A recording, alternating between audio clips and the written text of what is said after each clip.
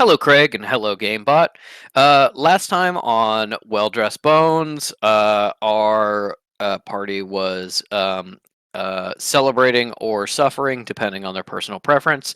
The fact that Caligulus Denier is now Saint Denier, having shown that she had the capacity to become a saint after death. And she, as well as May, became new high clerics of the Gorgon Temple, aka the Archive of the Wandering Soul, a very important temple in necromancy worldwide, which is of course very interesting because May is not a necromancer in any way, shape, or form. But in dealing with her new duties and the fallout of the plots uh, against the temple, it was revealed that uh, although it's unknown how much prompting he really needed, Tinnitus and, by extension, Sister Oss were uh, encouraged to attempt this sort of hostile takeover power grab by the librarian. And that although Tinnitus's body at least is now dead, Oss potentially had some information about her interactions with the librarian and part of that larger plot. Uh, Separately,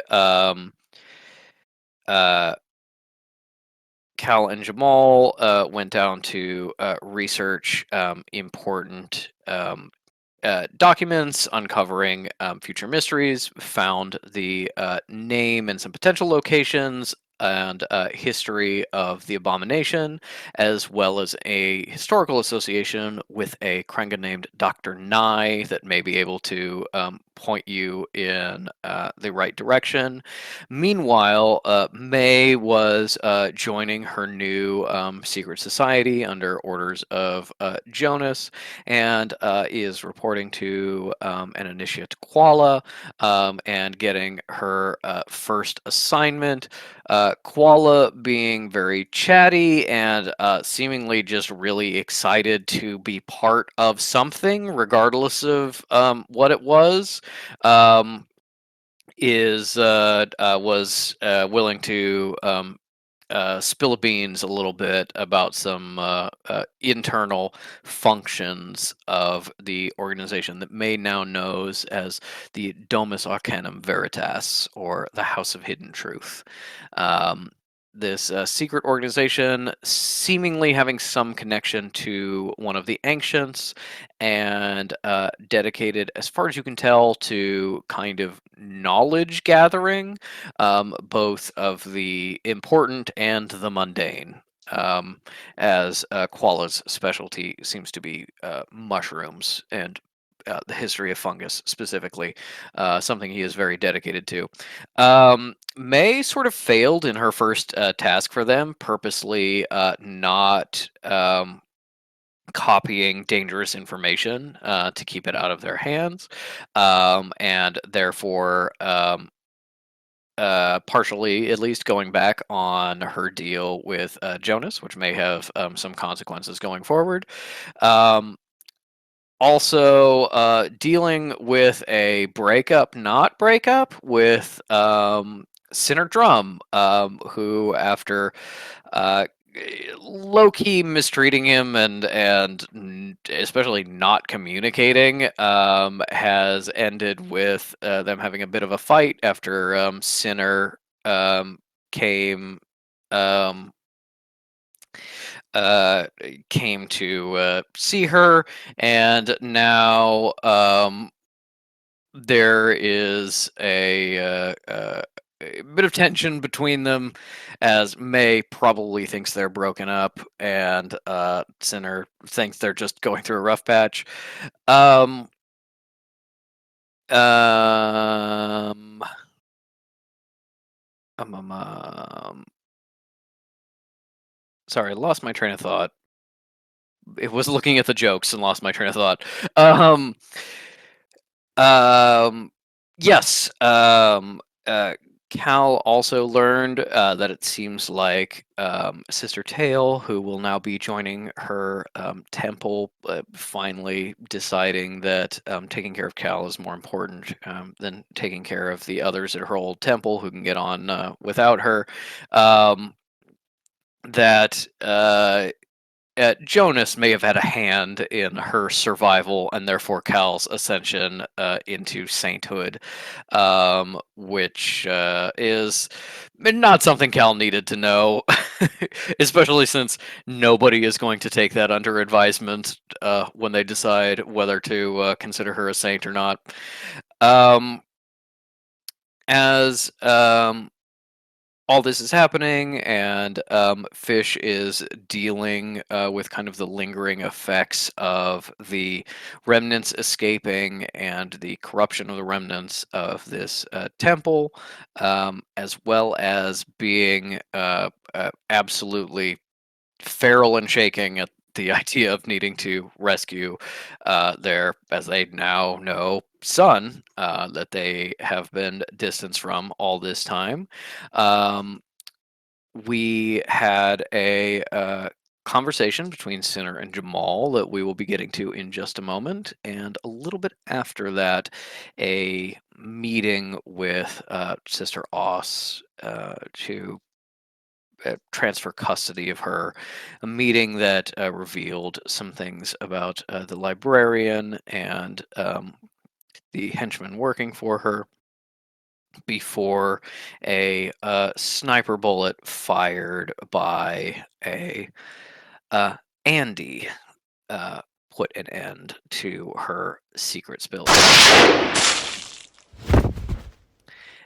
As we open now that death is a little bit in the future, Sinner staying at the same uh,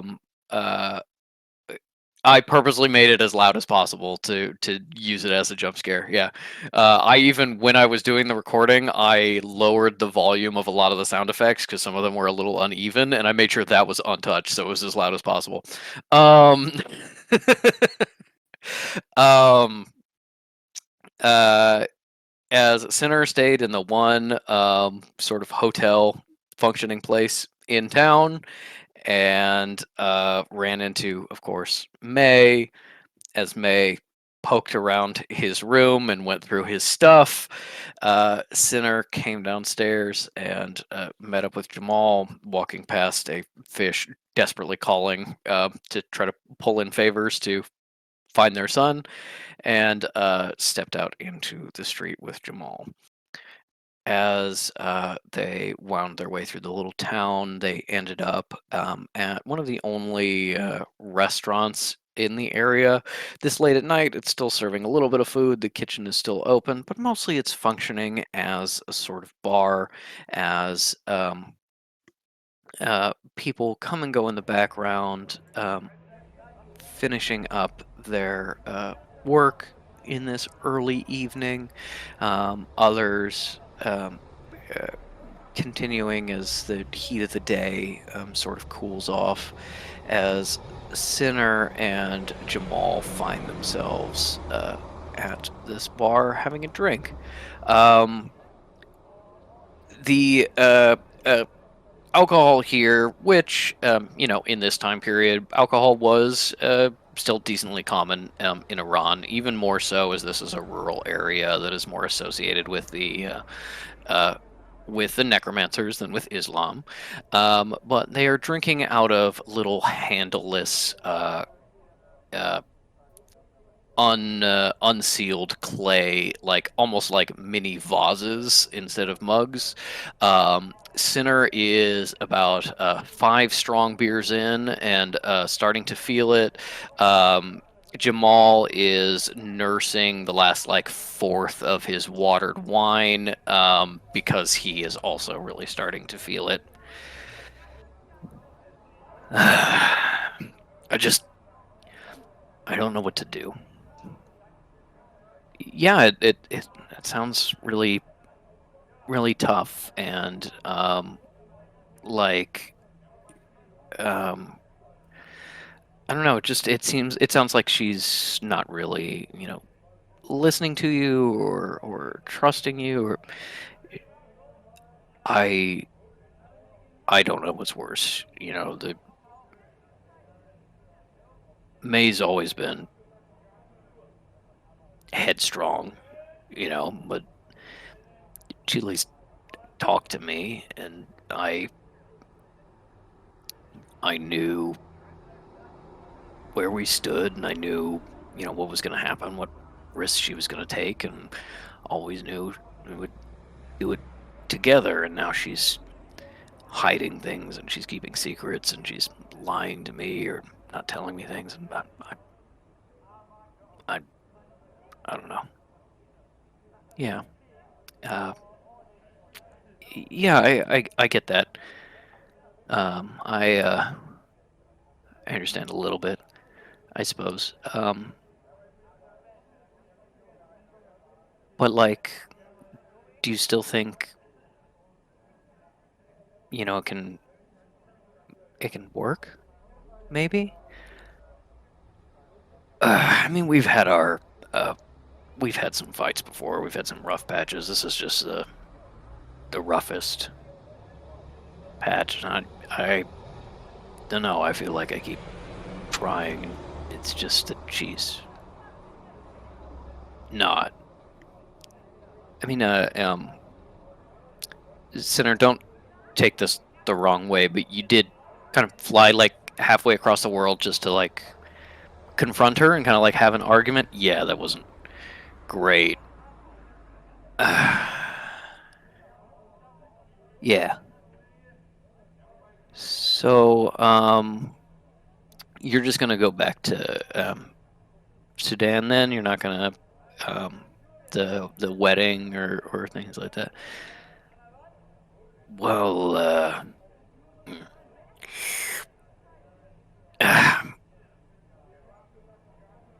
well, the truth is, I managed to. Uh, there's not a whole lot for me to do uh, right now. A lot of things in flux that I don't think I could help with. That's why I could get out here, and I'm not Maze plus one.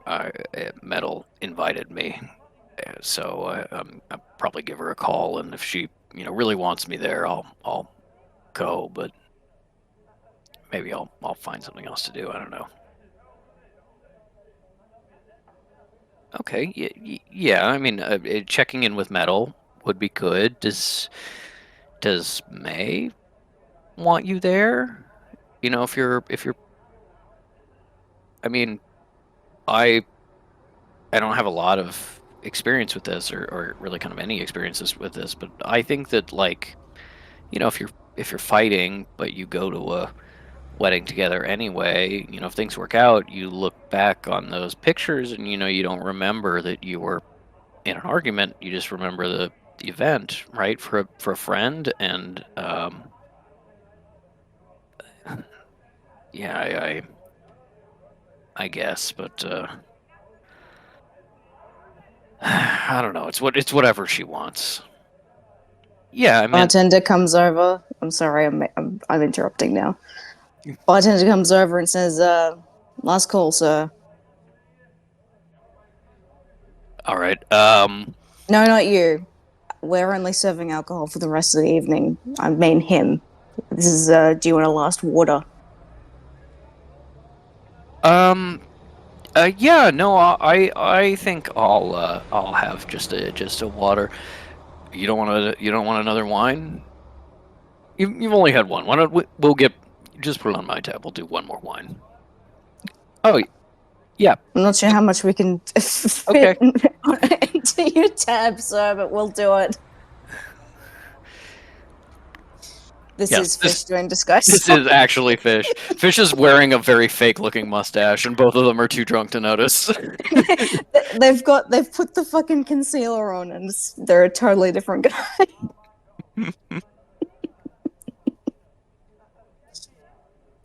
All right. Oh, uh, Thanks, Sinner. This is ooh, this one's strong. This is unwatered. Put some air on your chest. Come on. So enough about my crap. How are you and Denier? You think about the whole saint thing? I mean, um, well, I think it's deserved. She's great, obviously, and this is causing her some problems because people are paying attention to her. But she'll get over it. And I just really think that um, it's just like incredibly hot to have someone just kind of talk about your girlfriend in that way. Sorry, this is this is strong. No, I understand what you mean. Hey, good for you. But everything else okay? Yeah, yeah. I yeah, risked my life getting some stuff to get her free, and that's what it takes when we are with someone who is always willing to throw themselves in the middle. You know? Yeah, yeah, I think I do.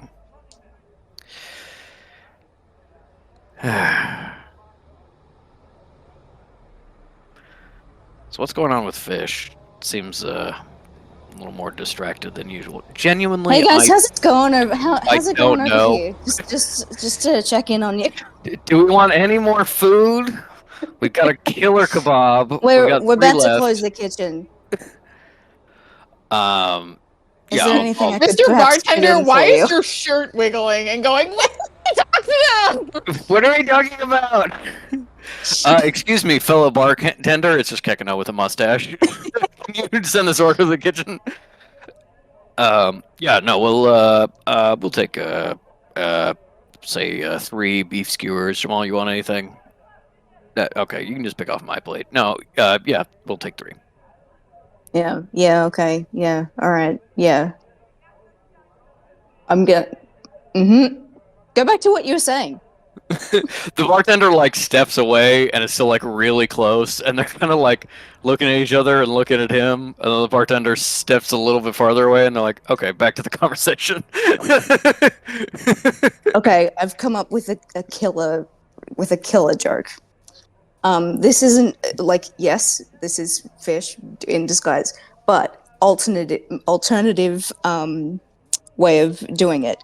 This is another of Fish's bastards, and who they're looking through the eyes of and implicitly controlling while this is happening. Fish fucking Genghis Khan all over the place. It's Yeah. now like, my spies, my little birds. Uh, no, I think Fish in disguise is very funny.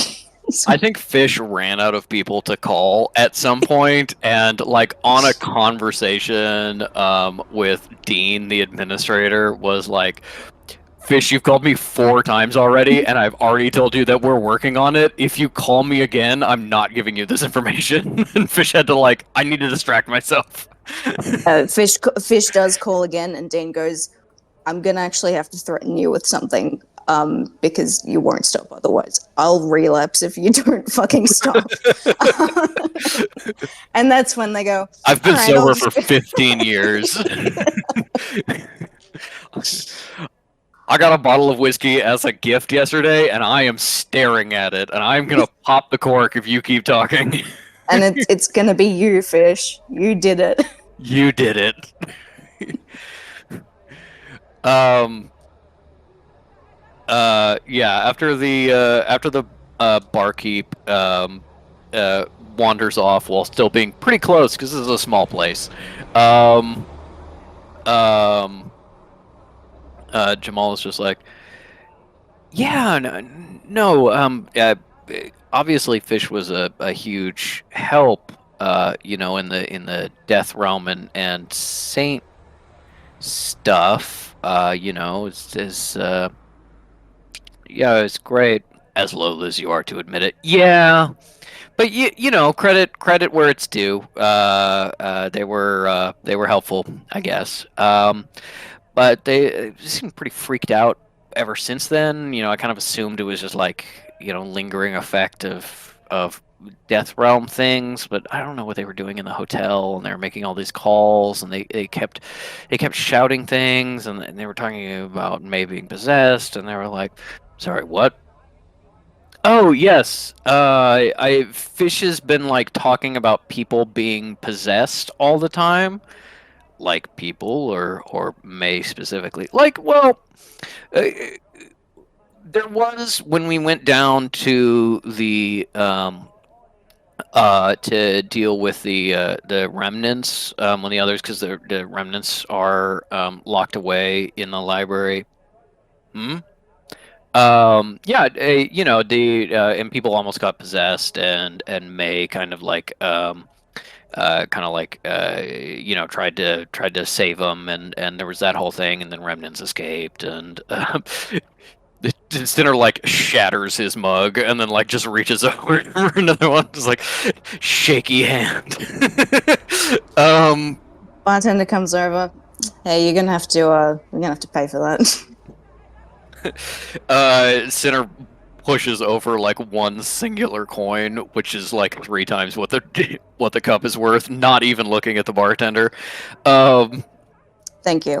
It's really awfully convenient that I am the one English speaking bartender in this non English speaking uh, area for you guys who do speak English. Anyway, I'll be right over there. yeah, that's impressive. I guess Jamal, focus up. What were you saying?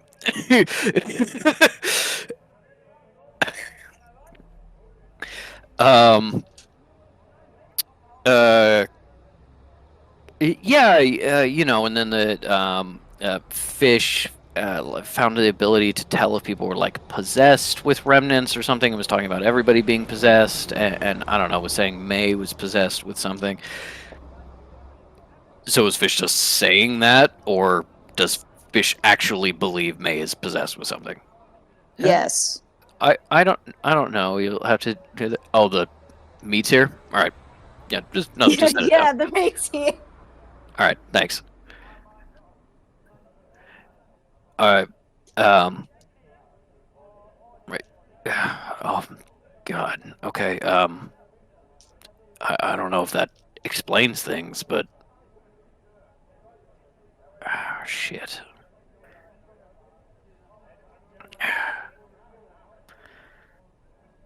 All right. Jamal, you're a good friend. Like hand on the shoulder, kind of like manly jostling that brings their faces a little too close because they're both starting to get kind of drunk. Let's let's get ready to head back. Uh, Bartender will settle the tab. Guy neither of them have seen comes up, fully Persian looking guy, speaking in kind of rough Arabic, being like, so the kitchen's about to close. If you got any last food orders you want to put in, and yeah, we're gonna keep the wine open for a while. Camera pan over to Fish. They're standing there eating one of the fucking skewers. Yeah, yeah. Fish is there with Kekino, just eating food. No mustache. um.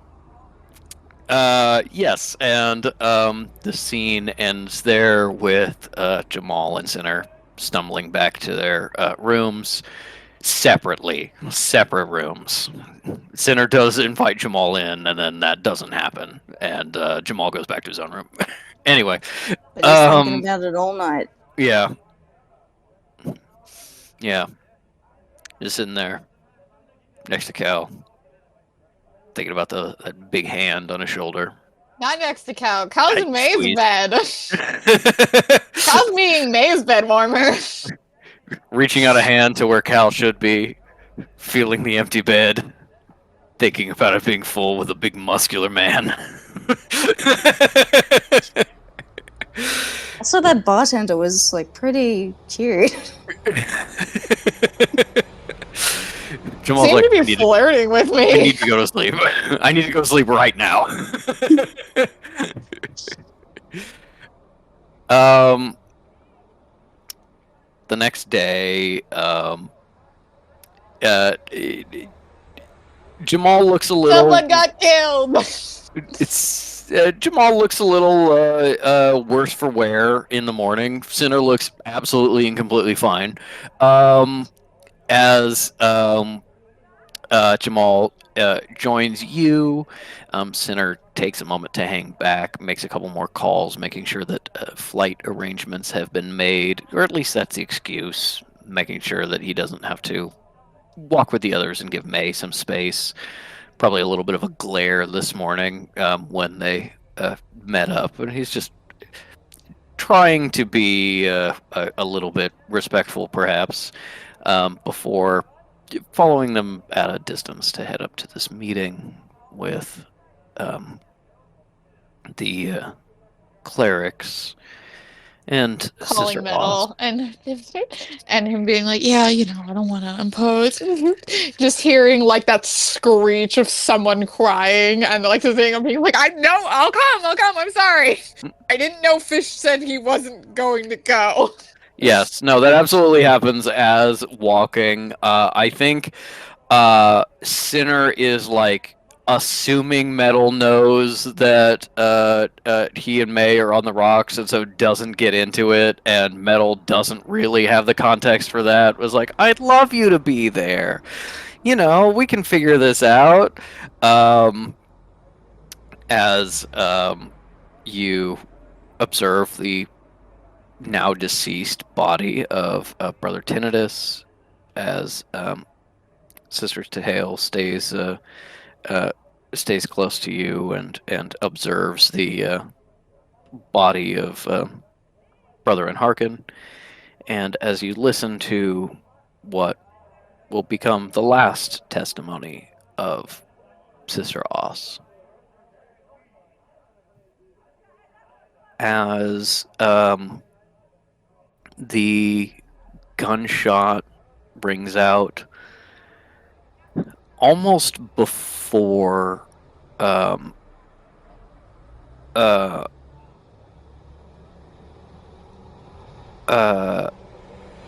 hold on, sorry, getting distracted by this question. Been a black remnant for potentially over 24 hours at this point. I believe it's 4 days. We were discussing this recently. It's a weird time frame. It's not like it's very much like I wanted to write a book and then I made the time frame to serve the plot I already had rather than thinking about it logically. But yeah, it that is going to be a thing that happens.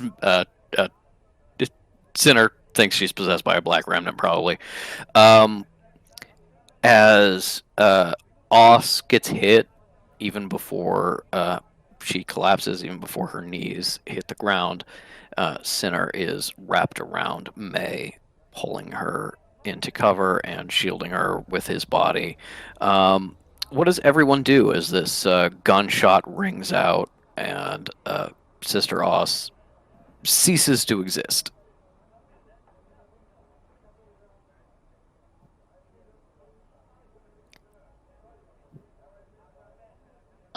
Cal probably is aware she's now a bit of an authority thing, and also she kind of like vouched for this woman, and in to some degree now she's dead. So I think she probably just like throws up. The shot came from inside the library, right? Like there's no No. what was the entry point? You are on the outside of the library in sort of the cave entrance, because there was some discussion about potentially like bringing Sister Oz to the Canadian temple to be like, we'll do a thorough interrogation and get all this info and things like that. And also you're kind of like, we're on our way out. The blood splatter shoots in the direction of the entrance to the temple, so you think it was from outside, from the town side. As you probably see May and Sinner go down, you're close enough that you probably get a little bit of spray on your face. Yeah. Not that is, you know, horrifying for somebody who works with bodies all the time, although it is probably surprising. Blood Before, on all of the necromancers is canon to last session. yeah, there is blood. It's because of the way they were standing. The other high clerics are absolutely got like a face full of it. They really got the splatter, and you just kind of see this for a frozen moment before, boom, Beliala puts the darkness spell over all of you and shields you from potentially follow-up shots. Yeah, Cal is gonna do a death sense towards the shooter and also like reach out to the library and see like, are you able to kind of give me any sort of um extended knowledge, even though this person is not for like in your depths. Like, do you have like, I don't know, bone roots that can Give reach me out? a religion check with disadvantage if you are trying to focus on the death sense, or give me a persuasion check if you were trying to focus on getting the library's response. I'll go with library. Is it a flat persuasion? We'll say it's with advantage. Okay. I was gonna say, if it's not You're a a flat high cleric persuasion, you're not now. really making. If it is a flat persuasion, you're not really making that a fair choice. Yeah, the library's your friend now. You've got it's easier to commune with it now. Okay, cool, not bad. Cool. Um, that's a 18 persuasion. Okay. With an 18 persuasion, the library shares with you like a certain amount of confusion and concern as someone just kind of died violently near it, but you realize that like this entrance is kind of the range of its influence, and as you sort of question it, you get this sense for just a moment of like almost roots of power running into the ground to a certain extent, but only underground. You think that the library has like complete dominion over the library itself, which is entirely within the cave, and then at least partial dominion over a lot of like the underground passageways and things like that. Its abilities barely kind of extend to this entrance and does not extend to the town at all. But it knows that this is not one of its people, right? It it you feel, because it is mostly sharing like emotions and feelings and like things like that instead of words, you feel a certain amount of like scared concern because there's a bunch of its people right here where somebody just died and it doesn't know why somebody just died, and also a little bit of like anger, vindication, joy, and suffering of being like, this was a bad person that hurt me and I was trying to kill and is now dead. Yeah.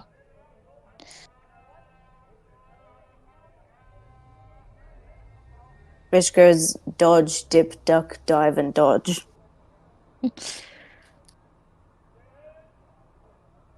That is true, as you learned. May is absolutely crushed and blind as the uh, darkness covers you. You know there was a gunshot. You know there was blood. You thought you saw Oz start to fall, and now you can just smell Sinner. It's possible Sinner attacked you, but maybe not. I think May is just trying to get Sinner off of her. Partly because of like the what the fuck's happening, partly like the we're broken up. Don't touch me sort of vibe. Yeah. Sinner, there is, because neither of you can see, there is a bit of incredibly awkward, like, slapping at each other a little bit as you're like, let me go, and Sinner, like, lets you go and then tries to, like, put you behind him from the direction of where the shot went, but then you're like, stop pushing me, and you're, like, trying to move away, but Sinner kind of, like, has a hand on you. Just, like, a lot of, like, very awkward... Yeah, it's very farcical. Fumbling, and probably just hissing whispers at each other, like, "Get down! Let me go! Let me go!" As you separate out from Sinner, as soon as you lose touch with him, you are, fully blind, have no idea where you are, vaguely remember where the others were standing in relation to you. I have tremor sense, Patrick. Yep. And you're telling me no one is within 10 feet of me.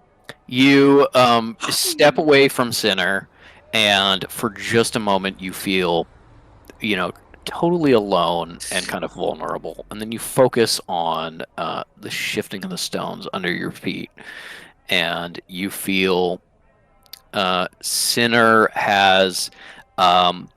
is not like in front of you anymore, but has kind of like shadowed your path as if he was trying to stay between you and the sniper. But is also like looking for other people, kind of like pawing around, trying to see if someone else is there. And you feel bodies. You're close enough to feel what you recognize to be Oss's body on the ground, twitching ever so slightly. You can feel one of the slings that is holding a body. You think, and Harkin was closer to you, so you think that's probably that object. You can feel somebody seemingly very like calm about where Cal was, and some other bodies kind of just at the edge of your feeling a little bit farther on that you think maybe that is like the start of where the clerics were standing and things like that. So for just a moment you feel alone, and then you kind of get your bearings, and you can at least tell where people sort of are and where objects are, and you match it up to your memory of being like, maybe this is the wrong direction, maybe these aren't the people I think they are, but you at least can navigate. I would like to make the argument that Kekano could still potentially sniff out Cal in the darkness. Absolutely. Once the darkness has befallen, Fish basically goes, "All right, take me to her." Yeah, everybody goes, "Get down, Madam President! Get down, Madam Saytess!" And she's like, "That's no! exactly what it is. This is get down, Madam President." With a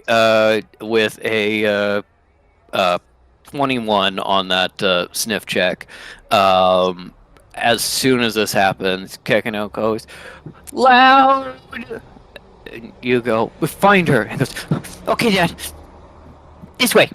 And just pulls you through. You pretty much instantly get to Cal's side. You hear Kekano go, "Ew, there's something wet here. It smells bad," as he accidentally kind of walks through some formerly Sister Oss. Fish is holding him, so can we just say that was fair? Fish is like now a big has got blood, and it's like, oh shit, okay. Yeah. Fish does the John Mulaney. There's a dead body here. Ew. Mop it up. Yeah, gross. Mop that up. But no, Fish just comes over to be like, I'm nearby to do protection if required. Do they touch her at all or say anything? Kekano is probably like not being particularly quiet. Yeah, and so it's just sort of like, hey, don't worry, it's us. Yeah. I was gonna say, if Fish put out a hand, I was going to be like, she'd be like, Jamal, are you okay? And then be like, oh. No. Yeah, I think she hears Kekno sniffling and Goes, she's this way. yeah, and Fish being like, hey, and she'd be like, hi, and then she'd be like, you two all right? Oh yeah, we're fine. It's just they probably missed you, and there might be another shot, and so we'll try to block that. Sounding genuinely like concerned, like Fish has intel she doesn't. She goes, why do you think they'd be after me? I don't know, Saint Denier. What do you think? But she was speaking. She had interest. She had something important to say. What? It's What the would? perfect misdirect. What? Do you know something? Guess not. What was she Well, saying? I wasn't listening. Yeah, exactly the plot of Shooter with Mark Wahlberg. If you want to assassinate someone, put them next to the President of the United States. Everybody just assumes you missed. yeah, Cal's like, okay. Cal's like, oh, what does Fish know? But no, it's just like, okay. And like gives Fish like a tap on what she is aiming for their arm. And then is like, knows Beliala is around because I think she would instantly tell that was her darkness spell. And is like, Jamal, May, are you both alright? You very suddenly, Fish, feel like a hard grip on your shoulder, and then And they go, ah! and then Jamal going, "I'm here. You okay?" Jesus Christ! You clamped onto me like that. You're not Cal. Are you all right? Like, Hi, Jamal.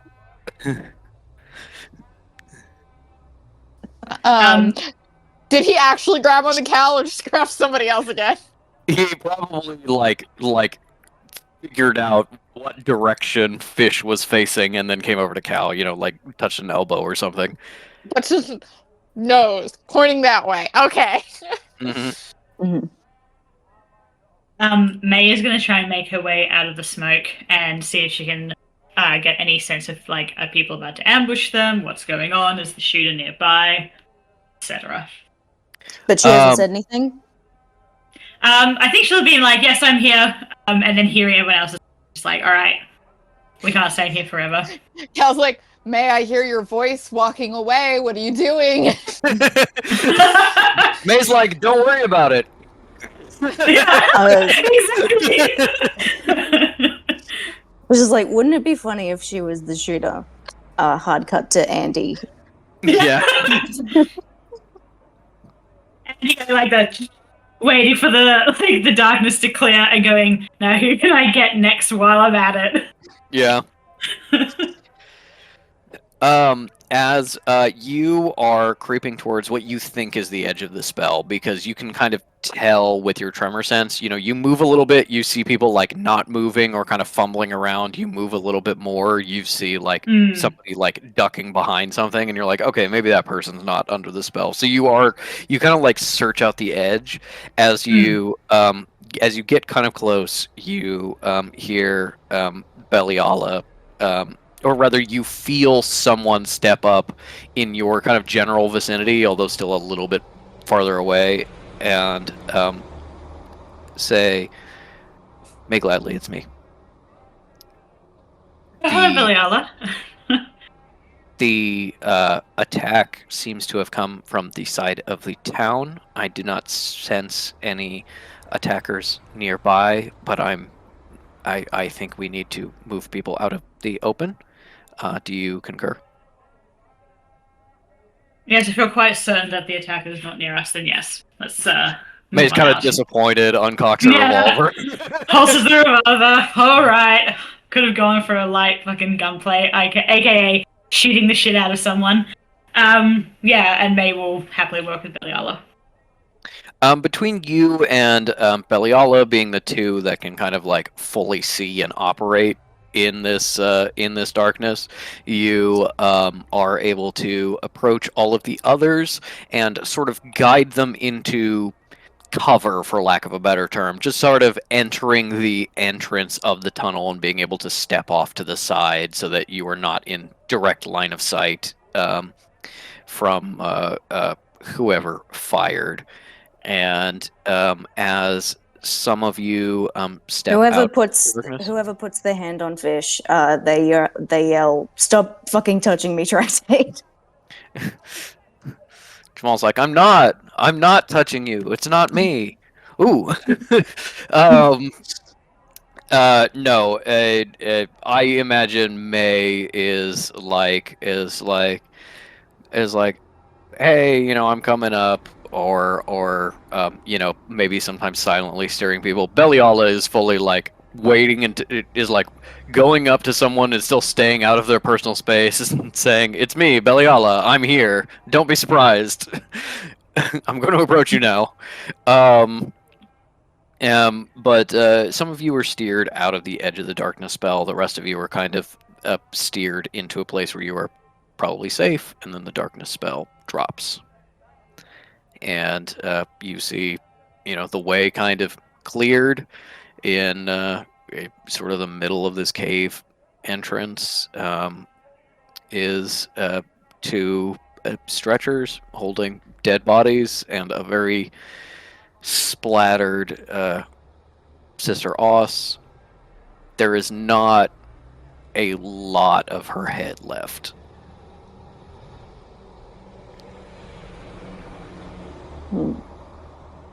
Devastating.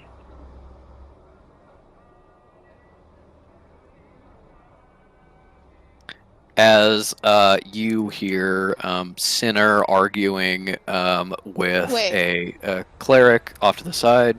Yep. I'm just refreshing because I don't have spell cards.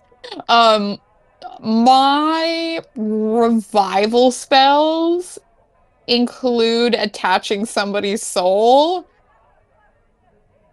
Your revival spell is you are able to revive someone if they are not so incredibly damaged as to be unrevivable. So, like, if Cleric Oss's head was cut off, you could like sew it back together and then try and revive her. Her brains are are practically powderized. She was hit with a high-powered rifle. There is not a lot of the head left to save. Give me a medicine check. Okay. Jonas was like, yeah, I took a look at her new spells. Don't make sure she can get ahead of time. Mm-hmm.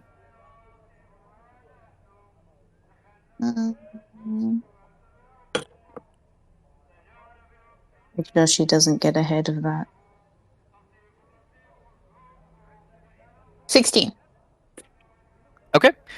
With a 16, you think that if you spent about the next maybe 45 minutes just really scraping up all the brain matter, you think that you've got enough neuroanatomy knowledge to kind of put it basically in the right place where you may be able to revive her. Whether she is functional after being revived is a question. You think you think you could make a version of Oss that was living and breathing. If you do really good on a medicine check, you could get an Oss that speaks and maybe remembers who you are. Being able to piece together like all of the information you need out of her would be incredibly difficult. Not impossible, but incredibly difficult. I'm imagining Cal is like crouched down by the big piles of brain and just like, yeah. Jamal like mimics her like the Spider-Man thing. Yeah. Jamal like nudges a bit of goop with his toe and goes, ugh, and Cal's like, don't touch that, that's important. Nudge that over here, thank you.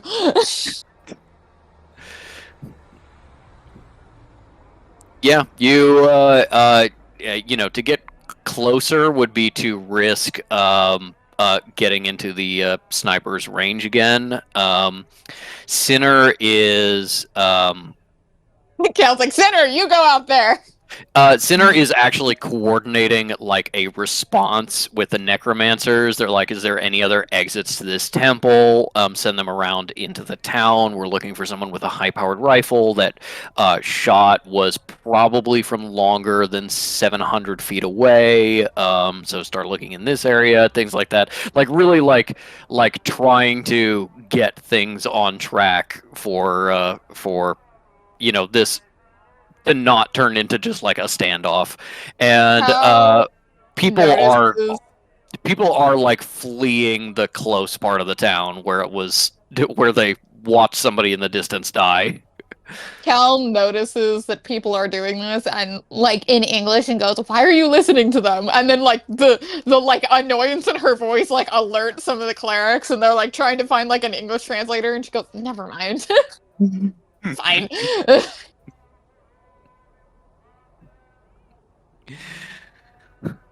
They were absolutely wrapped up in this guy knows what he's talking about. Yeah, Not and at all. and then she goes, "Rawr, rawr," and then goes, "All right, I guess." And they go, sorry. He seemed to know what he was doing. He's so big and strong. He's so big and strong. I was distracted by his muscles. He's so whipped, and we're so wimpy.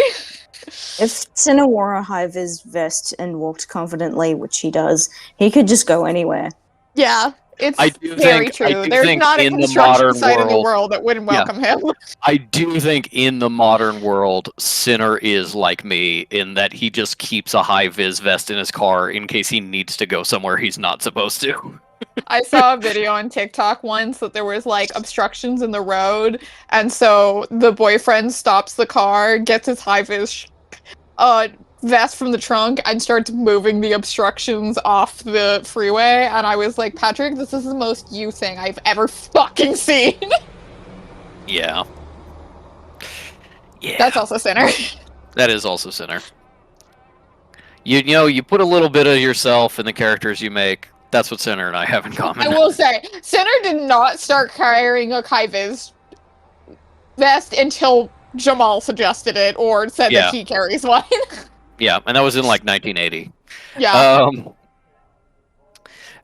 Yes, as you crouch and wait, you eventually get kind of the all clear. You probably don't want to stay in the open that long, but you can either sneak around to another exit from the cave system or sprint back into the cover of the buildings. But it doesn't seem like you are going to be trapped here. It looks like that was a one and done shot.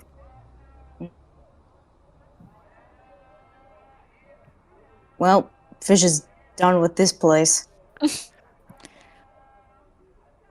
Yeah, Cal is going to be like... I think once Cal realizes she can't do a revival, I think she's going to be like... She can, technically. Yeah, no. Yeah. But not a useful one. Not one. She likes this lady, maybe. Yeah. It's weighing like how valuable this information to you is, and you're like, I think I got most of it, except maybe a description of what the librarian looks like, and I don't know that Oz got a good view of it. This is my entire fucking day. I'm waiting an extra day to save Elise working on a project that may not work in order to get information that may not be useful. Yeah, no, she, wipes her hands off on her handkerchief and pushes her hair behind her ears and goes,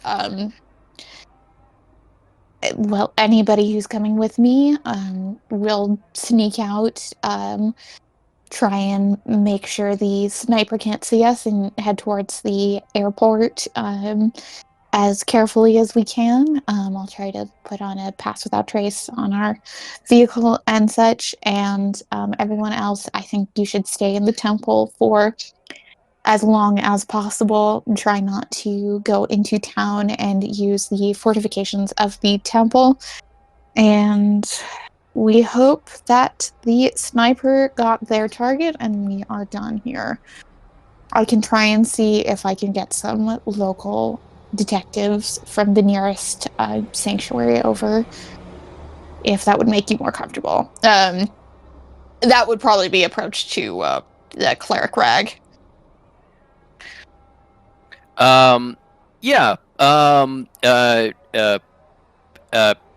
Sister Rag essentially says that while we do have a sanctuary in this region, they don't necessarily work closely with the rural areas, but we can get an investigator out here, and that we'll let you out in kind of a side passage that gets you much closer to the town, so you're kind of immediately in cover.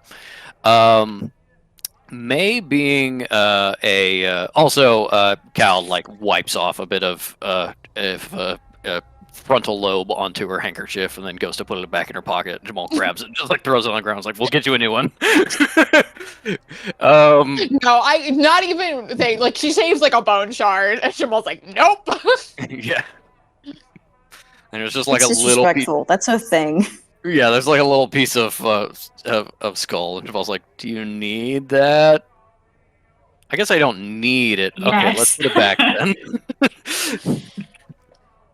It was very gunky. Yeah, it was I very think he would have gunky. let it slide if it was clean. Yep. That there's just like a little heft of hair still on it. It's like, let's put that back.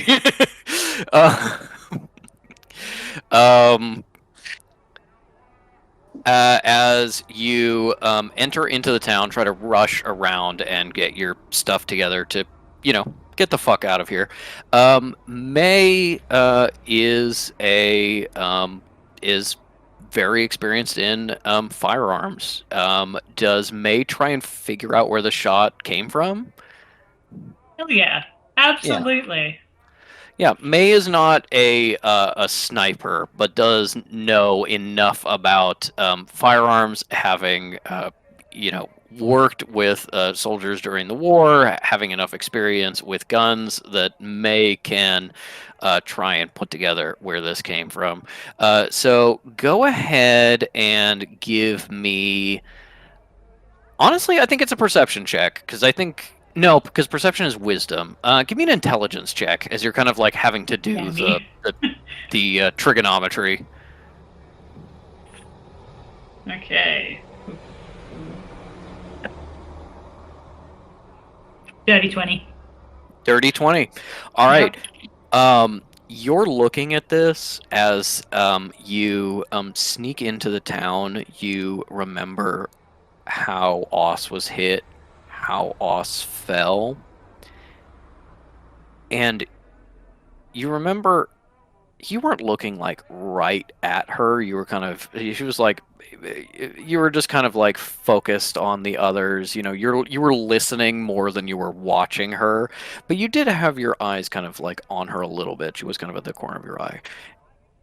You remember that the bullet came from up, not flat. A flat angle would have put the sniper in some of the taller buildings in town. There's a little bit of a rise up to this cliffside. From the town itself, especially from the close town, which would have been a direct shot, that would have required an upward angle. It did seem like there was a little bit of a drop. Sinner said it was likely a high-powered rifle. So you enter the town and you see necromancers sort of going through it, going house to house, checking on people, but also trying to find where this came from. And it seems like they're being joined by some community members, elders in the town who are walking around with clubs and such, searching. You realize that they are not searching far enough. They're searching too close. That it wasn't in the town. It was in the hills behind the town. It's a pretty long shot, but not an impossible one by any means. And May's like, I wonder who has the capacity for such a powerful aim. Like, whose aim is that good? Who could it possibly be? It reminds me of myself. I do think at this point in time, May is going through like all the fucking like okay, well, it could be somebody was trying to shoot me for reasons of maybe having to steal the rod, or maybe stuff in Sudan, or maybe they're trying to kill Cal, and it's a necromancer thing, and you're kind of like sorting through the like, okay, well, they don't know how to use guns. I guess they could hire a mercenary. No, that doesn't really make sense. You're kind of like piecing this all together in the background. I think the idea that it's Andy is like subconscious at this point. Like you've definitely thought about it. You've kind of like shoved it down enough that it's not the first thing you're going to. But you track over the cliffs with your eyes and you see a couple of spots. Little ridges, little shelves in the cliffside that would provide the right angle, the right distance, a good view. Do you go search yourself, or do you send the necromancers and local toughs to do it? I think May will go look by herself. She also kind of needs chill out, downtime, be there because You are cutting out a little bit, but yeah, chill out, downtime. There's nothing more chill than hunting a sniper who killed somebody. well, May, I think May would reasonably assume like, why would they still be there? Like, Yeah. if you've done your job, you leave. Mhm. Yeah. Give me a stealth check. Stealth Well, I or have it. survival. Well, I have advantage on stealth You because do. I have my fusion. Hooray! Give me a sec. That's not bad at all for a first go.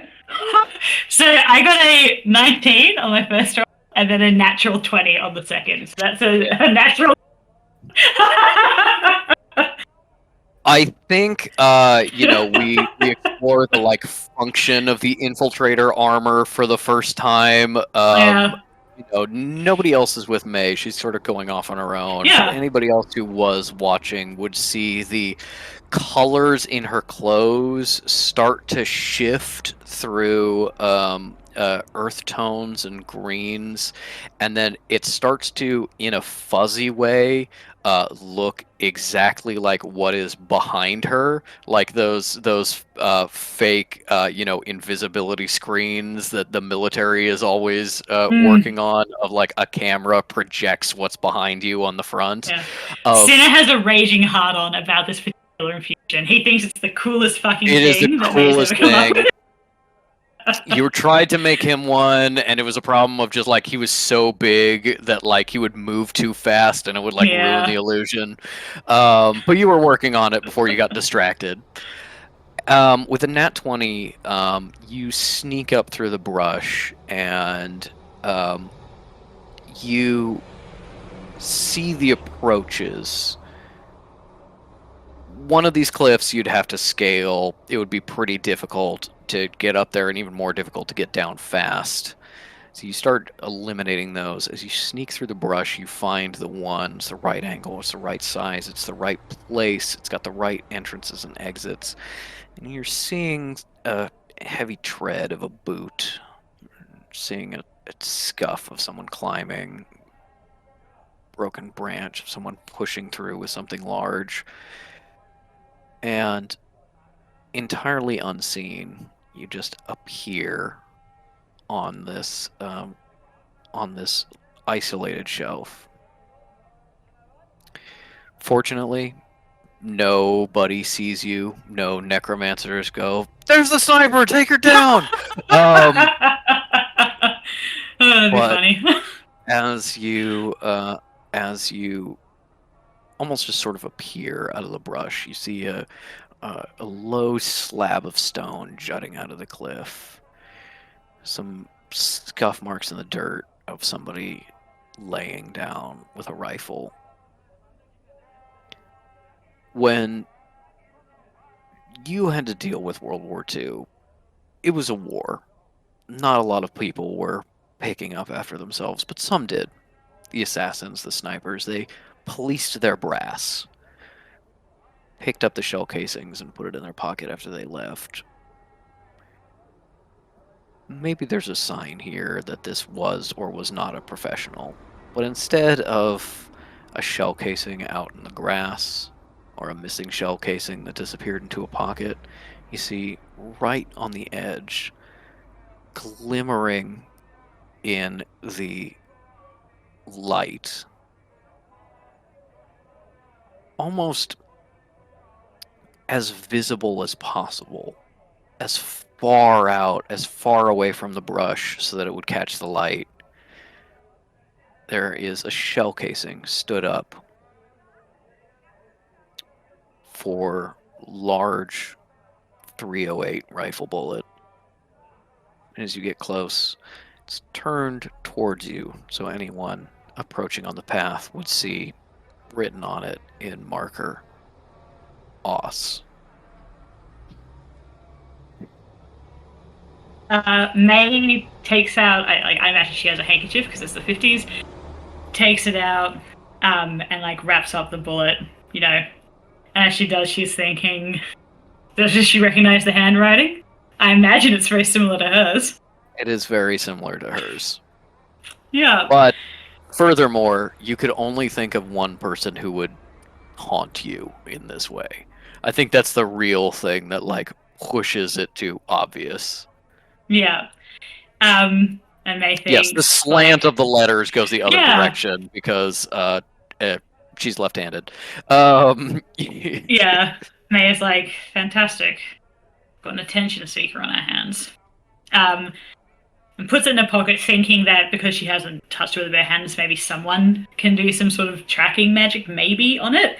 Mhm. And then we'll return to the others and we'll tell them, basically. Yeah. As she Okay. gets there. As you get back to town, people are still very on edge, but it seems like the search is starting to wrap up a little bit. People are just kind of like shutting themselves in their homes. You know, not confident that nobody is shooting right now, but not convinced it won't happen again. And you come across, not like at the edge of town, even though that's clearly where it's supposed to be, because that's where a lot of the garages are, but like one in, so it's completely shielded from, the street's completely shielded from all directions, is several cars, and it's more than you need to get out of here. And there are a couple of young men and women standing around the cars, kind of like folding and putting away some cash, as Sinner is directing people of what order the caravan is going to come out and who's going to go what way to distract whoever was firing. Sinner is taking security precautions as if you were the president, you know, and it is for everybody. It is mostly for you. Aw. Trying to think whether May would go to Sinner first because he's probably the one actually best poised to do something, but then he is leaving here. This is his concern. But also then will the necromancers like want to hunt down this person? Like, you know what I mean? She's trying to figure out who the best person to speak to and give this information to will be. And then she's also kind of like, was it me who... That's, I think, the problem that May is running into a little bit, is having to be like, hey, somebody shot this. It wasn't me. They killed this person, but to be clear, it wasn't me. You saw me next to you, so it wasn't me. So you need to make sure that wasn't me. On my authority as a high cleric, it wasn't me. It might occur to you that, like, it's less of a hassle to, like, leave and just get a tracking mage to be like, hey, figure out where this came from. And it's like, what is this? Don't worry about it. This definitely wasn't used in a murder. Yeah. This is probably more of a lore question, but if someone were to track this bullet, would it point to May at least initially, like magically? Because obviously reflections. A Arcana check. It's not my strongest suit. My Arcana is a plus. You can roll or you can get ink speculation. 14. 100%. Yeah. Great. This tracking magic would take this, you think, to you and Andy, and And while tracking magic can have like multiple endpoints, you would probably be the closest one if you're handing it to somebody. I'm almost leaning towards Sinner now, at least, because he knows the reflection situation. I mean, obviously, May's going to tell the others. That's not up for debate. But whether or not it's worth doing anything about it. Okay, I think May's going to go to Cal first, and like, assuming that Fish is around, and basically be like, "Can we talk quickly? I found something." Yeah, I think she probably catches Cal like packing in their room or like organizing like a shuttle or something like that. May like closes the door and in a quiet voice says, "Well, I found the sniper." Found as in physically confronted No, them? probably for the best. No, I know who it was. And takes out the bullet and shows Cal that it has Os written on it. Does Cal recognize me? No, I don't think they really interact too much with each other writing wise. I think they probably usually do sending phone calls instead of like letters. May says, "That's my handwriting." Well, not quite my handwriting, because I'm not left-handed. Cal looks, and then her brow furrows, and she goes, "Fuck." It seems Ms. Barrows is on the hunt.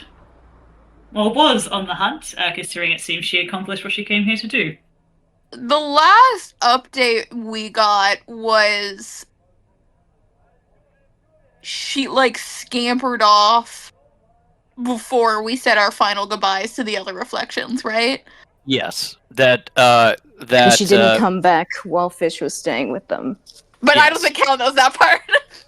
Cal does not necessarily know that part, but the last update that you all have that was totally shared with each other is that Calla essentially said, Andy came to me much earlier than she should have for like a big recharge, which you would only need if you were like going away for like a week or two at least. Doesn't seem like something that the other Denier would ask for, which means it's probably a personal project of Miss Barrows. Perhaps. I don't suppose you know of any nefarious connection that might link us and Barrows by some chance? Nothing I know, but Fish is the one who's interacted the most with that group and has the best relationship with them. We'll have them reach out and see what they know about what Andy's been up to, any paper trails or anything like that. I mean, I can't imagine that the other Denier would let Andy have an untracked bank account. That's just stupid. Yes. Nate internally being like, yes, because there's definitely not ways around it. Yeah, but like, I mean, like, are you talking about being like, she would fucking find a way to keep an eye on her paper trails and stuff like that. I know I'm the one who came up with this scenario, but I am just vividly having this mental image of Andy shooting someone and going, fuck, fuck, fuck, fuck, and then pulling out like a plastic baggie of just empty shells that have everybody who's there's name on it, and was like, which one? Os. Os! That's the one I hit. If this were modern times, Calla would have microchipped all the reflections. Yes. Yeah. Andy would have like a little green tattoo on her ear. Mm-hmm. Okay, May says to Cal, I'm sure you can understand why I don't particularly want to offer up this piece of evidence, so I'm going to hold on to it until we have something concrete that we can do with it. Perhaps May is assuming that Cal gets how you have an estranged sister. Sorry, what was that, Manny? Cal says, perhaps start loudly speaking about how you have an estranged sister. A strange twin sister, yes. We got the same tattoos except she got hers reversed because she hates. Anyway, I'm going to pack up. What an eventful day this has been. It is. Does Mr. John know about Miss Burrows? Yes, he does. I suppose I shouldn't probably let him know that she was on the prowl. If you don't want to speak to him, Fisher and I could. No, I'll do it. I am mature, you know, Collisionist. I do have the capacity for maturity. No, I don't doubt that, but I mean, like, why bother with somebody like that? Yeah, and they will go talk to Simba. Yeah, and Cal's gonna go to Fish and be like, well.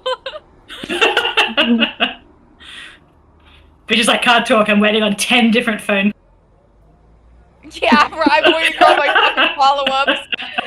Yeah, no, Fish has already been packed already for ages, and is just sitting down in the front lobby where the phone is, not calling anyone. No one's calling back, but just being like, "When are we leaving?" It's just Judge Judy gif. yeah. Cal sidles up to them and is like, I have another phone call to add to your increasingly large bill. Okay. Apparently a Miss Andy can be is in town. Andy is in that one guy that I know from Arizona, or Andy as in Why would I know the Arizona person? reflected me gladly. Why would I know one from Arizona? What I don't know. significance would I don't he have to associate me? with Arizonians. Have you seen The Good Place? No. It's too hot there. Cal is like, yes. May went to investigate the sniper and found evidence that points towards her. So if you would give Dr. Flounder a call, I think we need to reach out, see if there's anything that they know about what their former housemate has been up to. Yeah, alright, but the whole time that I was there, like, they were talking as if, she wasn't fucking coming back. But I'll give it a call. Okay, well, literally she cannot survive without Kala's intervention, so I don't think that is a lasting situation. I don't know, Denia. Maybe she found another source to rely on. That may be so, but I don't think that the other Denier would give up one of her toys so easily, so see what she knows. Yeah, okay. I was gonna call Zeke anyway, eventually. Yeah, why? Ask why, Alicia!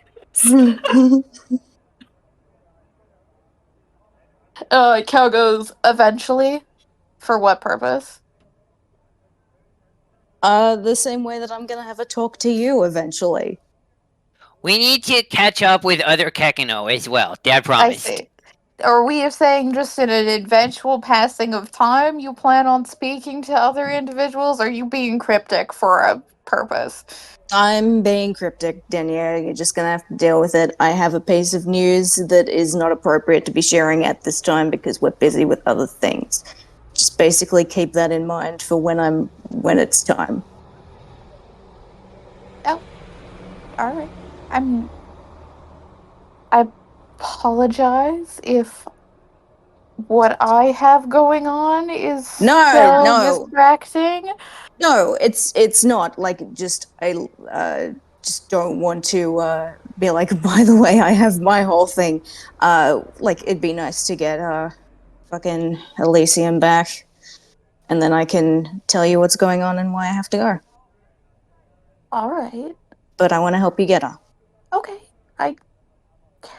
I appreciate that. I will warn you that you have a very narrow window and may be better off saying it first because once Elise is in earshot, she will be desperate to know whatever is going on with you.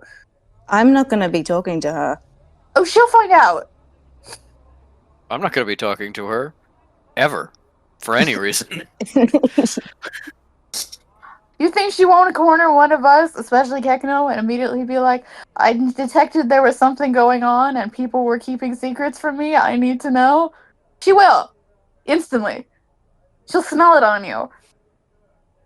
Okay. You want to know then? It seems like I... Do I not want to know? I don't know. You don't know, so I don't know if you want to know or not. It seems like I do. Unless you think there's a reason I shouldn't. Well, I mean, I'd like to tell you. Then tell me. Unless you think this Okay. would be a distraction from the mission. Well, that's not. Just when May gets back, we can have a talk. We have Okay. the plane ride. Yes. No. Oh yeah. We'll do it all together. Okay. Just don't get angry at me. Why would I be angry?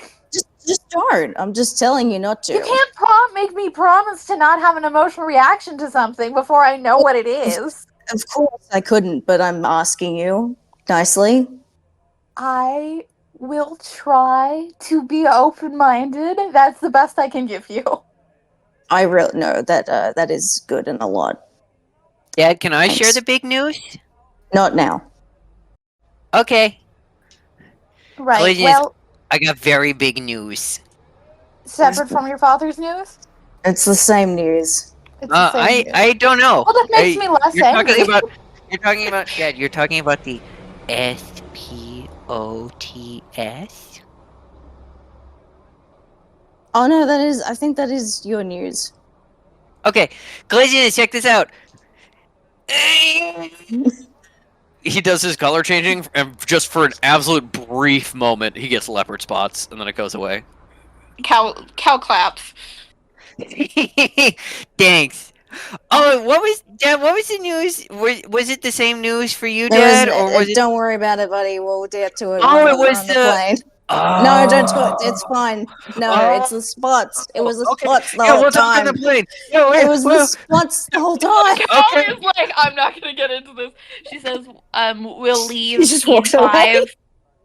Try to give Ezekiel a call and let him know that perhaps Calla will want to speak to me about her new status in the world. Mm-hmm. Well, don't worry. I think they won't get mistaken for you much with the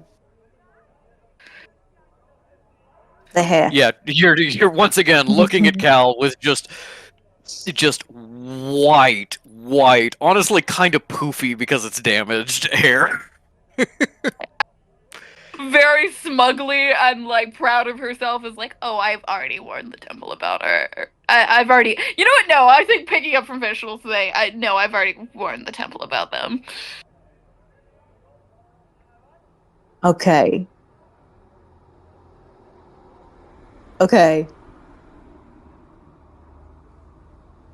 I'll call. I'll just do that right now. Yeah, then Cal's just gonna go get her stuff, get everything organized, make sure Jamal and Beliala are ready to go, wheels up. Bring.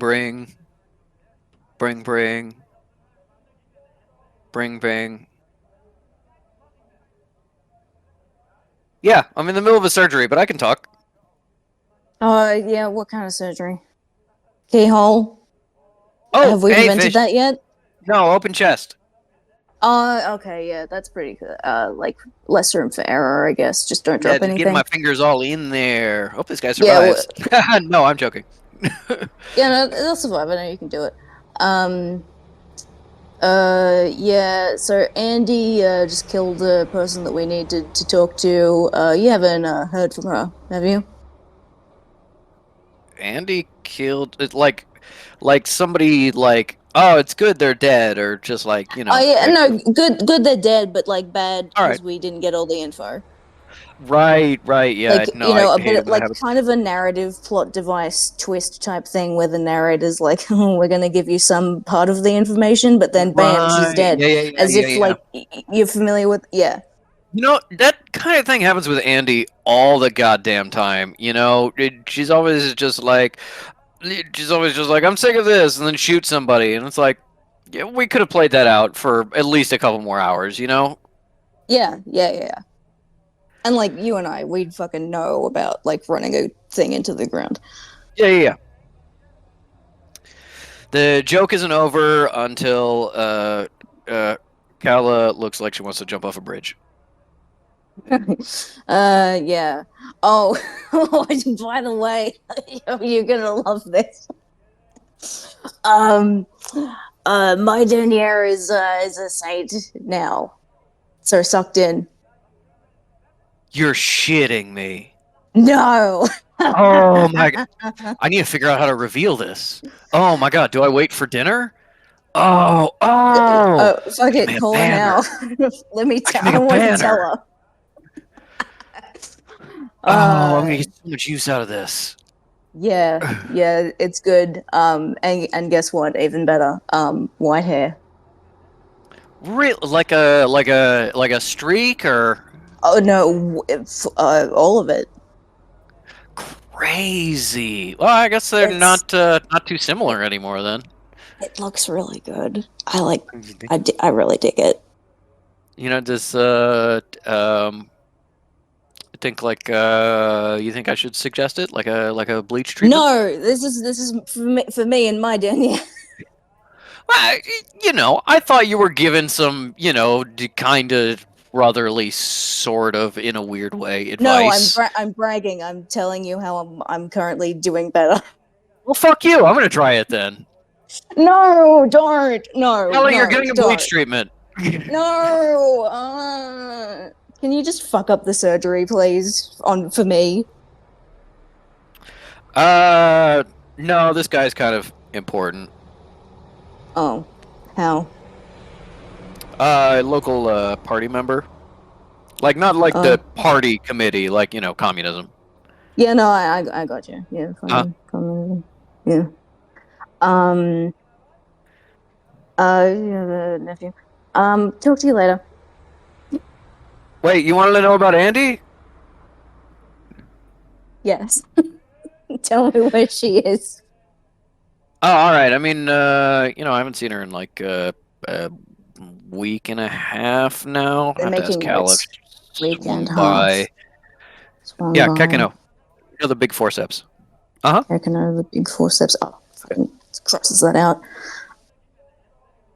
Yeah, and she's been disappearing a lot, more than usual. Just kind of disappears for a while, comes Yeah, back. She she's was out gone fucking like, killing people in Iran. oh, in Iran. That's, Yeah, I mean, that's where usually we are she's right killing now. people in other places. Okay, well, Well, where are the usual places? Because a lot of people in China, Vietnam a couple China, times. Vietnam.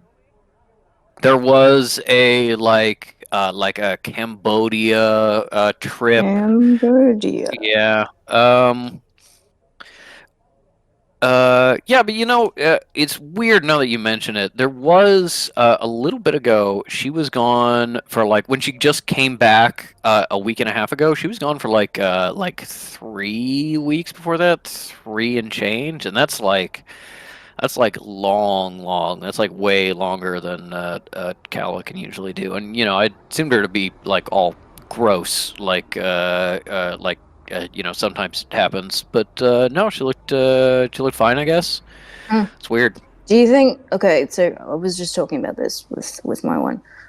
Do you think that Andy has a source of life outside of Jordania?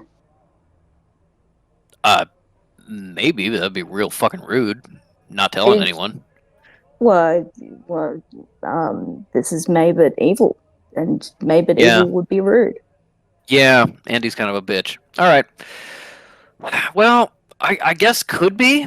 You know, no idea where. I'm not sure if anybody else can do what Kala can do.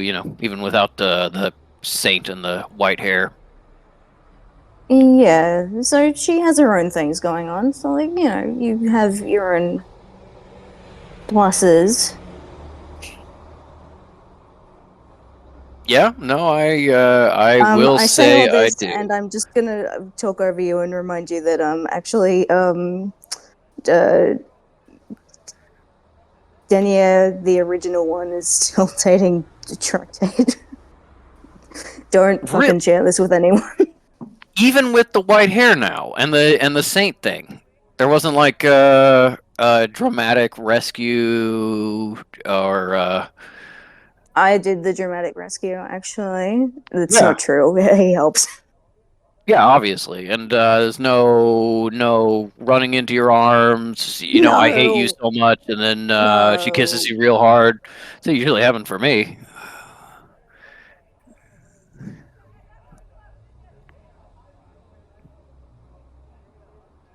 no. And we're not going to talk about that because that's just stupid and not real. And I've been letting myself get Uh-huh. silly and distracted. Uh-huh, sure. And no, there's actually like way more important things going on, and Yep. she's happy Sure there is. anyway.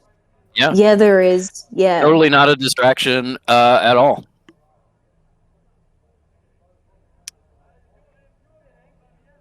Is that the heart monitor going? No, I put on a record. It's starting to skip a little bit. Okay, all right. Well, make sure your guy doesn't die. Yeah, no, he's good, I think. Oxygen's a little low. Actually, you know what? I probably gotta get back to work to save this guy. I'm getting blood all over this phone. You want to put Kekino on for a sec? Kekino, yeah, you can talk, but you just gotta yell. Okay. Hey, buddy, you got anything to say to fucking Zeke? Hello, Kekino. This is Kekino. Kekino, can you hear me? Yes, this is Kekino. Go for it, Kekino. I did the spots trick that you taught me, and it was really cool. And I think I need a little bit more practice, but I did it, and it's really good. Kekino, great job. This is really just really good. And I read that book that you suggested. Really? Yeah, no, and it was Okay, pretty guys, good. Zeke's got to get back to work, and also I've got things. We can talk later. Okay, Dad. Okay, I'm sorry, bye, boys. I know. Kekino. I'm sorry, boys. Bye, I know. Kekino. Bye. Bye. See you, fish.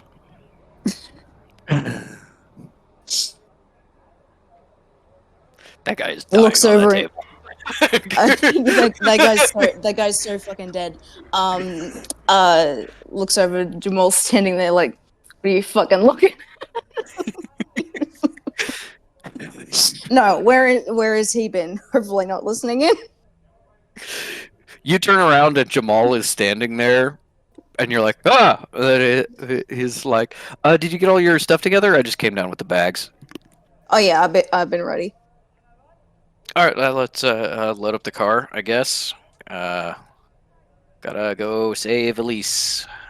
Yeah, well, Yeah, great. yeah. Great.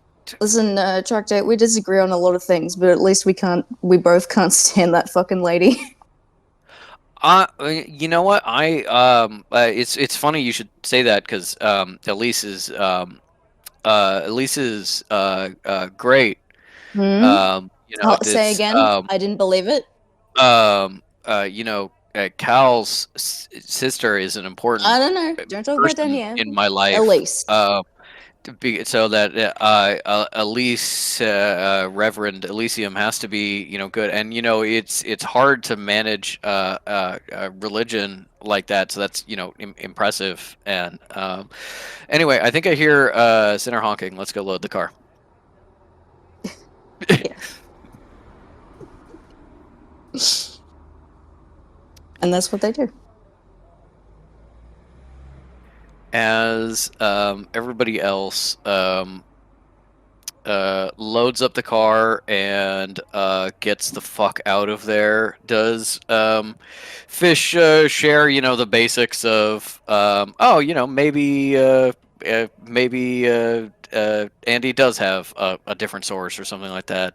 Oh I got the yeah, deets. shares that with Cal and May, like on the car ride. Let's say, just like recaps it, and it's like, and then Zeke was like letting someone die out on the thing. It's like, Fish, focus. It's like, oh right, yeah, going for weeks at a time. Cal, does the carpet match the drapes? Zeke asks. That's not for me.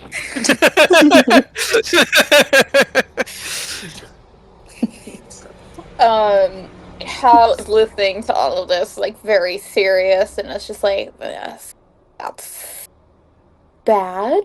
I don't really like the thought exercise of thinking about who would be a powerful enough necromancer to keep her alive without Cal's unique connection to her. None of this is good. Also, I would expect her to have a tighter leash on her, but I guess not. In fairness, Cal is probably smart enough to be like, Kella may have a tighter leash, and just Zeke doesn't know the details. Yeah. Or doesn't care. Or doesn't care. Yeah. He's like, Kella, chill the fuck out. It's okay. She can have sex with other people. I was like, that's not what I want to care about. Yeah, just shares that info. Yeah. She's like, well, we'll try to do our own investigations. See if anybody maybe has spied what they thought was May recently. And try to track her down, I suppose. I mean, honestly, if I do that, then I would hope that Kala would know that I'm doing them a favor, seeing as I'm returning their pet, but... Is May present? Okay. Just eating her almonds. I'll wait for you to stop eating, but the question is, May, if you were evil, where would you be going?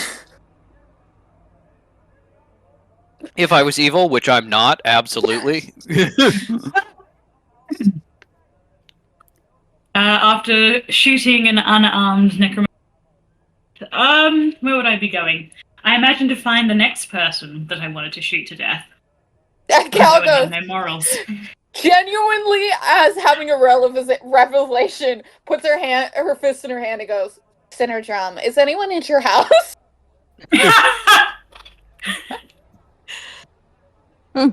Yeah, because she wouldn't know that he's here. No. It depends if she were doing it for fun or for money. Center's the driver, right? Sinner is one of the drivers. It's like a convoy situation where like you're in two separate cars, and then there's a third car that's just people you don't know, and you're going to like switch positions on the road. Like really secure. This does sound like a Cal plan.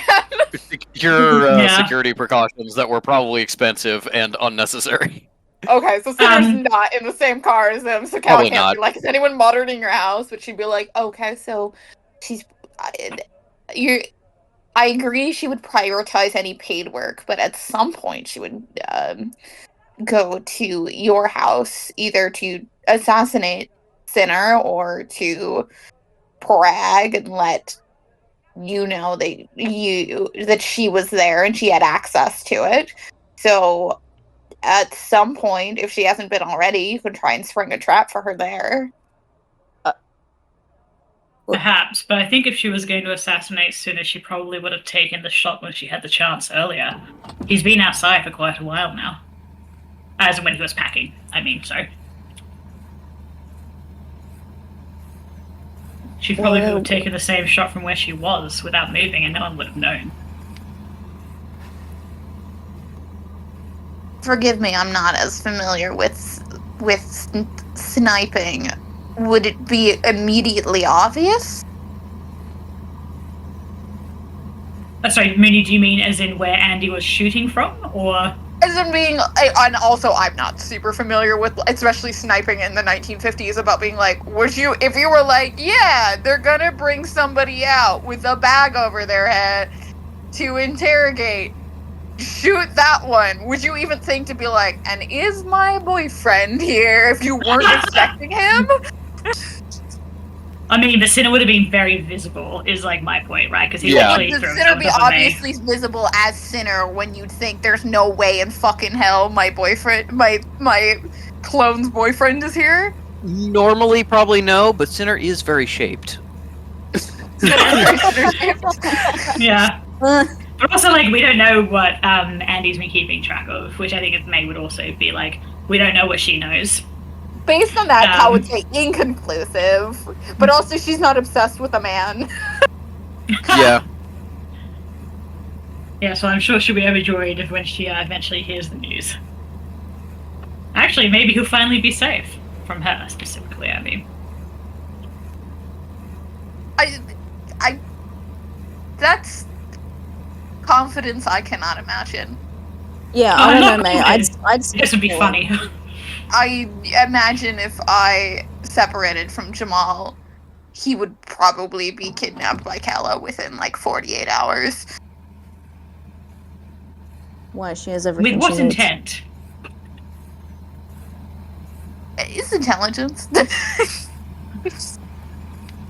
Right, and May like elbows Fish and is like, right, I bet for markedly lacking in that. Hey.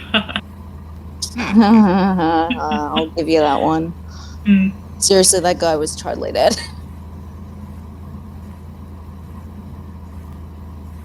Well, we all have to be on alert. It seems from what Fish understood that there is no reason to believe that the other reflections are in any way aware of it, but if we know that Metal Vaunt is being married in a few days, I would assume that Andy Barrow knows that as well. So we will Don't tell have me to we're be going on to have high to be on alert. guard duty. No, it's an open bar, Collisionist.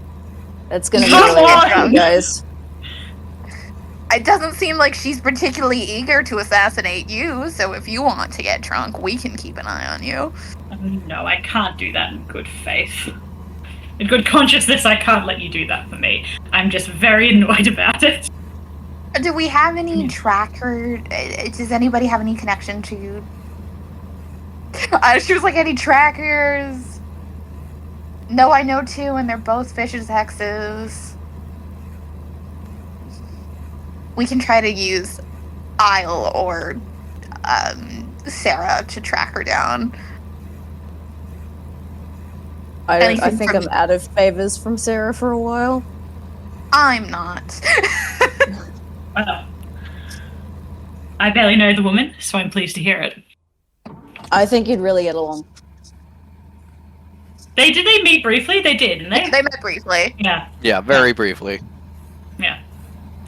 Any of your DNA can probably use to find her, so I'd say the two of them, especially working together, would be able to, I'd say, have a fair chance at it. Maybe we can try to give them that assignment after the wedding, if she does not make herself known already. And I'm sure they'll enjoy a trip bonding over shared backstory. May looks at Fish and then says, "Me." She says Shut what up now? completely, I'm sorry. It is, You've like, gotta fix the right sound here. getting on this It is mic. right here. We're looking at you. What You're about now? holding it. We can see. You're out Yeah. on the street being like, it's rather nippy today. You're doing stand up. Yeah. Yeah. What's the deal? Anyway, May says, well, it'll be fun to have the gang back together at least. Right? You know, all united against the common evil, Metal's family. Yeah, it'll be great, but I'm not going to the wedding. Now, They still I doing told the shtick. Metal- I'm I told not. I Metal that you were can't. saying that so you could dramatically go in and say that you objected because Yeah, that's what I assumed. Yeah. does Is this not a seem bit? like you. We can, if you want us to be in and also be shocked, we can try and work on that. But Here's my shock face. Oh, well, look, if it comes to that, then please do pretend to be shocked, but I'm not going. I have a place Why? to be. I have What place to be. We're gonna talk about it on the Oh, plane. Mr. Important. I Who am else is in this important, car? actually. Right, I anyway, do so think just it's give us the genuinely- time. I do think it's genuinely May driving, and just you guys, and there's probably Beliala, Jamal, and Sinner in another car. Okay, because they don't want to say it around around those folks, so Yeah, then maybe it'll... Cal, is like, you know, is like, what? Just tell us now. And also, I'm sorry. I appreciate you prioritizing rescuing Elise, but I do not want to deal with the fallout that you prioritize rescuing Elise and not attending Metal's wedding. I understand that most people would consider one I've more got important, something that's more important than Metal's wedding. Which is what? Elise? I'm not even sure Elise would agree with that. Yeah. Oh, I we think all know Elise she would was shocked agree. and white. I think Elise would really agree, because, you know, that lady, she just keeps popping out those fucking children. I think she would really support me going to save my son. That's a good one, Fish. Elise, 3 So what are you children, actually you're doing? being a little... Yeah, like, what are you actually doing, though? Like, is it some big deal? Like, you know, if you found some cool magic or something you're not sharing with us, like, Also, Yeah, Kekno is right here. What are you expecting? Yeah, Did you get a don't be sending rude to message in the Kekno. mail? You're not, listen, I'm going to find my kid who is in danger. What happened May with rolls the other inside. Kekno? Well, Not- this is something that you not found out on the me. call? Not But you me. told me about it. My other May got a brother. 7, so she's still she's lying This slash is doing a bullshit. bit. So hard. Yeah, And this is getting old. the bit is getting, the fucking bit is getting old. I knew you wouldn't be, but Fish, Oh my Just god, let are you me serious? Let me- clearly. just let me We'll be go. quiet. We promise you a minute of quiet. Look at May. okay. 1 second. I'm gonna finally get out the thing that I wrote. Me ink, not fish. Yeah, Fish digs in their pocket and like, Wait, hold on, I wrote something down.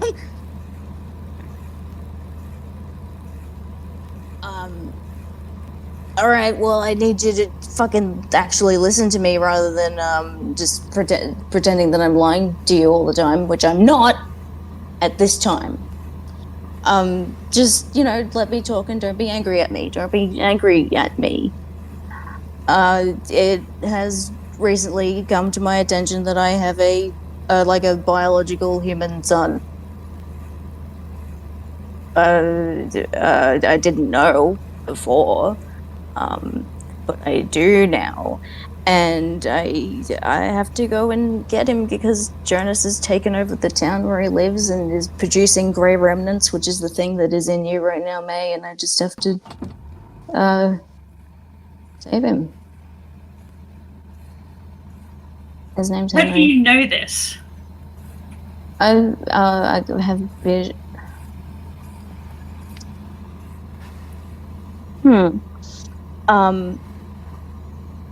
I thought I was having visions of some random kid, but then through my magic, which I think we can agree is pretty inexplicable, I realized that this was my kid. I'm telling you this as soon as I possibly could without wanting... I didn't want to derail the other things that had to be going on.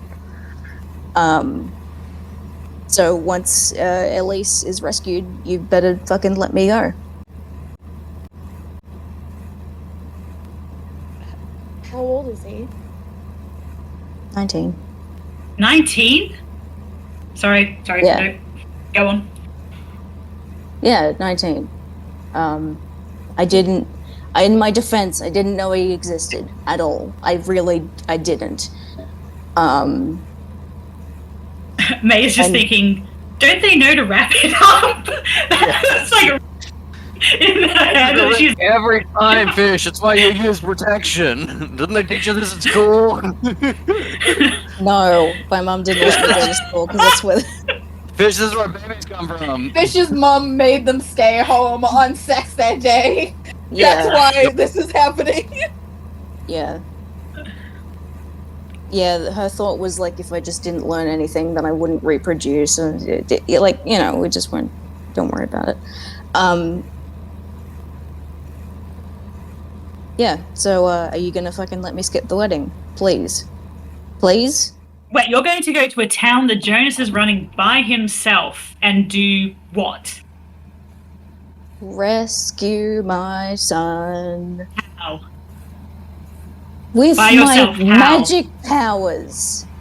May looks at Cal and is like, and we call me a risk taker. Are you serious? You really think we're just going to let you go by yourself and do? What are you talking about? Of course we're going to come with you. Yeah, because right now you would really like to stop Jonas from doing whatever it is he's doing. Well, what if it affects you directly? I wasn't aware that it was. Looks account only if, though.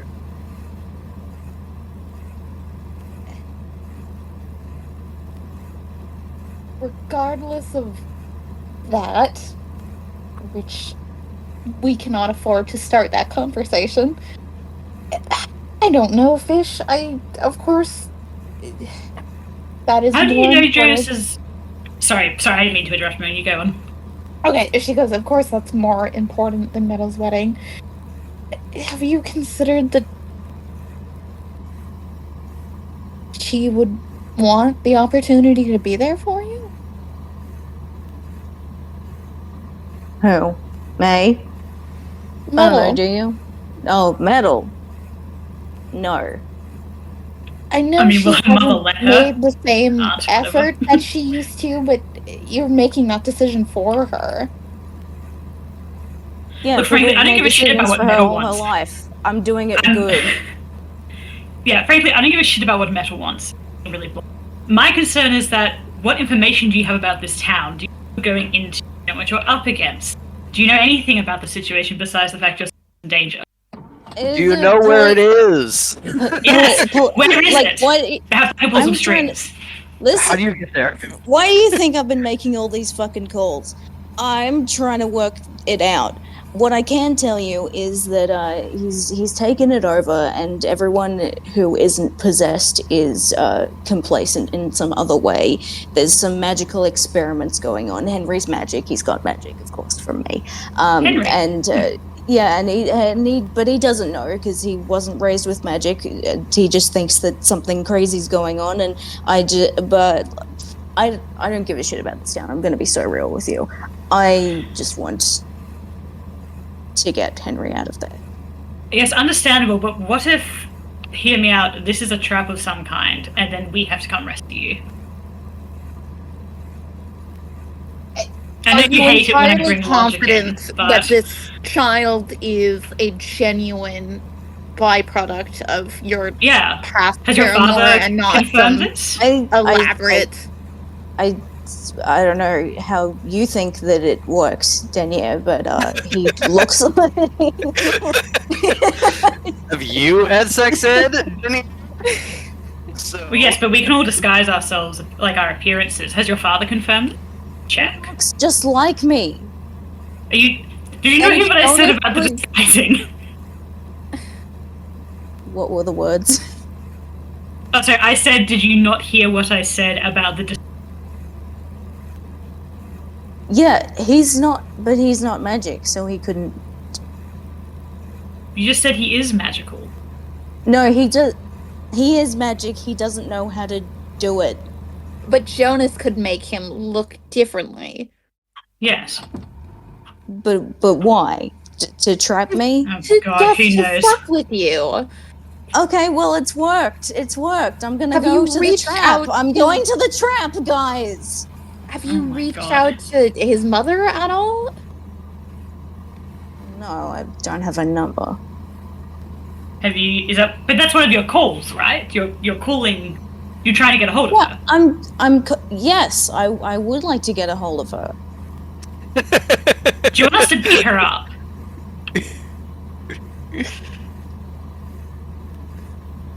For Barely, what lying do you- to you about your child. May was like, Oh, say again, if you cut out. do you want us to beat her up? What? No, Izzy was great. Nah, she was fine. We had a fun time. But No, but it's she just that didn't I don't talk to my exes. Like, why would I? because wouldn't she have reasonably told you? Isn't that a normal? I don't know. Okay, she was. She was a Kyle little. looks at May and goes, "Would you?" May looks at Fishy and goes, well, I suppose it. May, I need you to understand, as bad as Fish was when you met them, they were worse a month previously. Imagine an additional 20 years.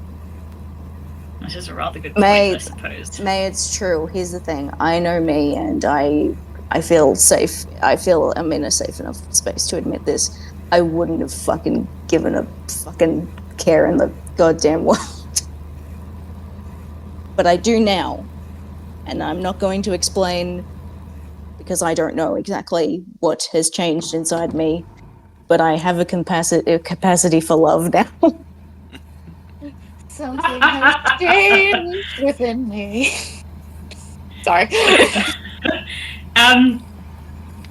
May's like, I hear what you're saying, but I do want us to return to the whole you taking on an entire by yourself.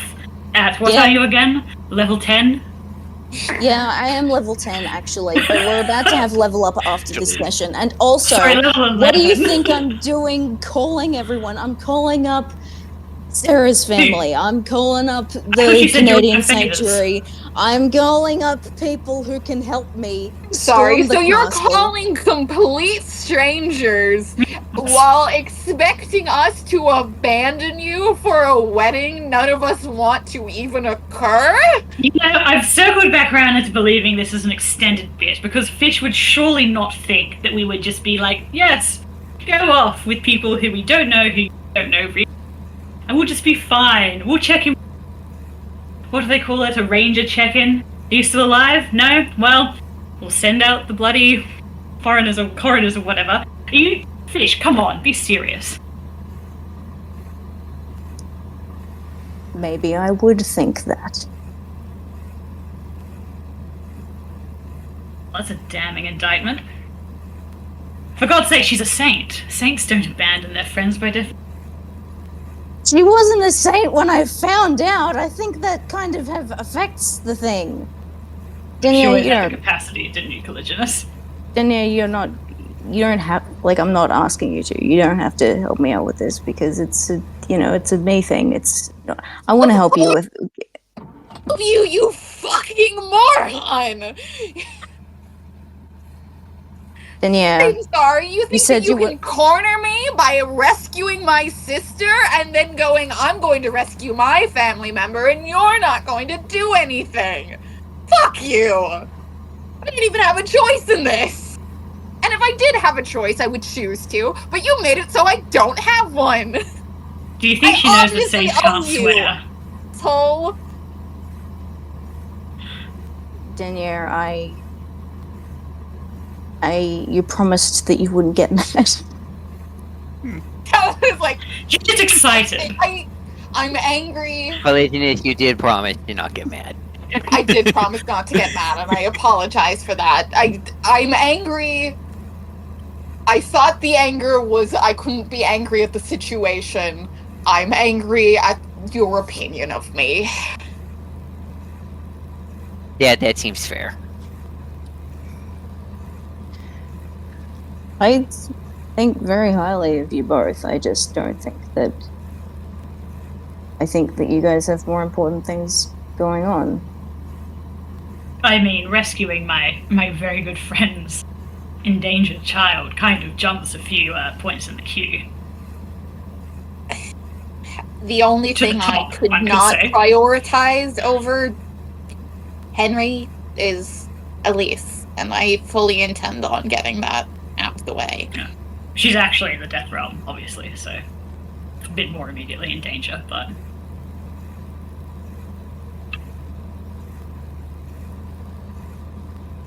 His full name is Henry Mulvader. Well, I look forward to meeting Mr. Mulvader once we pry him from the grasp of the situation. And Cal says, and Miss Mulvader. Like, nah. She doesn't sound like she's in the picture, frankly. Look, she might not. Hold on. I'm sorting out my memories, and Henry has been alone throughout the entirety of my visions. But look, Henry has not just been alone. Henry's been homeless. Homeless. Yes. That's in mind. Yeah. No. Look. Maybe. Is she alive? That's really the only excuse. And even if she's not, like, you know, Ozzy should still be able to do the job. Although I think I remember. Ozzy. Yeah, but brother.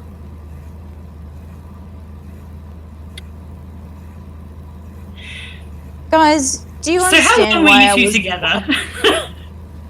a couple weeks? Do you guys understand why I didn't want to bring this up until the plane? Increasingly. No! Okay, well, May and I agree. If you are worried about derailing people's lives, you should tell them the thing that's going to derail it as soon as Yes, possible. Absolutely. But I understand the shame and embarrassment. Makes total sense. I'm not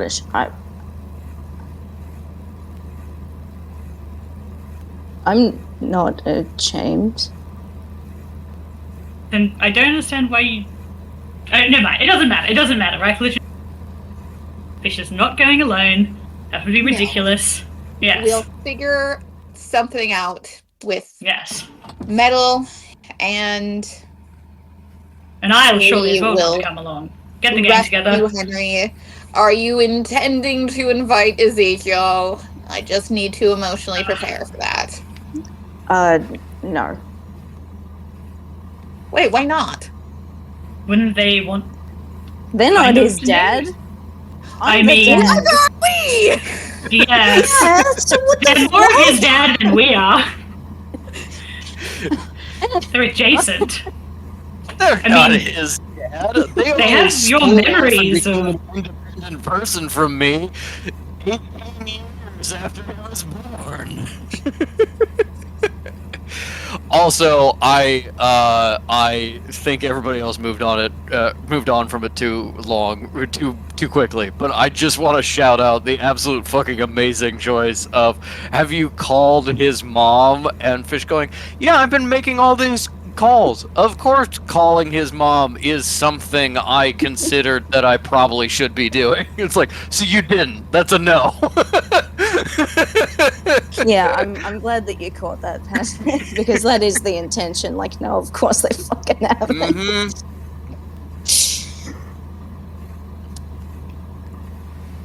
Mm-hmm. Listen, guys, I understand that perhaps I've approached this, maybe, incorrectly. My goodness. Yes, I'm Is reflecting this... that it seems to be complete strangers. People that know people you know.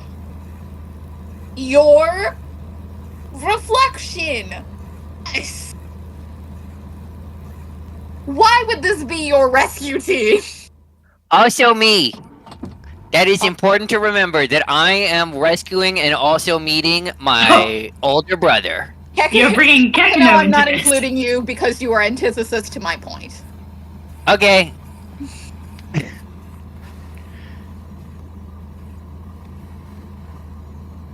Will you guys please help me come and go rescue my son? Obviously, my God! Let me finish my fucking sentence, May. Let me have my development of some kind. Will you please? I'm asking you now. Will you please come and help me? Yes. Wouldn't it be funny if I said no? Obviously, we're going to come. Thank you. Now, who are you inviting that is not in this vehicle?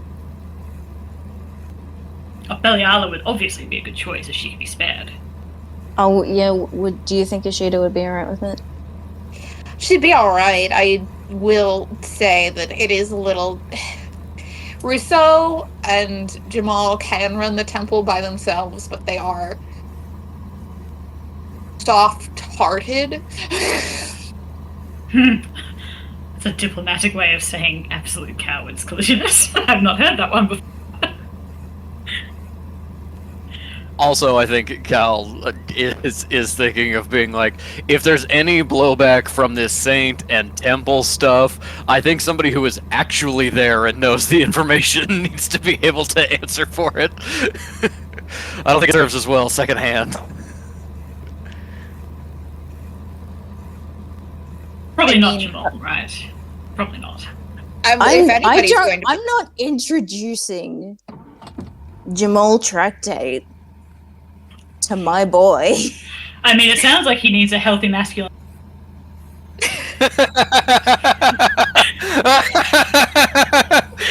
Alright, May. Well, it's a good thing you're coming along because that can be you. Oh, fish. I thought you'd never ask. I don't believe either of you are going to know the Canadian Yellow Pages the way that Jamal does. He And what can if there's read a it. library there? Fish, what if there's a library? Do very quickly. Think of the possibilities, the utility that Jamal could offer us. May, I think you should know well by now that I've never thought of the possibilities in my life. I know, but I do like to dream. Cal goes, going to the library was your idea in, oh god, what was the town that we went? It was not Moosonee, right?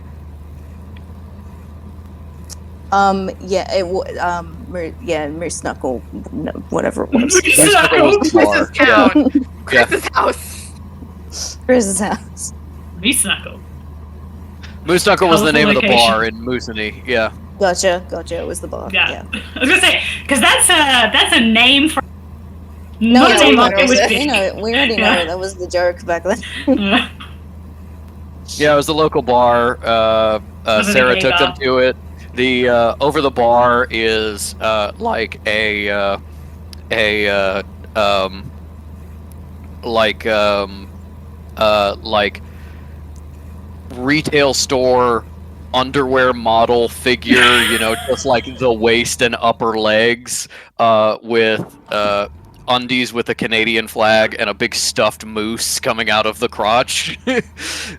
Yeah, Beautiful. the moose knuckle. Everybody knows the moose knuckle. Cal is going to be like, Great bar.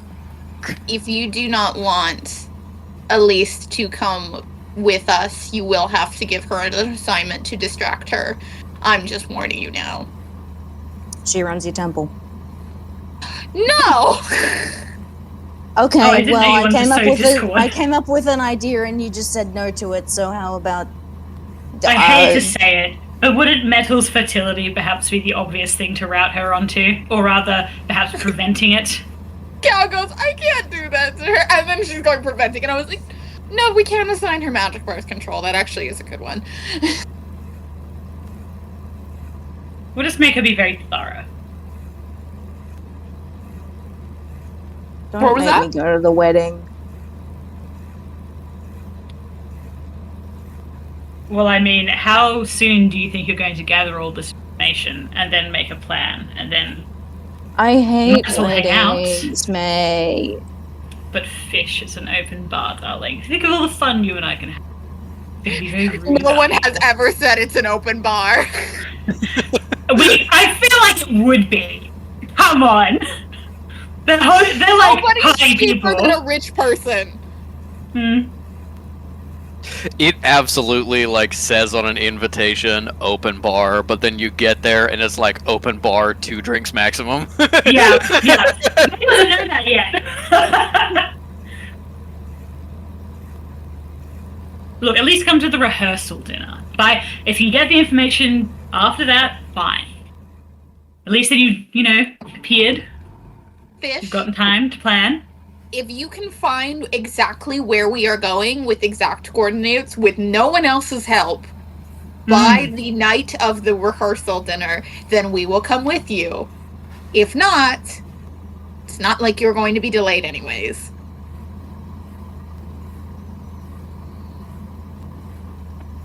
All right. Fine. I'm really glad that I told you guys this. We know. You're very welcome. Thanks. As the car ride gets quiet and perhaps a little awkward as you continue on your hour-long drive back to Tehran, you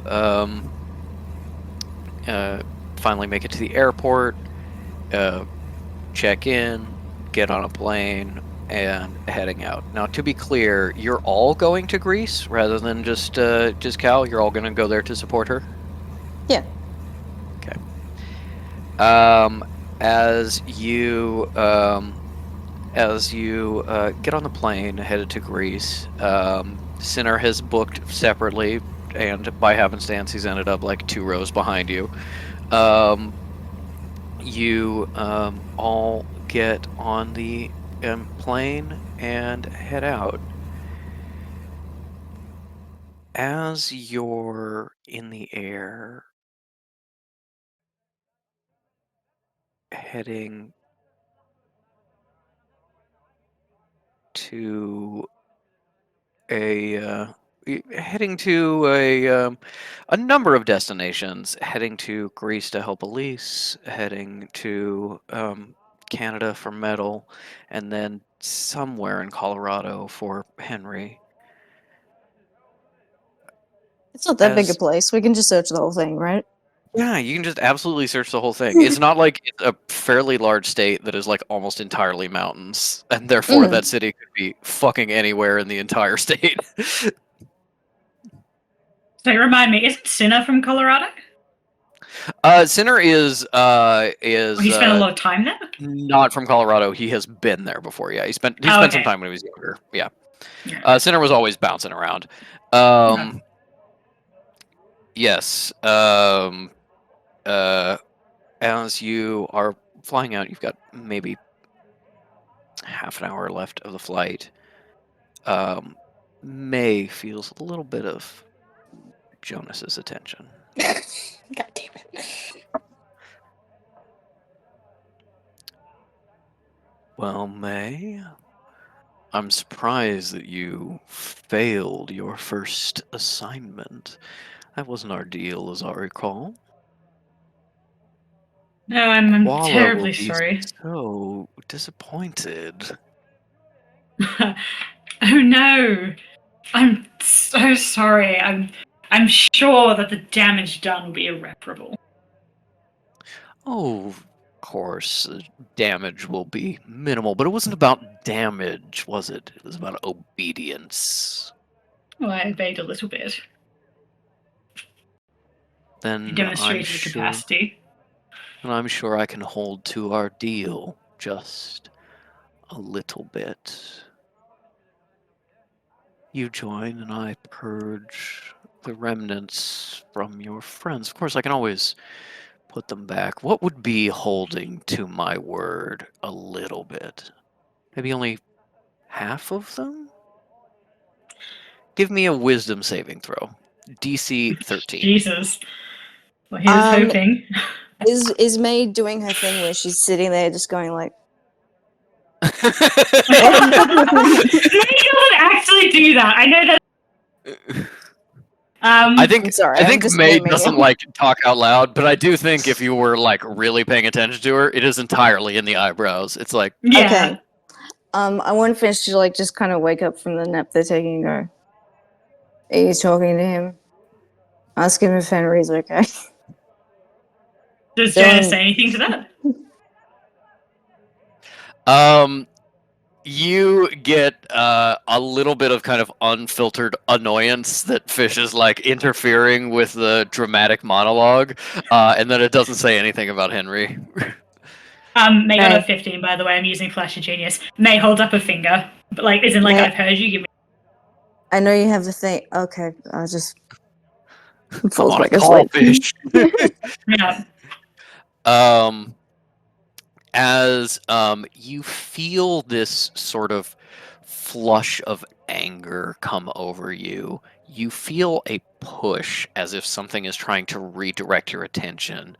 Fish described this to you before when Jonas inhabited them, and maybe with Jonas a little more anchored into you with the result of this deal, it can affect you too. But you can resist. You don't have to pay attention. But you know that Jonas is trying to draw your attention to something a little bit farther down the aisle where Fish is sitting, where, you know, there's the aisle walkway, and then there's Cal and Jamal, where Beliala is like entirely in shrimp pose, like entirely curled over, the book in her lap, like obviously like got more and more into it until it's just like horrible posture, making you want to turn around and look at Sinner. Just kind of look at where your friends are. Do you do it, or do you like gather your strength to not give in to looking?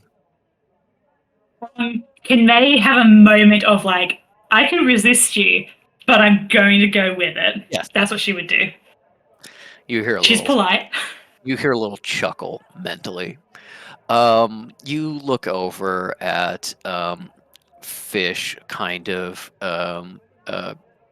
sleepily looking up at you and commenting about Jonas. You look across the aisle to Cal and Jamal.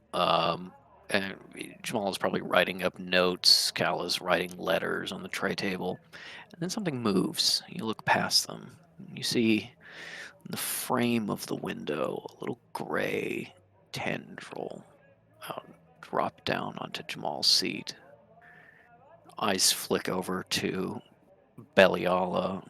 You see gray smoke running over her headrest, where her head would be if she had proper posture.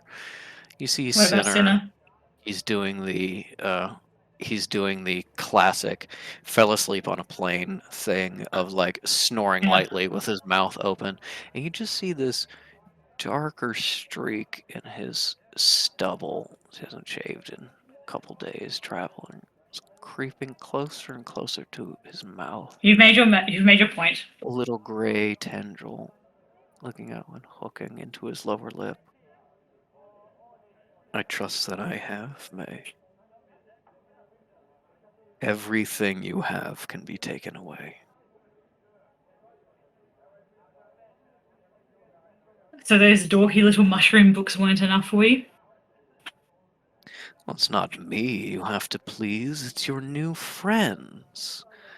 And I'm sure you can find some benefit to an organization holding secrets, info. You know, you were always so torn about blowing up the ruins. Obviously, it was dangerous, but all that knowledge that you couldn't extract, all these lingering mysteries, things that will never be answered. Or could they?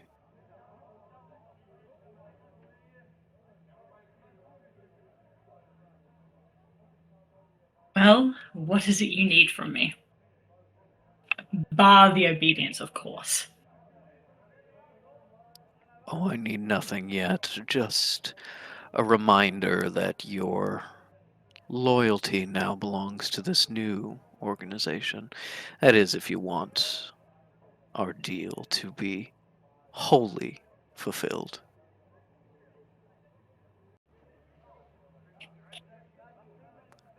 Make yourself available. I'm sure someone else will approach you with your next assignment. I suppose you can promise me that they're somewhat more tolerable than Mr. Qualla. Or at the very least more competent. It is my experience that those most able to do their work are promoted higher in organizations. Dealing with the grunts, you are only going to deal with those unworthy of promotion. Bide your time and prove yourself, and you may deal with the more competent. Right. Oh yes, Fish wanted to know, so how is young Henry? Suffering, I believe. You believe? Come now, Jonas, I thought you would know all about this. Really, and why is that? Well, I thought you somewhat pride yourself on knowing what's going on in the organizations you're part of. Organizations I advise. Organizations I Jonas, darling, it's quite alright. There's no need to be embarrassed. I'll just take that as an... You give me a wisdom saving throw DC 17. Me, like, don't fuck this up for me. 18. 18. Okay. You do not get the vision Jonas is trying to push into you. You hear a young man crying to himself. May, like, reaches, I'm assuming because she's next to Fish, like, puts her hand on their leg and, like, squeezes. And then says, well, was that so hard? But yes, message received. I'll play nice. Play nice or play mean. Just play. May. I thought I proved myself quite a competent player at this point. But yes, I know what the rules are. You've made them very, very clear. Good. Enjoy your wedding. Oh, I'll try to. And then he sort of fades out. You can still feel feel a little bit of his attention. He hasn't like disappeared, but he is no longer like focusing on you, talking to you. Fish says, "That's not a sexy leg squeeze you're doing, is it?" No, it is not. I hope your calls come in sooner rather than later. Thanks.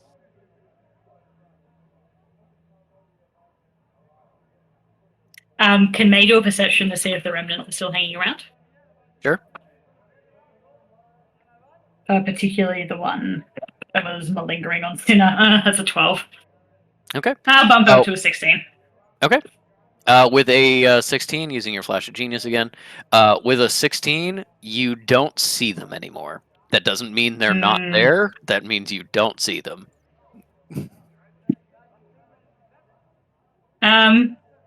Sorry, yeah, you know who sec. can see them? Yeah, but then you have to trust somebody.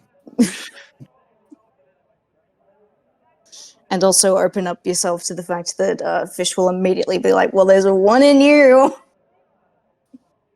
Mm-hmm. Yeah, I think May says that, what are they going to do? They're stuck in a... But I don't know, does part of her go... Increasingly, perhaps Fish is onto something with this whole possession nonsense. I think one of the bad side effects of Jonas being a little asshole coming into your memories and making you angry and stuff is that like the idea that you are remnant possessed kind of fades into the background, Yeah, and okay. every time Jonas does something, it like reminds you of the fact that it could be real. And so in this moment, after just being reminded, I do think it's like Fish might be onto something. It's just like whether you deal with that quickly enough to like it start to get less and less important and you forget about it.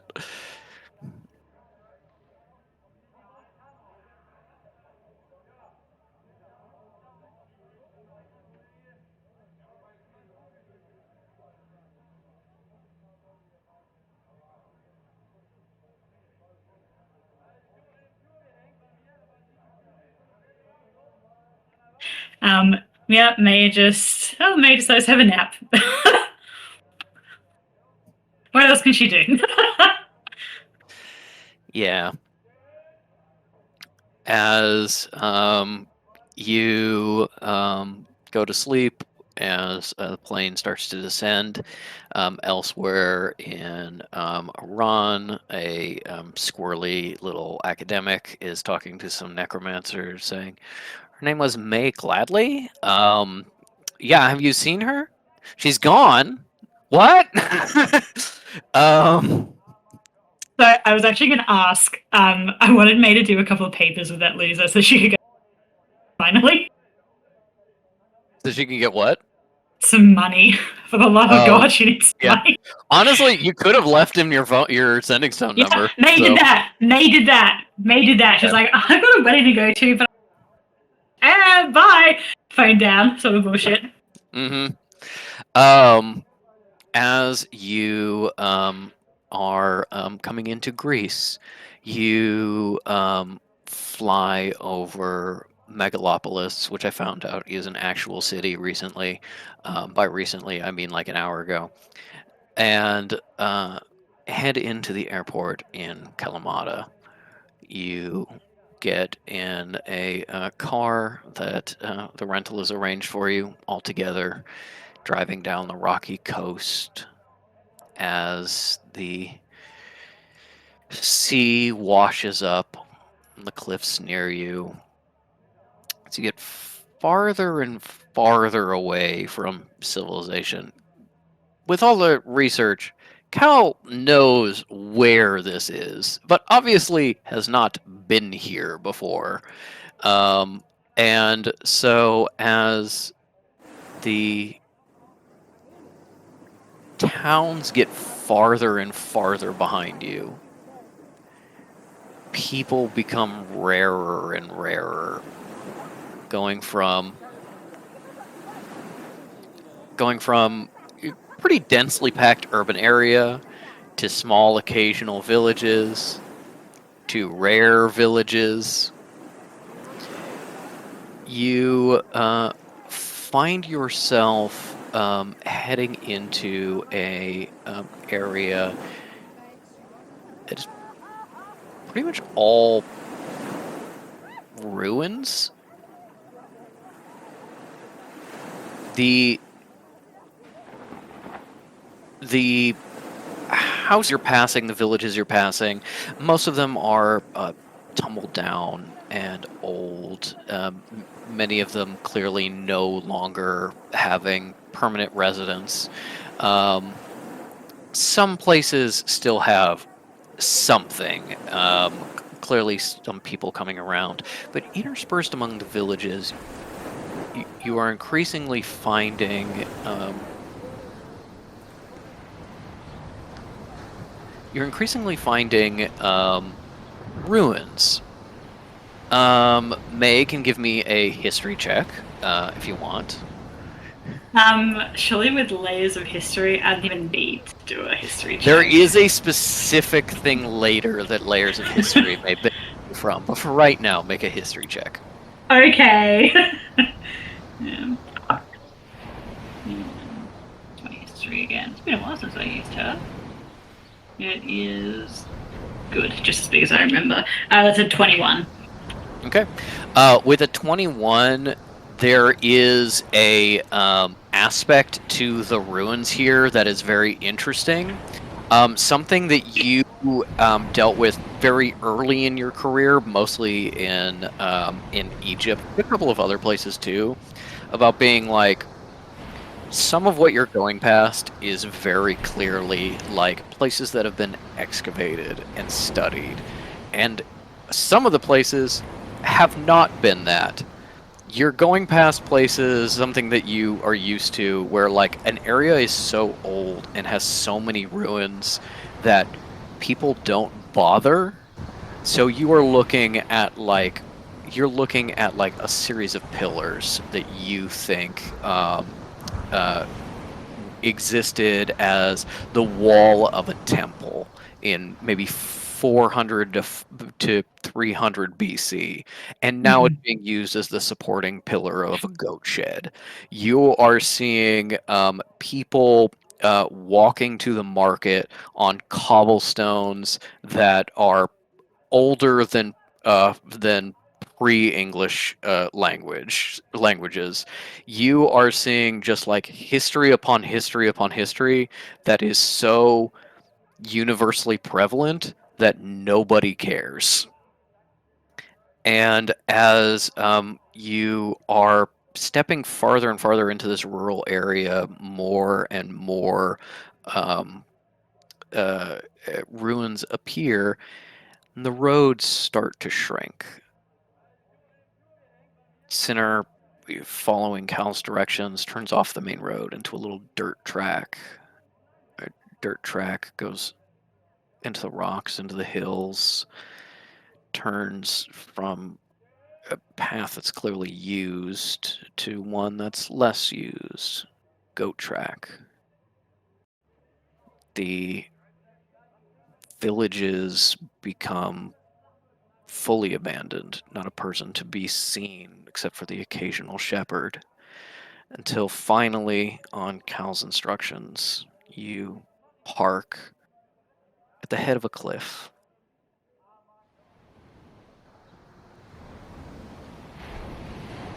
Cal, you look down at your notes, the map you have, and this seems like the place. There is a ruined town here that is a larger archaeological site than many of the ones you've seen. Clearly, like a town, and may notice at least signs of some excavation, although not necessarily recent. Could be like 20 years ago, something like that.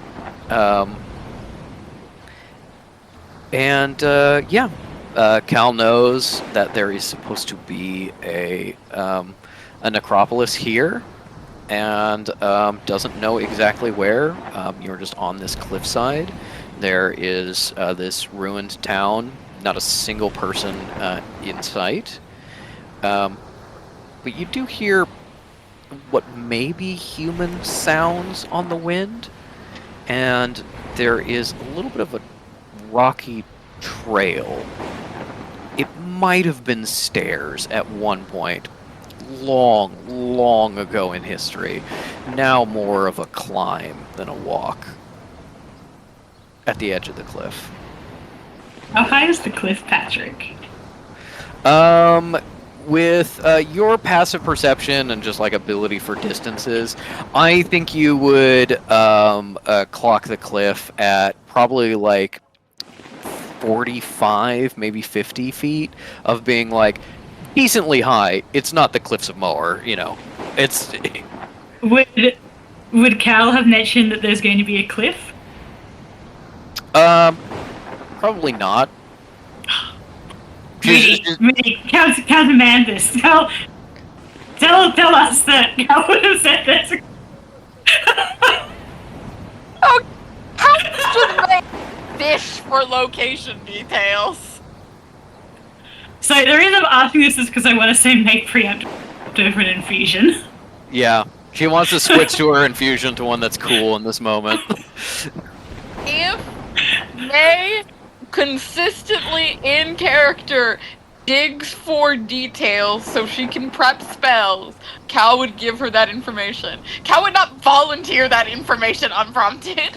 I think it would be less about prepping for spells and more curiosity about the necropolis, because May does, study history. She would find that interesting. And the information that Cal would probably give her are not the things May would be that interested in. Yeah. Like things of like, oh, necropoli are usually located in areas that tend to be ancient just because they have a long history of association with death. But Death Cal is attracted to the area, so Yeah. there's more likely You to guys have are fucking killing me. sit-ins, I wanted murders. to use this infusion And- for so fucking long. and Cal is just like, yeah, usually it's a cave or something, like a hole in the ground. The people there are weird. Like, I know that we just left a bunch of weird clerics. These people are kind of weirder. Most people don't go around necropoli because it's scary and dangerous, and those people are attracts freaked. death. Yeah. Look for a Fine. hole in the ground and some weird people. May's like, you guys are no fun. Never mind. But Patrick, I am expecting at some point, I have cause to use this infusion. Yeah. And like, I he just know fucking you sits want around to. being lame. Fucking, picking a nose, smoking a cigarette, waiting. But yeah, do you guys, how do you explore? Are we by the ocean? You're pretty close. You can hear the ocean and you can see it like far away. Because you're at the top of the cliffs, you would have to get to like the edge of the cliffs to see, if there's like something between the cliffs and the ocean. Yeah, Cal's like, Jacano, go reenact Mamma Mia.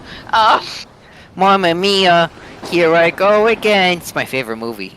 Yeah, Cal's like, go sniff around, don't go too far, but explore this area, and then Cal's just gonna, death sense. Okay.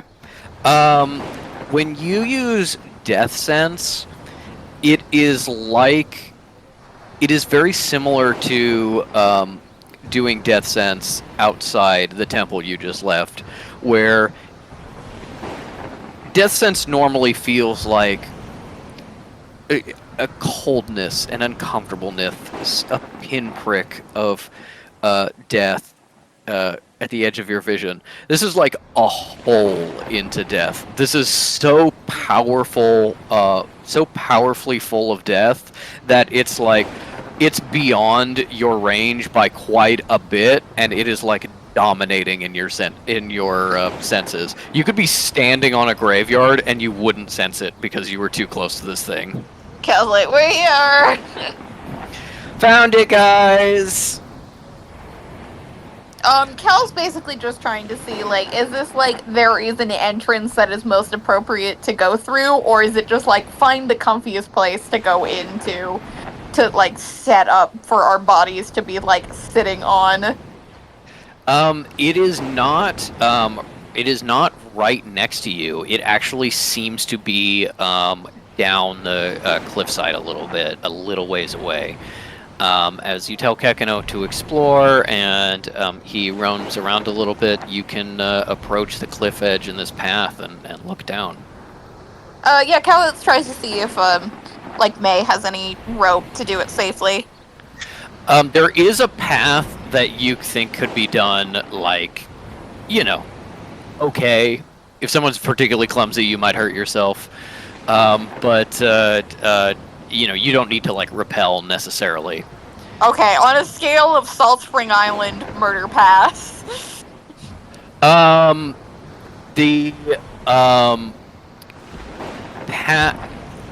The path where we went from the beach to the actual road, where it was clearly some guy just chiseled a couple steps out of rocks that were there before, is a good barometer.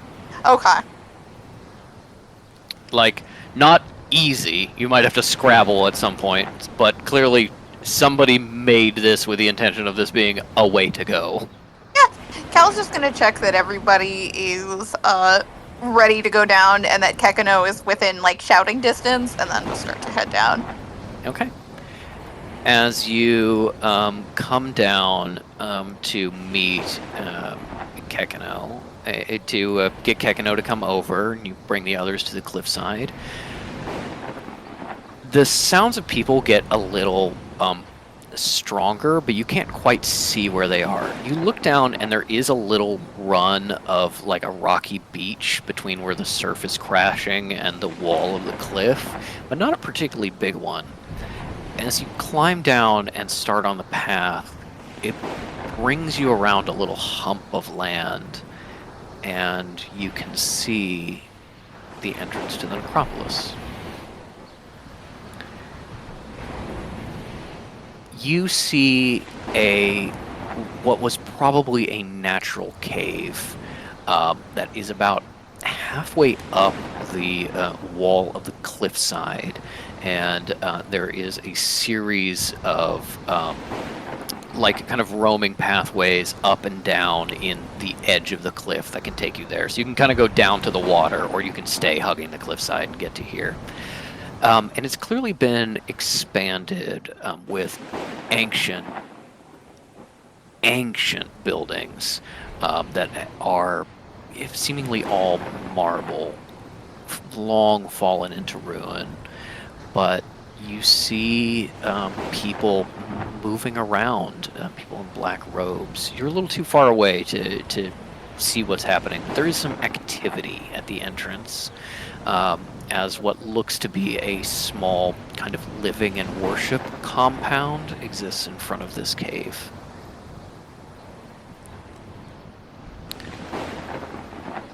And as you hike closer, sound starts to resolve itself, get a little bit of a clearer view. As you see, do you think Cal has ever met one of the people that kind of runs the necropoli? Do you think Cal has ever been to a necropolis before? Top of my head, off the top of your head, how far are Paris and Greece from each other? I know everything in Europe is kind of next to each other, but They're pretty far. They're opposite ends of Europe for the most part. Oh, wow. Yeah, and the necropoli that exist at this point in time are in Algeria, Greece, and the one in Scotland that Skullduggery goes to. So it's not like they're kind of on your way. They would have to be definitely like a training field trip or something. No, because I think when she was in the catacombs, she's probably met somebody from one of the necropoli, because she spent enough time in the catacombs to have somebody come through. Or at least someone who's like an apprentice and like going to study at the necropoli or something like that. Somebody who knows something. Yeah. Yeah. No, I don't think she's ever had a field trip that was longer than like a 2 or 3 hour train ride outside of Paris. Mm-hmm. You see what has been described for you then as sort of the common clothing of those necromancers that tend the necropoli. Full robe, as long as yours, but you wear it a lot longer than necromancers typically do, completely covering their arms, disappearing into the long sleeves, big hood, and a cloth mask of some description that covers their face. Just sort of this pillar of black, very like accidentally Denier Corps in a way. And you just know by reputation and from meetings of people who were going to study there that the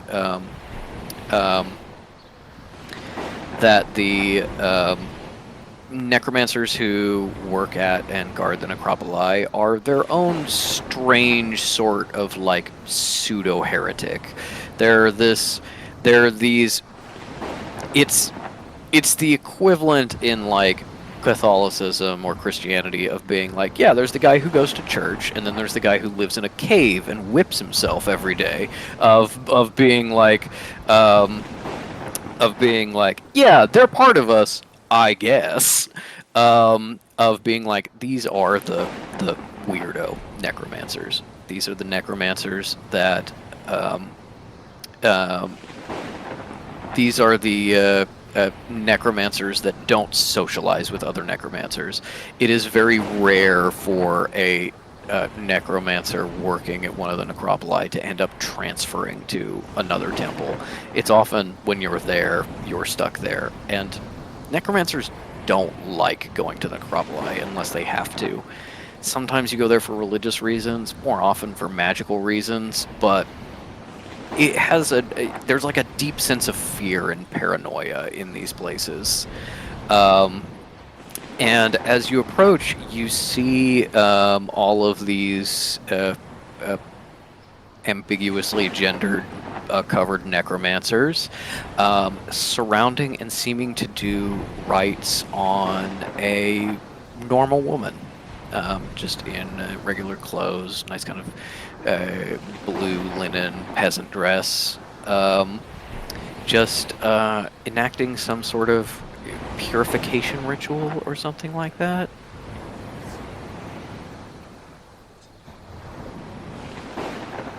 And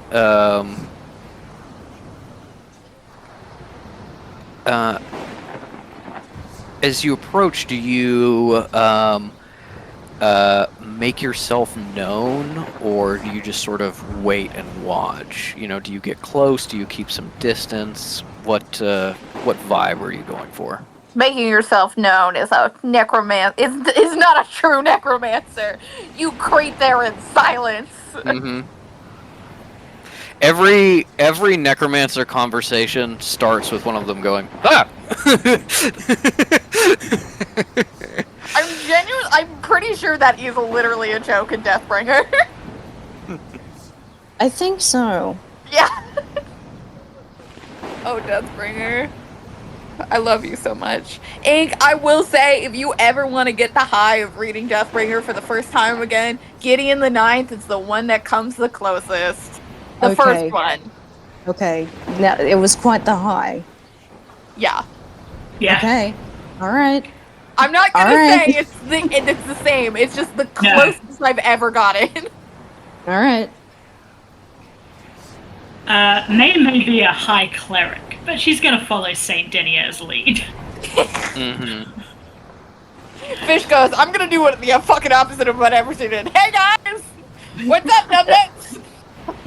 Look, maybe when if they're feeling a bit better, but at this time they're just like, oh yeah. Fish has their Bluetooth in, just not even paying attention. Yeah, It's like, no one right. me. I'm quote unquote calling quote unquote easy. Jamal, You got your did sending get stone the out, but it's Canadian just a yellow- rock you picked did you up get from the the cliff. Denver Yellow Pages yet? As you sneak forward, and I think Cal is taking the lead, May is kind of like, I'm important too, like right behind her, and everybody else is kind of like drifting back, like, what the fuck? You see beyond these buildings the entrance to the cave. It has carved marble lintels. It's clearly been adjusted over the years, but the floor and the walls are just of a natural cave sinking down into the earth.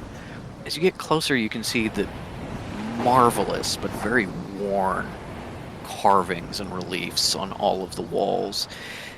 Big, epic figures of a man pulling a maybe dog-like creature or something through the gate. A man with a lyre running through. And as you approach, you see these... that is the literal face you were making.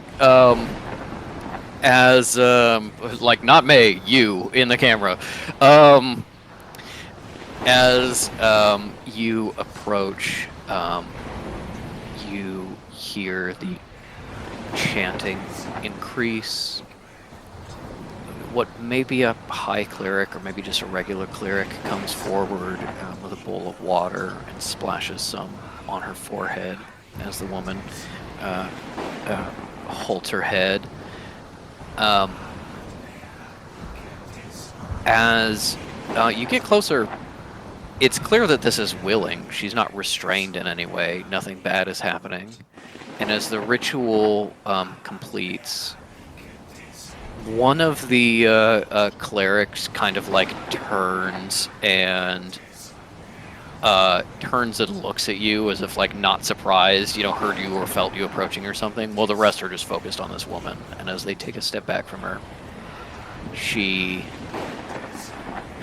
straightens herself, squares her shoulders. See, she's a little bit older as you get closer. She starts walking towards the cave mouth. You can see some bones near the entrance. Cow bones, maybe? She takes a step in. Another step. Another step. And falls down dead a few feet into the cave mouth. And then Andy shoots her with a rifle. Yeah.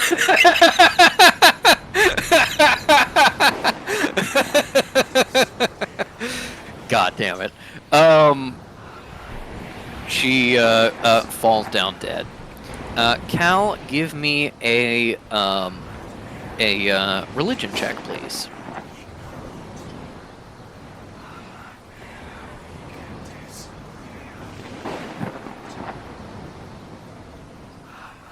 And if May is curious, you can also give me a history check with like layers of history and so on. Try to figure out what the fuck this place is.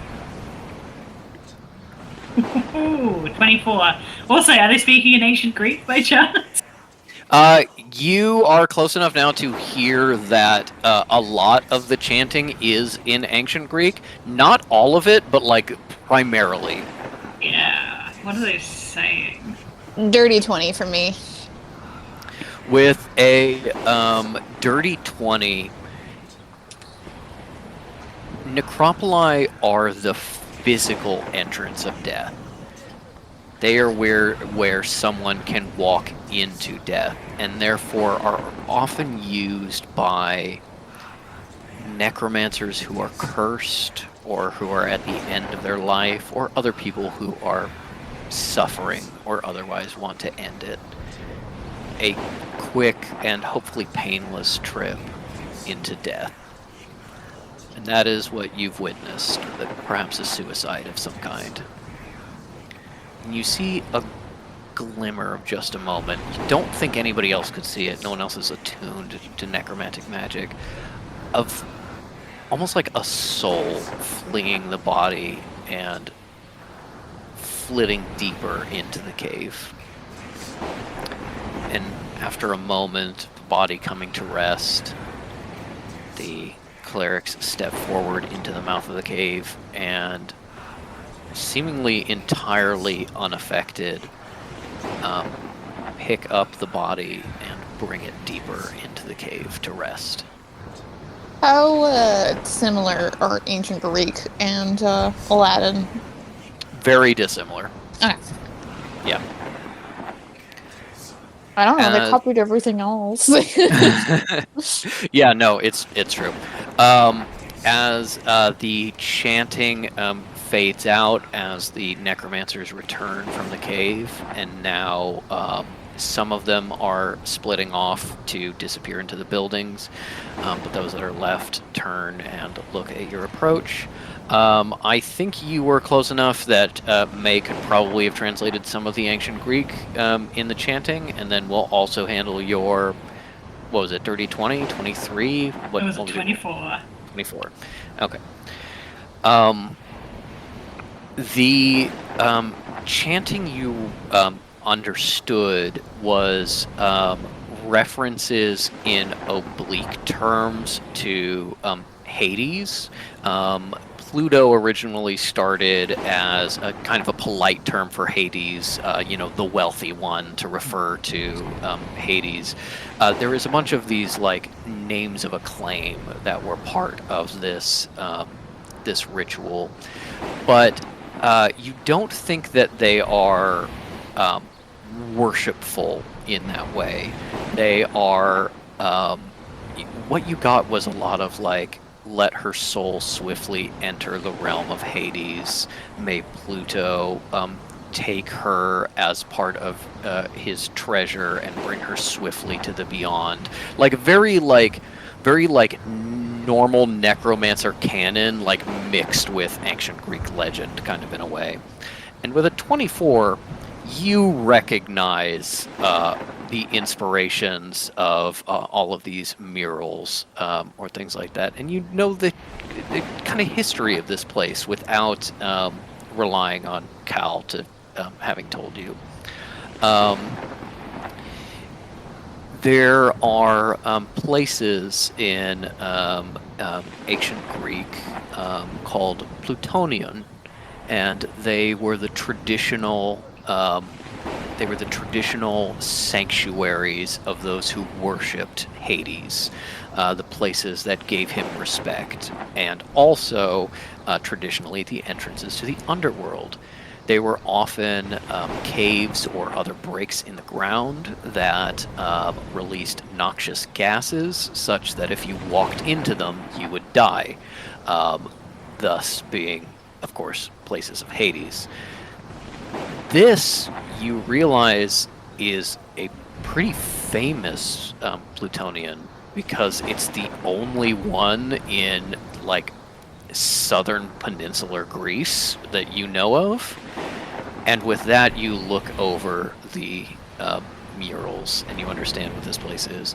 Death has been worshipped here for not as long as the archive, the library you just left, but a very, very long time. Before there was a Greek civilization, death was worshipped here in this place. This is not just a gate to the underworld. This is, at least in Greek mythology, the gate to the underworld, or one of them.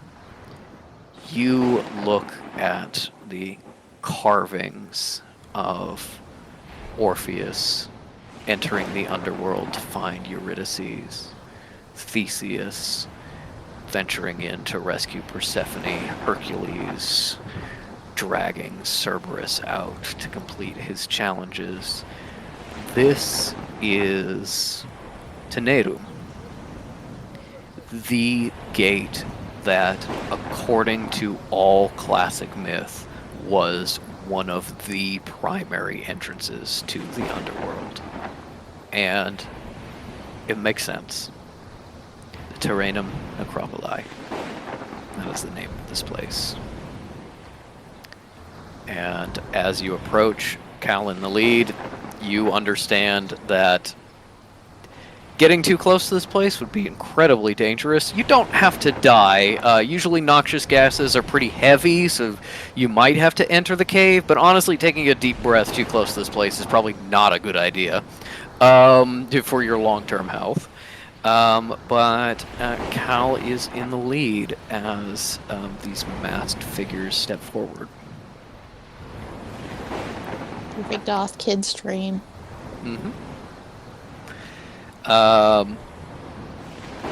Also, in case you're wondering, this is a real place. As I believe you. As one of them steps forward and gives a sort of like half bow to Cal, face kind of like tilted enough that maybe, because you can't tell any of their features, maybe they saw the pin and were looking at it for a moment before they look at you. And as you step forward, this person greets you in French, a little bit more of a masculine voice, so maybe there is a male under here, although who knows, they're all genderless in these robes. Welcome to the Necropoli, Abbot. Do you have a wish to partake of soothing death?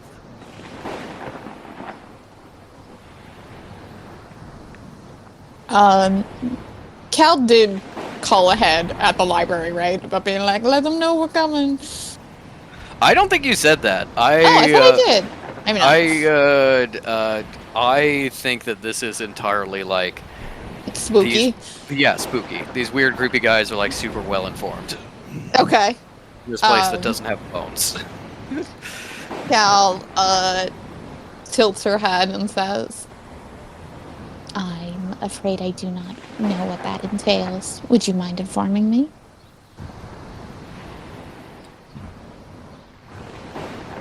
As all true believers understand, death is an inevitability. Many come to us for that release in their own time, hoping that pathway will be swift and clear for their soul to move on to the passage.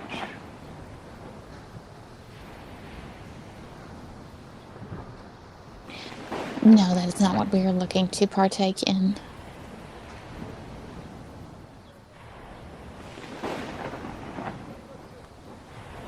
Then, what is it that we can help you with, Abbott?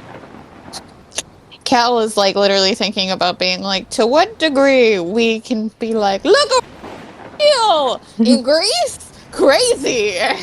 Everybody run!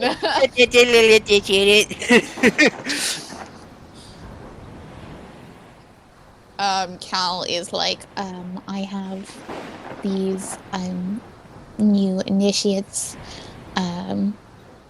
High cleric gladly, cleric snapper, and I wanted to take them on their own pilgrimage to better understand what they now protect.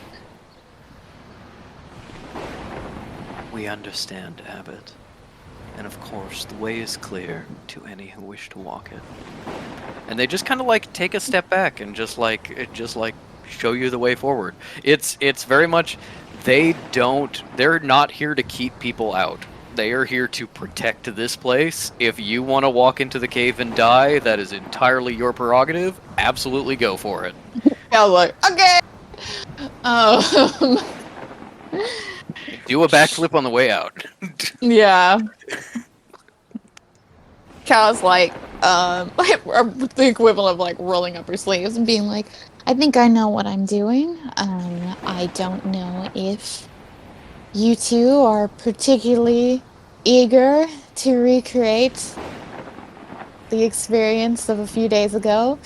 If you do, I can cast the same spell on you that I cast on myself, but I don't necessarily think I will need the same amount of assistance. Fish, goes up to Cal and puts hand on shoulder for just to be like, hi, I'm here. Daenerys, do you want us to come in? I will say that the spell is range of self, unless you have something else to allow it to be cast on another person. It is just you that can enter and not die. I mean, the others can come in and die if they want to. I think Ellie is going like this because she'd say we have that replica scroll, but we wouldn't have enough time to prepare. I think Cal would be like, they had it prepared just in case, anything happened to Cal, somebody else could come in and grab out at least. I think Cal would be being like, I mean, you apparently have so much to live for now, so I think you should stay here and keep an eye on it. I may not have a choice of whether or not I take Miss Suicide Mission with me, but you should stay. Okay. But I am here for you. I appreciate that. Not your sister. You can... I really don't. But for you. That's very sweet of you.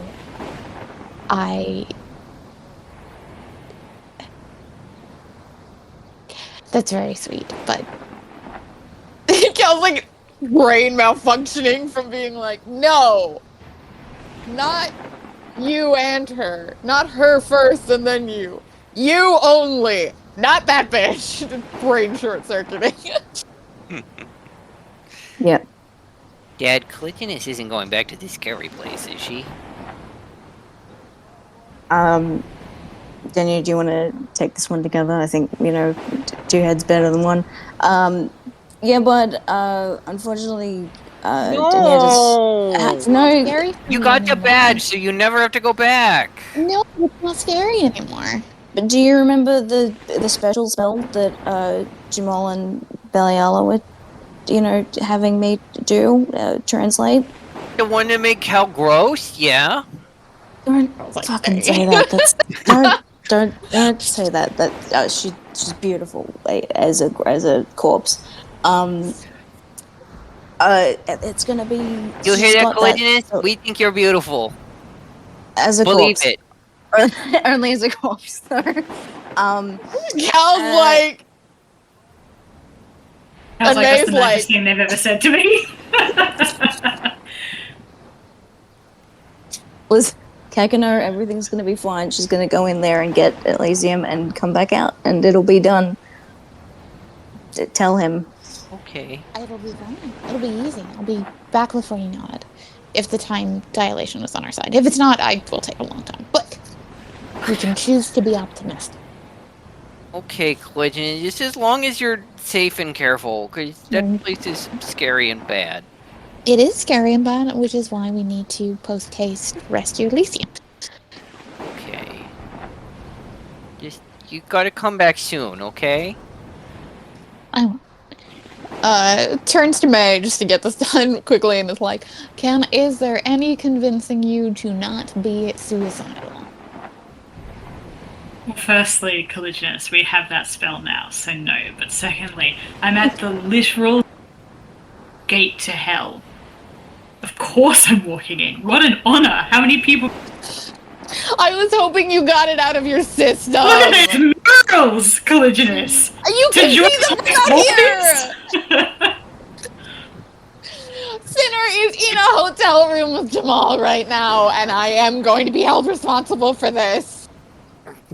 We'll be alright. I'm a high cleric now, in case you've forgotten.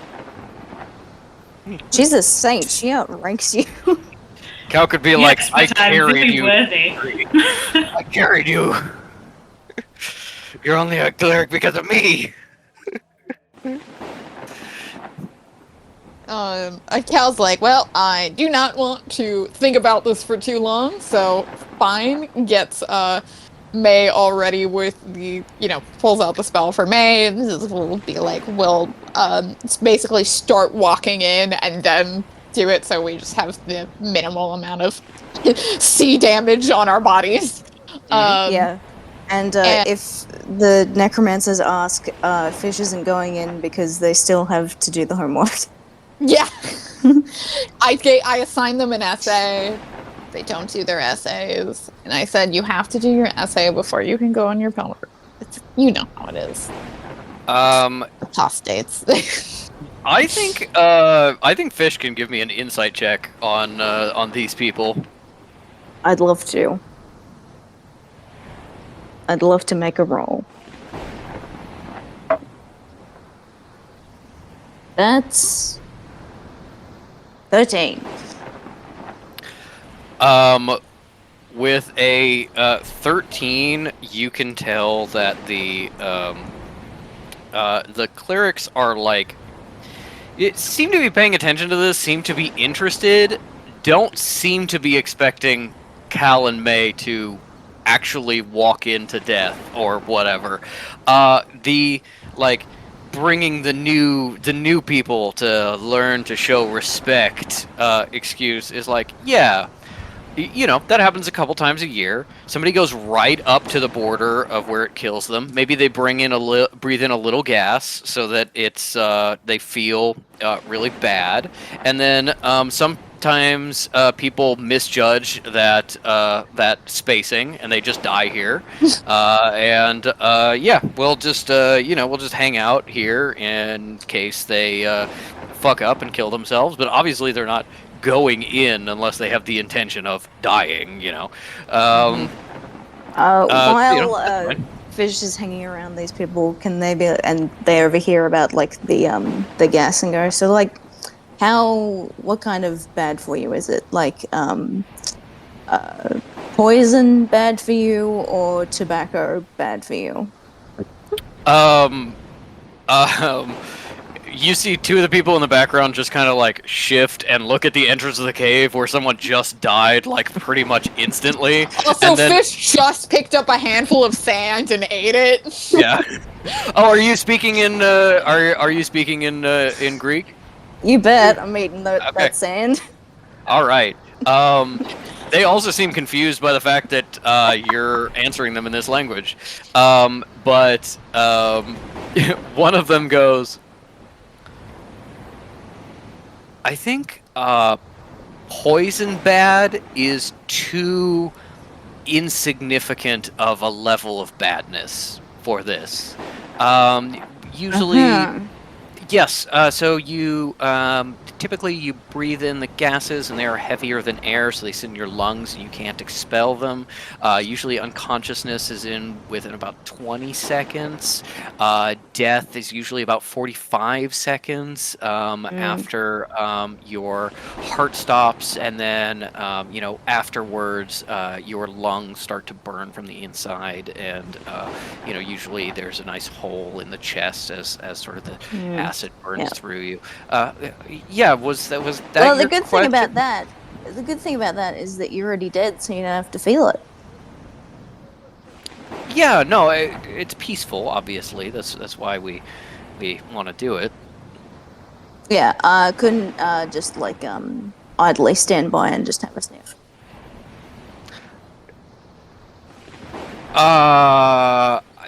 Some people do. That's okay. Well, that your won't be choice. Me. Okay. I don't think it will be me. No, I've got my fucking essay to do. Nice talking to you. Hey, there is a lot of essay writing in your first year. It's okay. We all had to go through it, but you just stick with it, okay? Look, I'm only here because I think the teacher's good. Well, that's inappropriate. Well, now that's something you know. Goodbye.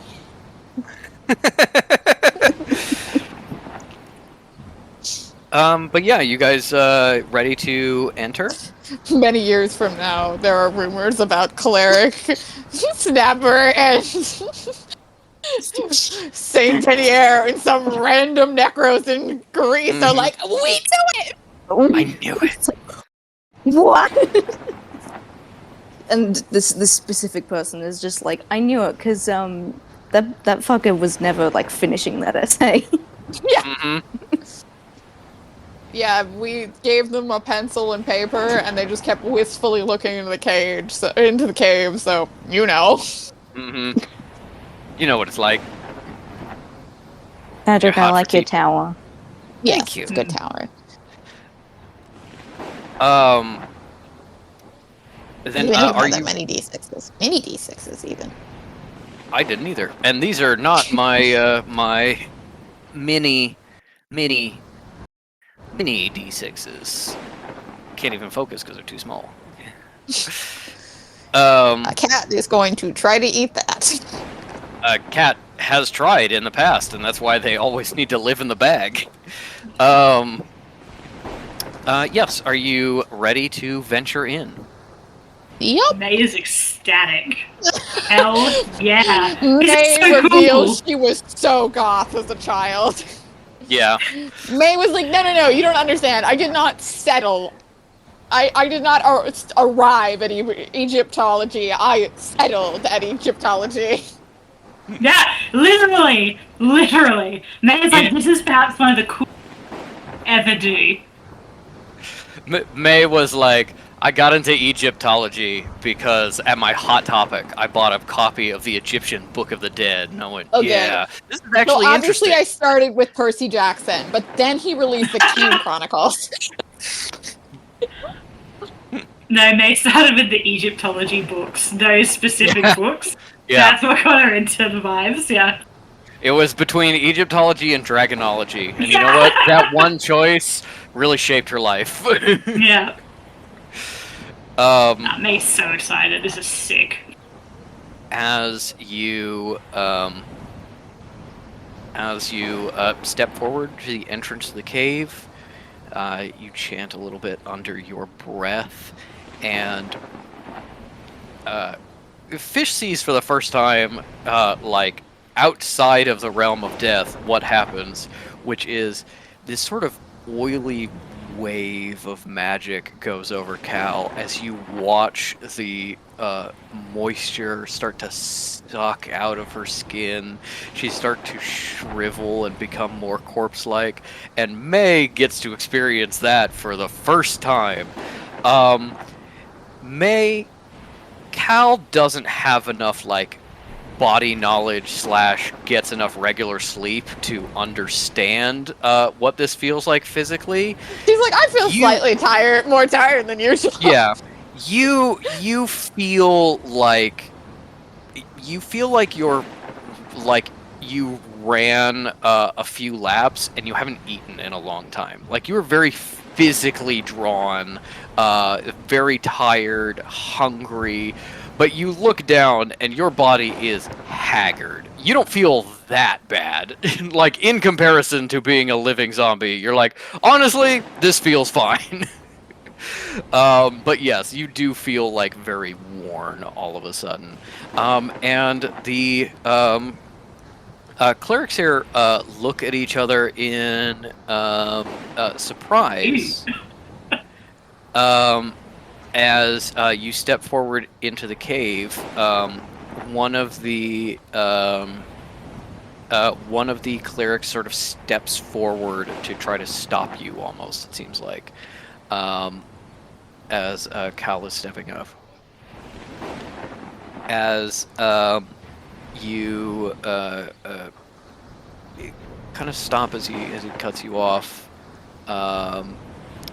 He reaches up and slightly rolls up the mask, and you can see the same, like, decaying face. And say, how did you discover this secret? Cal is a little alarmed by how accusatory that sounds, but says, I am. You can give me like a religion or insight check to be like, what's happening? I'm to lean on that high cleric of the archives angle, hey. Yeah, that's where I was planning on going. That's only a 13 for my religion, so that was a natural 2. Wow. Fish goes back to their friend from before and goes, yeah, they don't teach me that one. The cleric you were talking to kind of shrugs her shoulders, and you see, like, the sleeves roll up ever so slightly, and some kind of, like, decaying flesh underneath. Cal thinks back to Jamal showing her the source of this spell, a shelf that was pretty much all information that had been gleaned or gotten from the necropoli. And it's like, oh, okay. You probably, with a 13, you probably think, this is their spell. This is like the secret spell you only know when you join them. Sucks to suck, boys! Hey, little bitches, bet you left a cute little notebook some time ago in a certain library. Mm-hmm. Yep. And as you just sort of, like, give a just sort of, like, are like, you know, secrets don't say secrets forever or whatever. For response, you do this cleric and just kind of, like, step around and head into the cave. You probably realize that, like, having this be a temporary spell is a big fucking deal, because it's probably permanent for them. They to be a keeper of the necropoli, you make yourself into a half-dead, essentially. Awkward. Sucks to suck. Yeah, Get good, motherfucker. get on my level. Saint coming through. Yeah, you and May step around. The cleric sort of bows to you and takes a step back, being like, "It's not their place to like enforce this secret. If you have access to it, you know, go for it." And as you step in to the cave, the wind and the ocean start to feel more and more distant, the echo increasing. That first, like, deep breath of poison, you expect something bad to happen, but it doesn't. As you head in, smooth rocks, well maintained, and as you get deeper, it starts to twist. Little branches fracturing out in a natural formation. Pass by an alcove with a woman in a blue dress starting to get eaten, evaporate in the noxious air. Finally, Girl, your titties out. girl, your titties out. Titties are gone. They've already started melting. As you get deeper and deeper, squeeze around a tight corner, and find yourself emerging into the twisting canyons of death.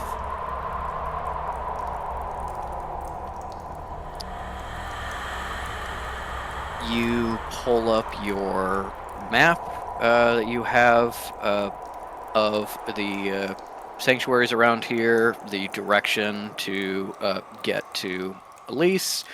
You probably had May look it over quite a few times. She is the cartographer after all, and that's probably where she got the confidence to be willing to follow you in. But you set off.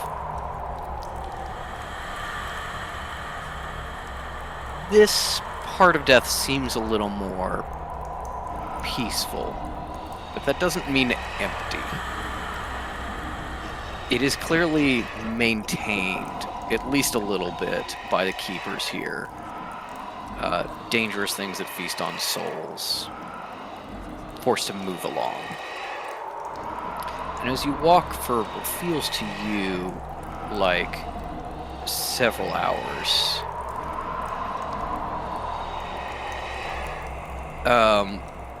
you start to get once again into the wild places. You pass one sanctuary, then another, then into paths that are less traveled, sort of having to skew at an angle to get in Elise's direction. And finally you arrive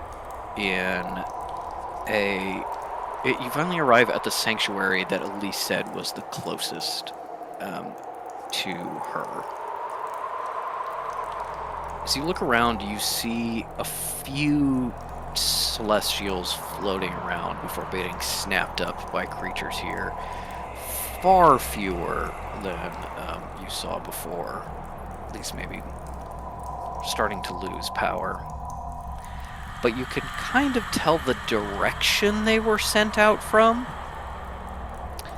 And as you head in that way, I need you to give me a either survival check or religion, both of you.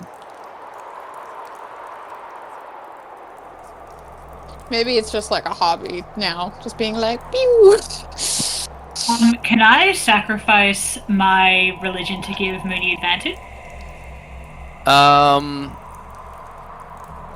Yes. Okay, thanks, Patrick. I think yeah.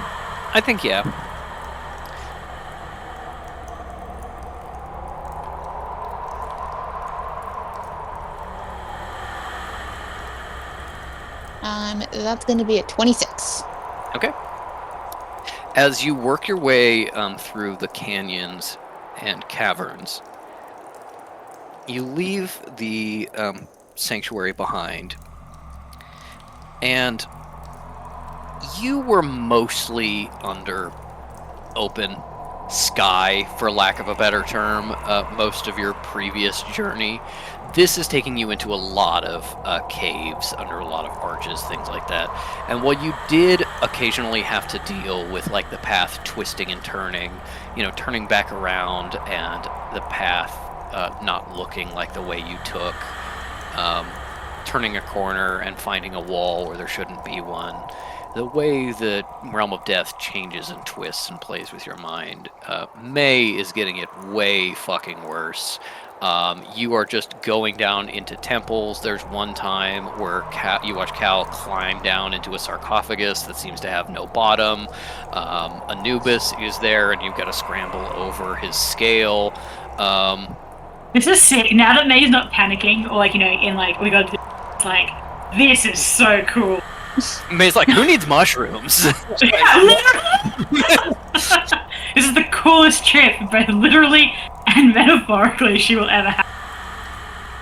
As Cal and May climb through, you get closer and closer and closer, and then farther and farther away.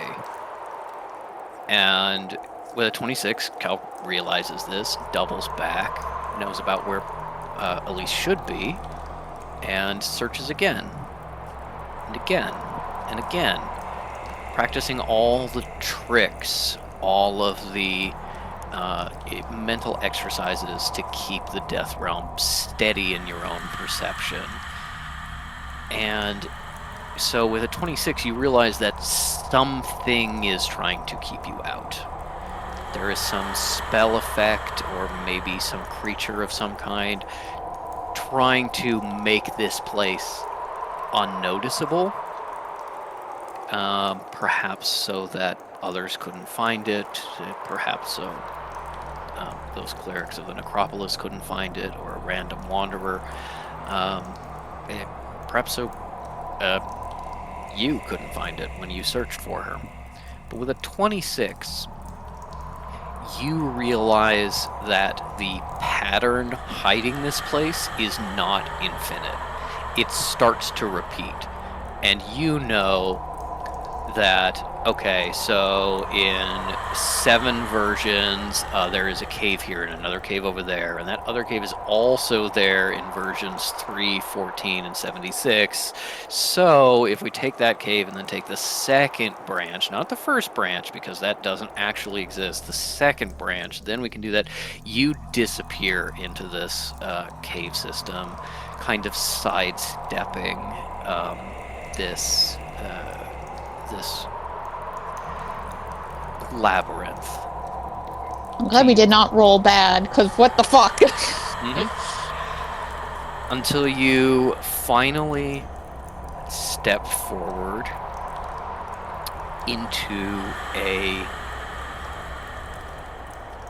dingy,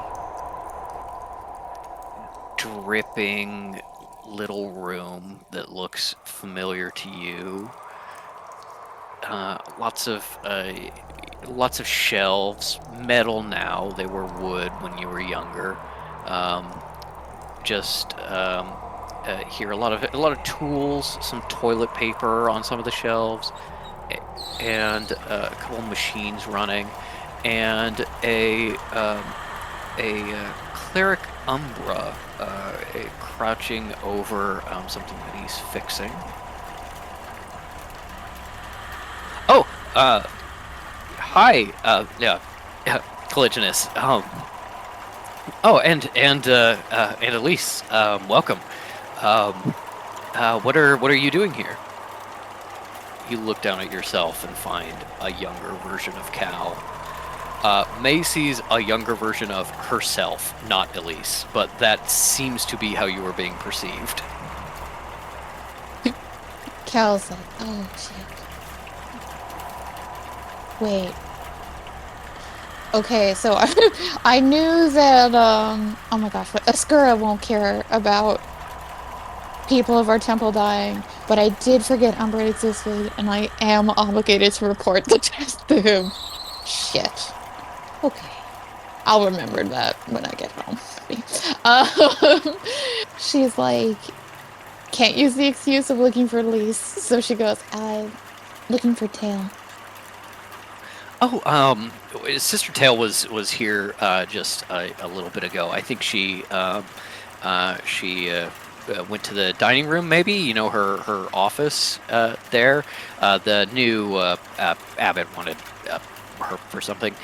Maybe I could show you the way, Elise, if you wouldn't mind.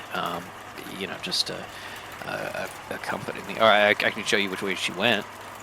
Is he addressing Cal as Elise or May as Elise? No, addressing May as Elise. He did that thing where he was like, Cal, answer to your question, talking to Elise now, entirely focused on Elise. How old does Cal look to herself? Cal looks to be, it's hard to tell physical age, but you think that Cal is probably in her 30s, like fresh back from the catacombs. Yeah. Just became a full cleric. Elise hasn't left for her pilgrimage yet, but is past the point of being considered for the Deathbringer and is still super salty about it. Yeah. Cal's like, who the fuck mutinied against Tinnitus in this weird little pocket dimension? Also, Umbra is younger than you, so he is like 14. He wasn't raised in the temple because Cal was the youngest one when she was. Yeah, no, he wasn't raised in the temple. He was a transfer later on. He transferred in this if this timeline was real, he transferred 2 years ago. He's had a crush on Elise the entire time. In the future, after Elise leaves, he transfers the crush to you. Unfortunate. Right, the new abbot. How have you been adjusting? Well, it's been it's been a number of years now, but it's still the new abbot, because my old abbot she was so old. I guess it's like my new abbot, Sorry, I'm still kind of adjusting. Well, remember that you are our brother and sister, and you know that language is not encouraged. Not that I'm not reporting it. I'm just reminding you. Oh, yes, of course, Sister Caliginus. I just I wanted to specify kind of who I was talking about, because it seems confusing sometimes to be brother and sister, and it's there's a lot of them. So who are you talking about? And yeah. So yes, we'll be going now. Goodbye. Elysium, do you want to? Okay. He absolutely doesn't call Elise Sister Elise, because that's weird to someone who has a crush. And you just go. You go out and leave him alone. Hal looks back at May and it's like, what are you getting out of this? Did I just meet some sad little man from your childhood? May is seeing exactly what Cal is seeing. This is the first time that you are not tripping balls. Yeah, but May looks like a younger version. Yeah. Yeah. May looks down and sees that her tattoos are completely gone, and looks at Cal and is like, what the fuck is happening? What is this? It was happening to me a little in the previous trip.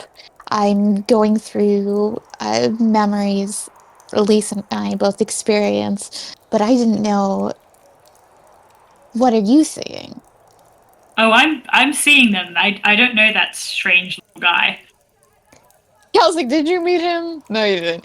No, that's fair. Strange. Yeah, he's in Canada. If you ever want to meet him again, Oh, I'm sure I'm fine. he seems enamored by you, seeing as you are taking Elisa's role in this memory, which is bizarre. I see you as you are, or as you were, I suppose.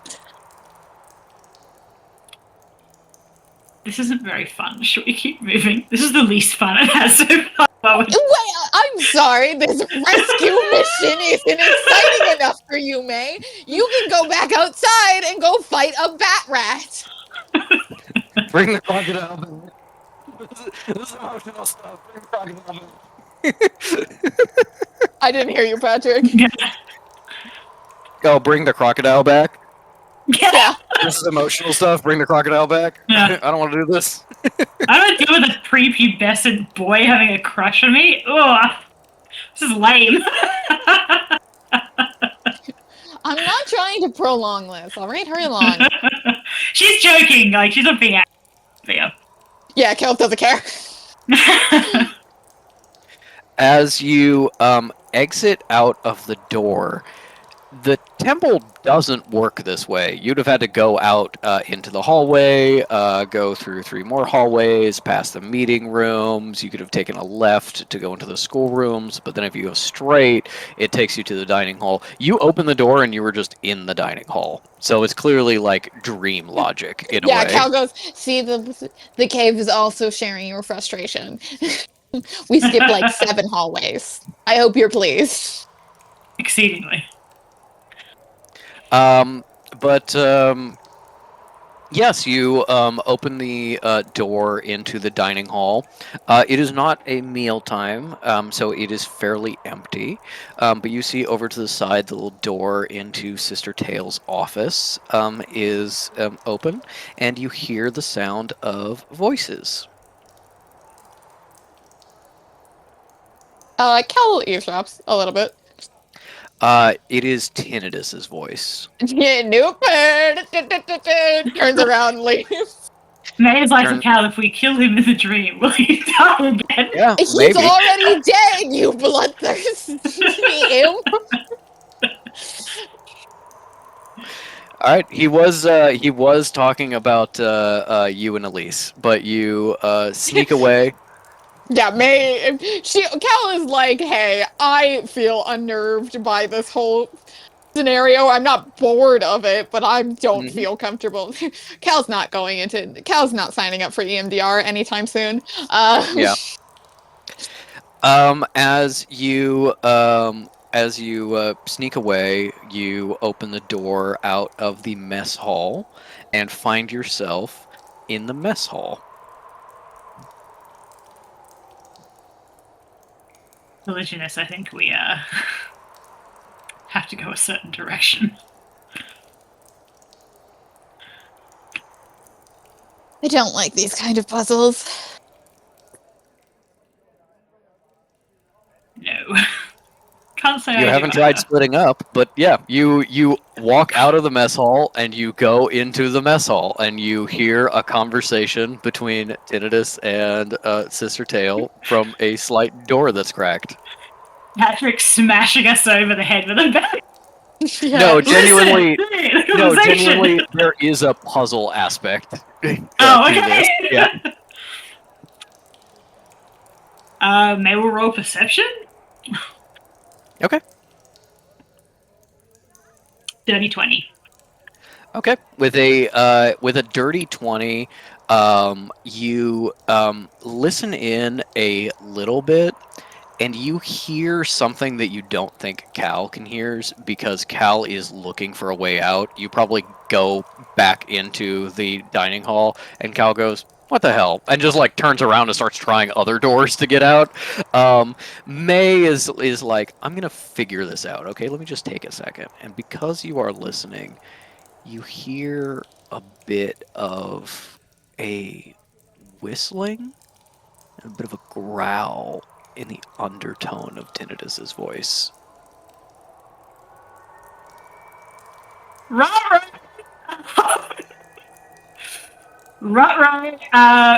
May is the next time, like, I'm imagining Portal style, just like pacing the same, effectively, like, Yeah. May, like, May reaches goes out and outside the stops door her. being like, Tone loved you. Tone thinks you're so hot. Tone wants you to call. May, like, reaches out and grabs Cal as she passes. Says, I don't know if Tinnitus is quite as dead as we thought. Oh, I know, there was never part of me that didn't think he would find a way for his soul to continue on out of pure spite. I hope he is nowhere near Elise, so let's get her out of here. I fear he's close by. Well, let's resolve this then. Did that dirty 20 get any other sort of clues? If you want to instead of fully approaching the door, you want to kind of get an angle to look inside, that dirty 20 will get you more information. Cal, Sure. Just also, by sound though, that's what you're getting. my also idea is that Elise is what Tinnitus wants, so the idea of being May being a fake Elise, while Cal goes out of her way to be like Elise while Tinnitus is distracted is kind of where I'm going.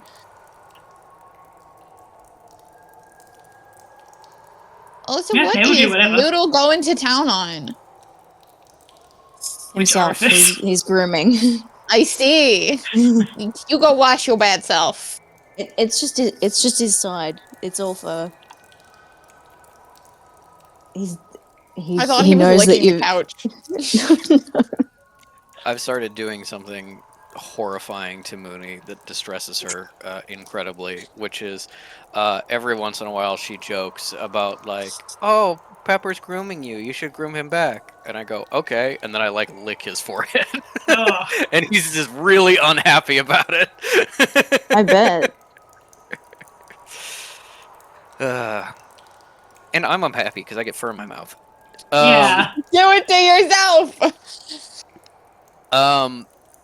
As you were kind of stepping away, trying to get a angle on the room, May, you hear that first of all, it sounds like English to you. It's possible they are speaking in French. You realize Tinnitus is using kind of simpler words as if his vocabulary is not super big, but you understand it perfectly, as Elise would have. And as you approach, you realize it's repeating in a way. It's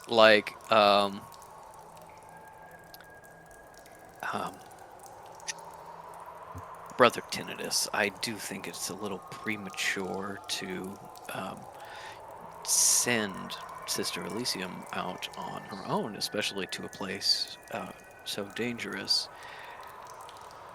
No, I think it is time. Time for them to separate, to rebuild the American temples.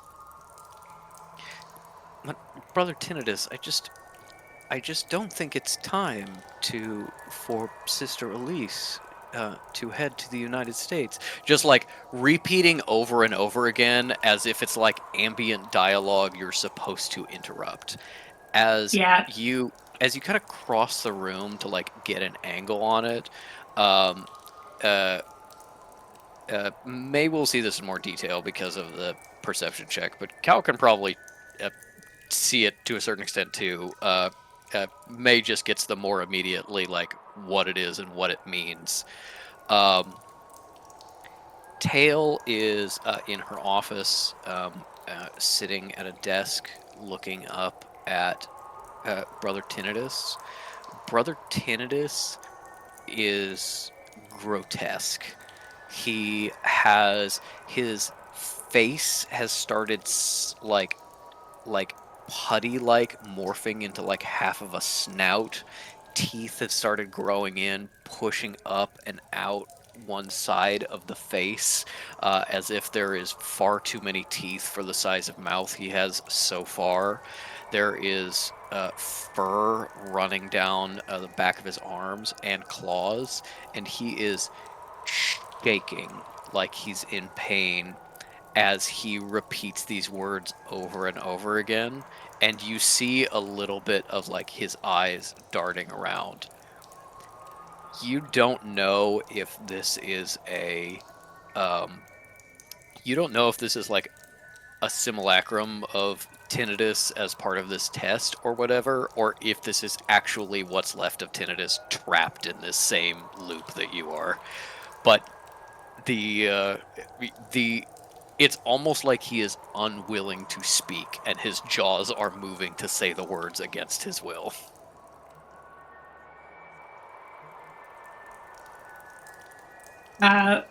May says to Cal, I really don't want to go in there, but I think we have to.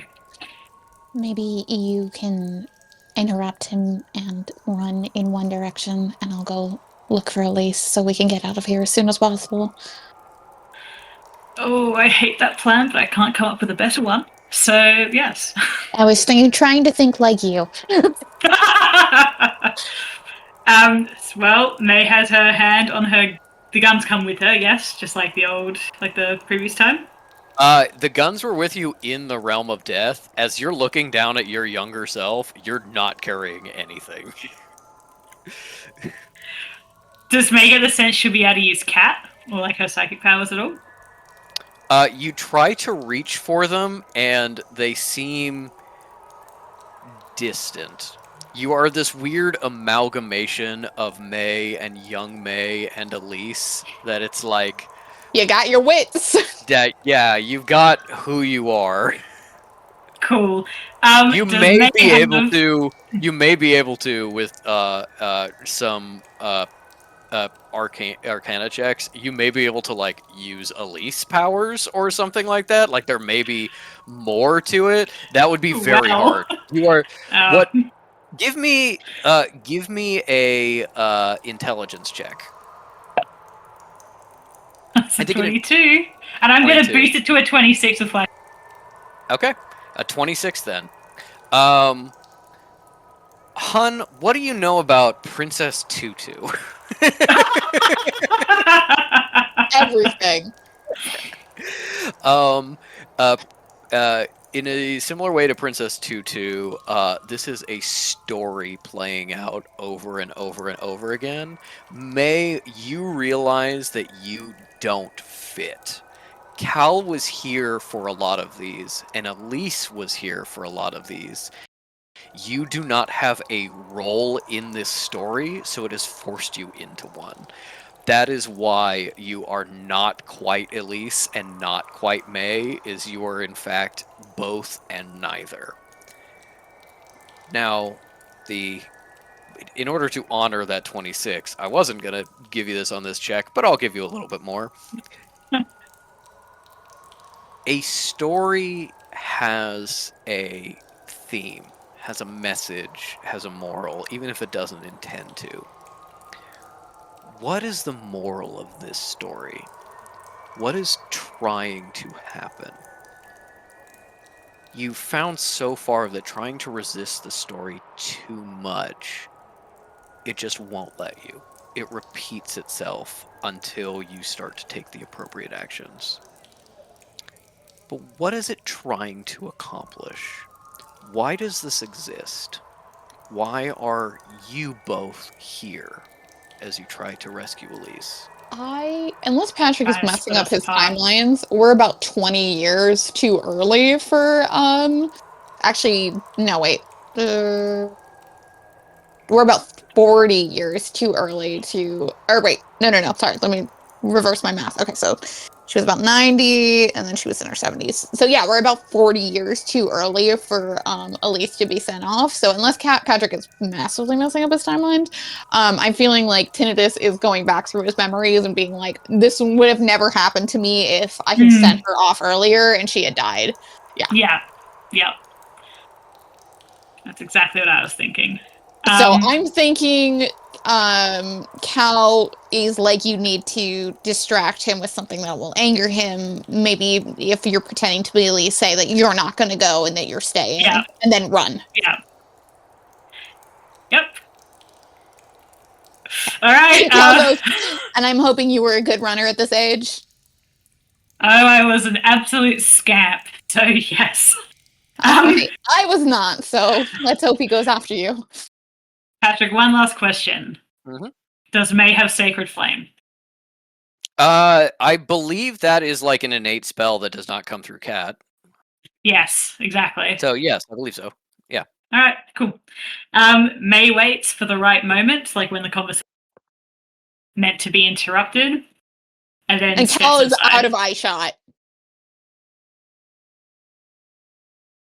Okay, Cal stays out of eye shot.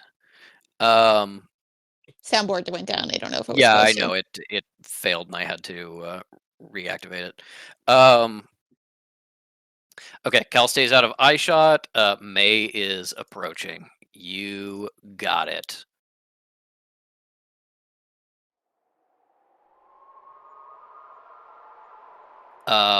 As May approaches, you see Tinnitus. You see Tail rather recognize you and look up and go, "Oh, here she is now."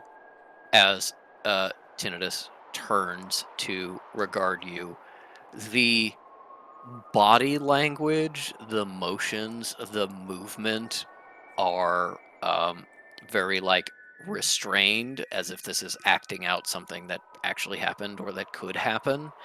The eyes are like wild and like pinpoint focused on you as soon as you come into the scene. So there's a really great Australian term, and the phrase is shaking like a shitting dog. And that's what I'm imagining. Shaking like a shitting dog. Jesus Christ. That's such an Australianism. That's exactly what I'm picturing. All right.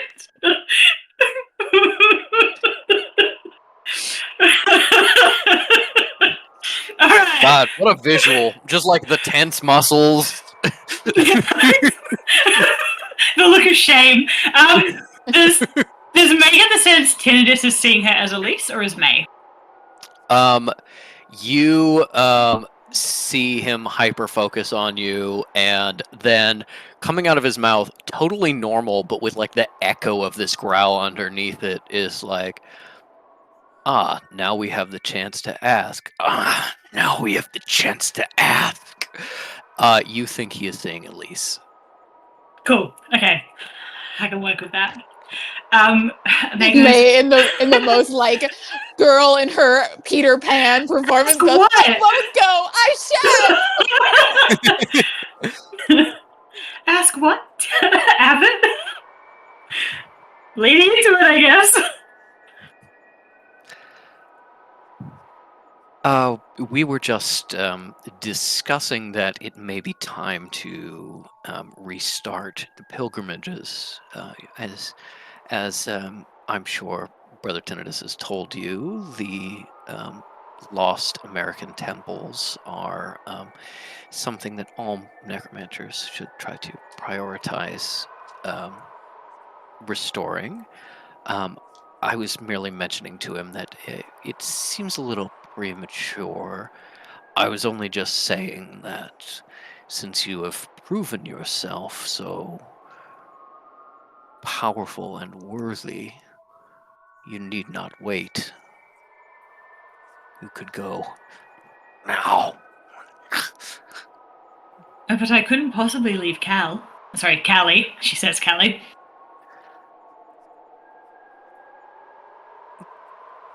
Sister Denier will make her own way. I know that you have had her under your wing um, all her life, but can she really grow if that's always the case? Of course, it is so important for Glitchness to become a necromancer in her own right. Cal pressing the door, like, oh, he was hoping he could have groomed me more. I gotcha. May's like, shut up, shut up, shut up. You see Tinnitus's eyes flick over to the side. Cal is hiding on. It's like, no, no, no, focus on me. May says, "Oh well, of course, but I'd like to see that happen." Sorry, you're cutting out. May says, "Of course, but I'd like to see that happen myself and provide support to her where I can." That is a noble goal, and I perhaps would agree with you. Noble goals are well and good, but they do not a necromancer make. To not travel would be to squander your potential. May kind of, I'm imagining, is quite close to the closed door, kicks at it lightly, like 3 times, of like get ready, and says, "Perhaps you misunderstand me. I'm not fucking." Elysium Tithe. This was an order from your abbot. You can take that order and stick it up your ass. I'm not going. Jumps at you like he's going to tear you to pieces. Yeah, start running. Yep. Cal waits until there's like a short, like, head start on that side, and enough that he'd still be in earshot and being would consider turning around, but probably won't. She yells at the top of her lungs, "Elise!" The sound of Elisa's name echoes out around you far longer and with more resonance than it ever should in this room. And you hear a door unlock. And you look over and see one of the alternate doors, one that in reality is one of the side passages to some of the workrooms, crack open just a little bit as Tail just sticks her head out and says, "Brother Tinnitus? Oh, Sister Calichinus, what's happening?" And as Tinnitus chases May out of this room, Cal feels the reality of this place warp and twist, like the focus of the story is going with May and Tinnitus. You may have an opportunity without the focus on you to slip between the cracks. Yeah. Cal genuinely sends a quick prayer May's way of like saints protect her, and then goes towards the door that unlocked. As you slip in through the door and it closes behind you, you find your room, your cell. Not the one that you shared with Elise when you were younger. This is after the point when you've been separated, sort of forced against at least Elise's will to have her own room. And so this is your space that you see here. Your old desk, the old books you studied, your pens and papers and quills, few bones, some keepsakes from the catacombs, others experimental pieces for magic you're working on. You see a framed photo of yourself and Elise, and as you step away, you hear a knock on the door behind you. Um.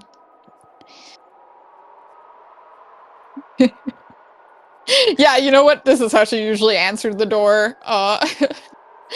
In Slam it open and go, what? no, better. She goes, "I'm not here." Callie.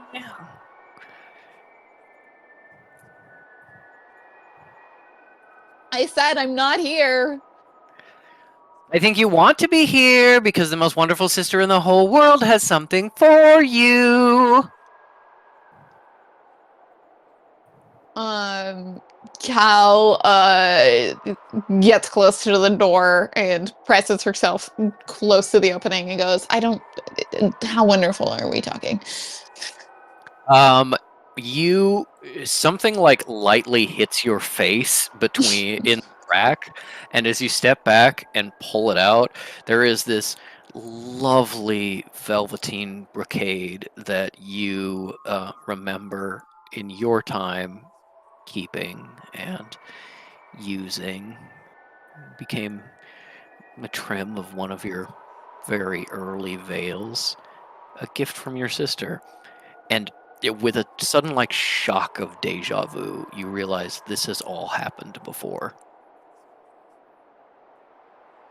Cal goes to open the door. Elise slips in and is taking the bolt of cloth, unrolling a little bit, dramatically draping it over an arm for you to look at. Ooh, ooh, ooh. Snatch it out of her hand. And Mhm. as you're feeling it and you're remembering how this happened last time, you know Elise has some bad news for you. Does Cal? How deep in the illusion is Cal right now? As you look down and see yourself, it's not young you anymore.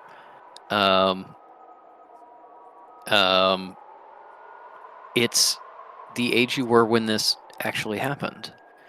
Because this is the day. This is the day that Elise says goodbye. The day she tells you that the pilgrimage is finally happening. She's been preparing you for it, but this is when she finally says goodbye. She leaves. It's the last time you saw her for a long time. And I feel like you are immersed in the scene, maybe because of the magic, but also because of how strong this memory is. Yeah. How important it was to you. I think she goes over and pets the fabric and is first just like very like ooh, just being like, "It's wonderful. What did you do? What's happening? What is he doing to you?" Well, it's more of an opportunity. You hear your old sister's voice, which you realize you haven't heard in a long time, without the Fake American accent. fake American accent that eventually she did so often it became a real American accent.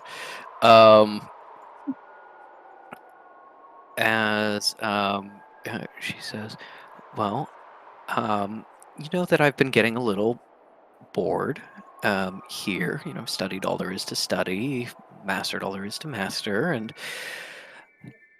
tinnitus is not dying yet, which is unfortunate. So it seems like it's a good time for me to try a new adventure."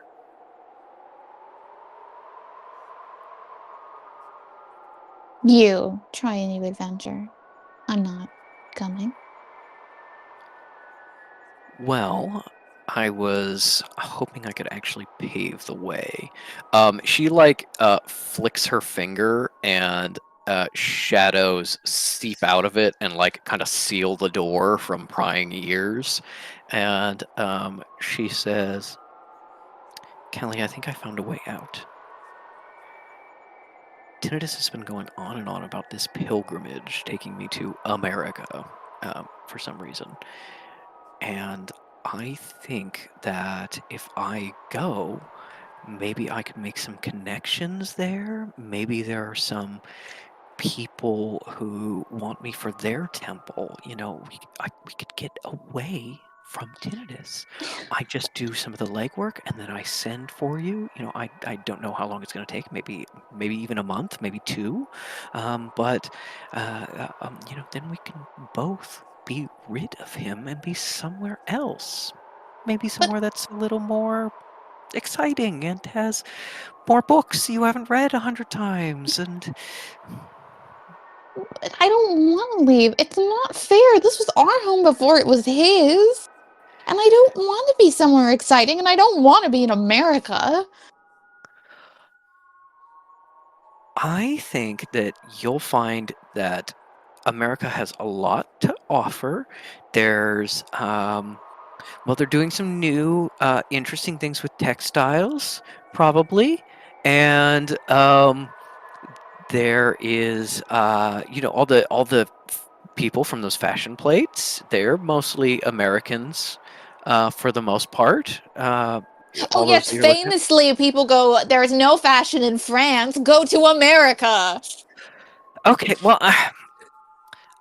I'm just saying that it seems like I have avoided this trip long enough, and I don't really have a choice unless I want to get perhaps a bit physical. So I'm just, Physical hell. oh, well, um, those rumors of tinnitus yelling at one of our uh, siblings over something. He was yelling about 2 days ago. It was really loud. There was a bunch of rumors. We were all trying to find out who got in trouble. It was me. I got in trouble. I pushed him over the altar when he told me that I had to go, and I guess I'm in trouble now. So I can, I guess, push harder next time. Hope he cracks his head open or something. Thanks. I thought you were trying to say that he was trying to sell you off. Is he trying to sell you off? Is there some I American that he's trying to marry you off to? I don't think so. There's not a lot of American necromancers, and from my understanding, they're all pretty weak, so I don't think they could handle me. But No, I do. I think he would realize that was the problem. But I think maybe he sort of gave up on the marriage thing after the.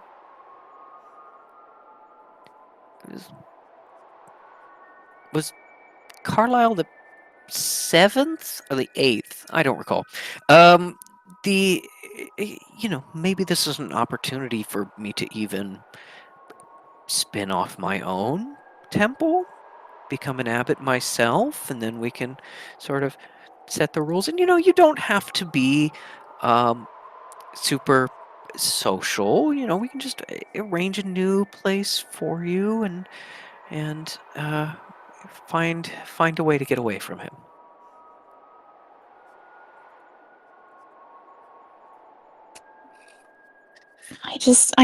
I want to be where you are, but I don't want you to leave, and I hate this. How am I even supposed to find you?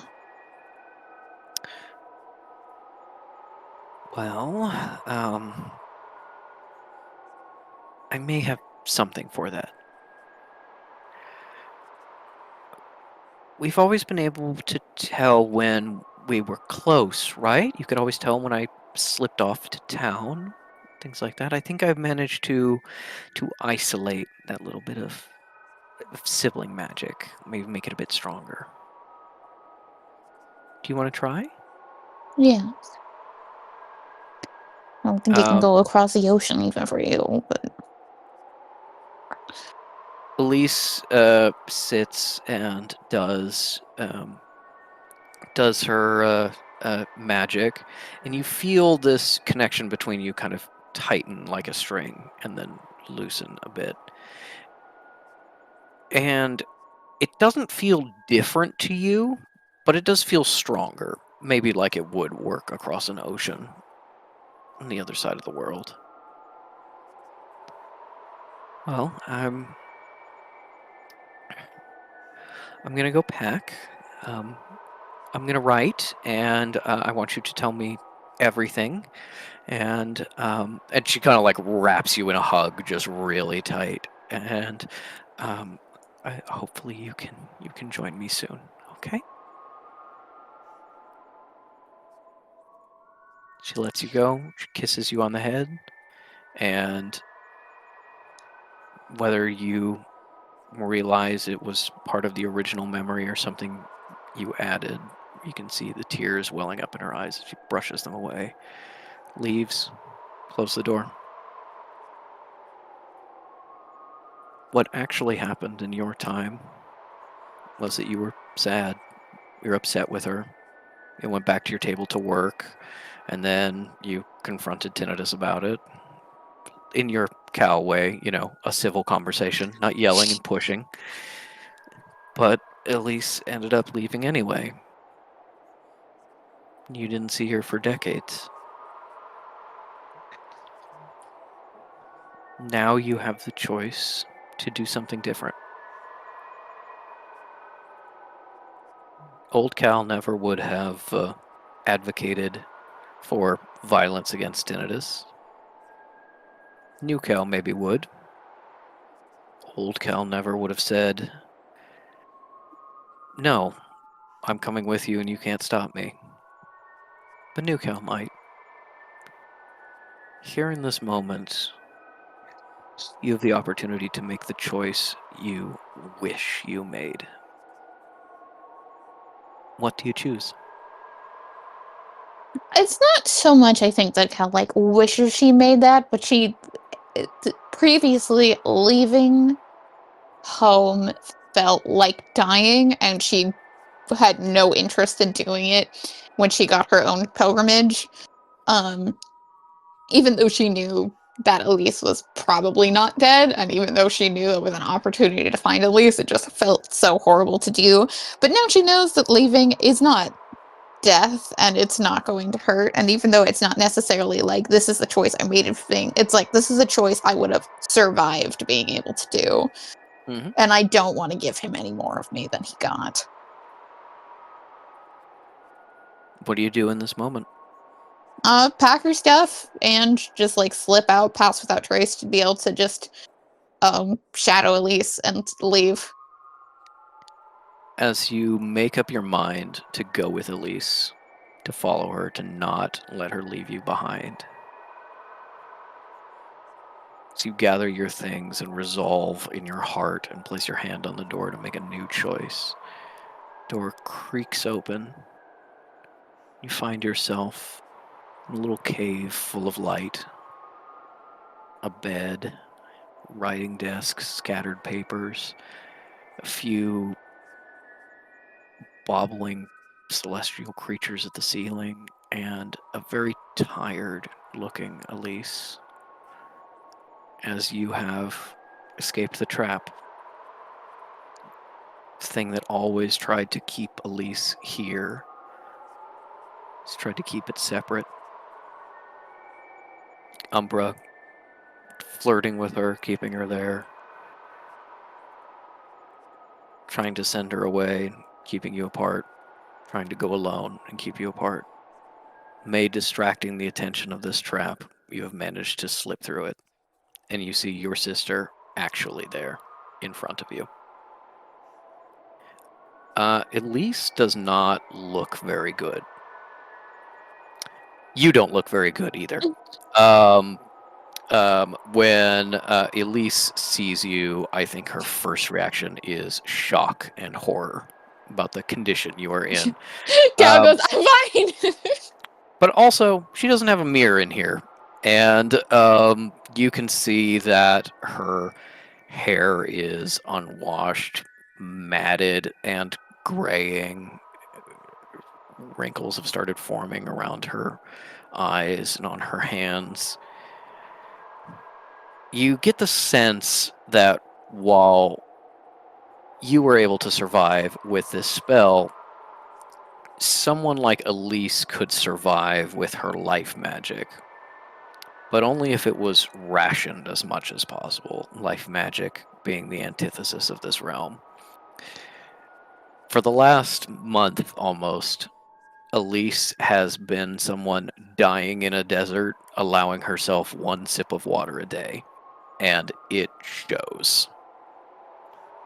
And as she sees you and gasps, "Cow!"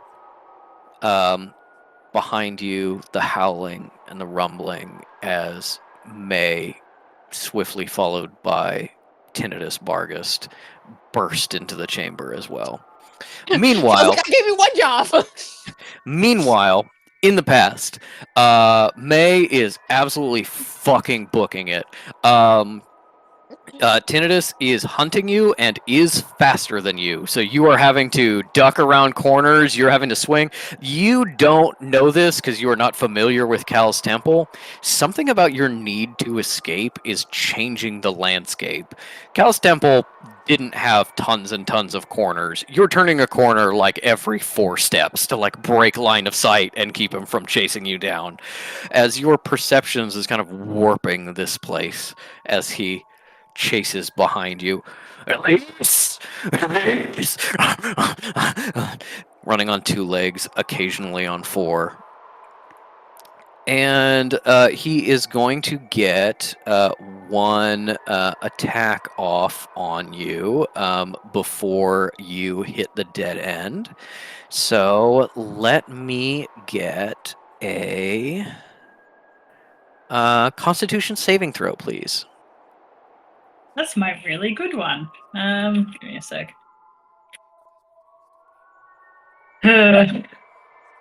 16. 16. All right.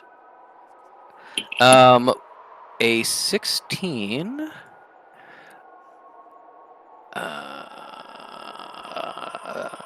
does not save. You needed an 18, unfortunately. But with a 16,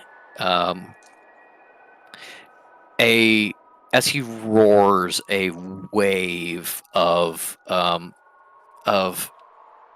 dark energy sprays out of his mouth and shakes you, shakes the building. You feel things like falling apart around you, and as you run, you trip a little bit. Not enough to fully fall down, but enough to slow you just a little bit. You take...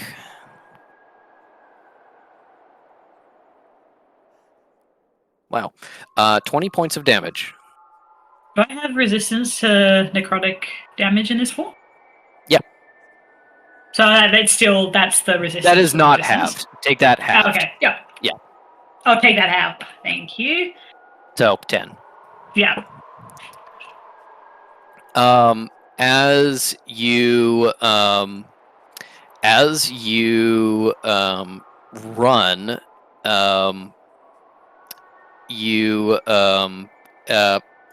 you feel the place falling apart more and more around you, and eventually the calls behind you stop being Elise, Elise, Elise. They start being you, as some of the illusion starts to break apart.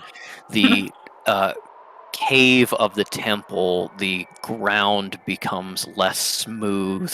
The rocks start to take on a bit of a grayish, bluish hue as it morphs from Cal's temple to the caves of the realm of death.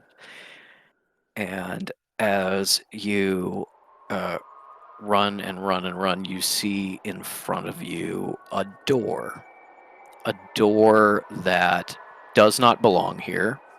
A door that is incredibly out of place. Nice pale woods, brass handle, inscribed with a number of symbols. And at the top of the door is a like black cut silhouette, a cameo of sorts, of Elise's profile. The lock to this puzzle, the seal hidden away. And it's the only way forward as you run for it. It knows an obvious direction. Mm-hmm. Give me a sleight of hand check to try to open it before Tinnitus bashes into you. Oh god. Give me a sec. Ooh, that is a 17. A 17, and then you were saying other things? Oh, you're going to use Flash Genius to 21? Yeah. All right. Let You are pulling on running from soldiers in downtown Cairo. You are pulling from escaping from grave robbers on that job in Iraq. You are running. You twist the handle at the exact moment you hit your shoulder against the door, and you just pop it open as you run through. You, for just a second, see a chamber. Hal and a very tired and haggard-looking Elise looking at each other in a little room before the door behind you smashes into splinters as Tinnitus Bargist runs through. And with that, I need everyone to roll initiative. We gotta go.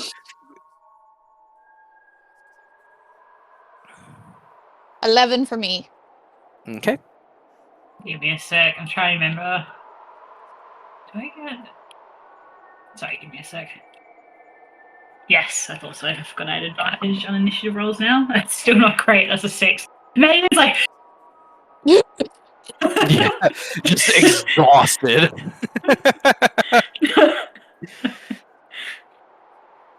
All right, let's see this.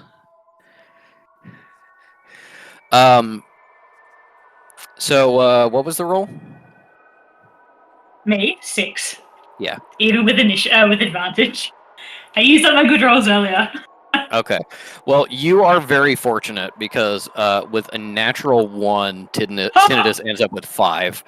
Looser. Yes, absolutely.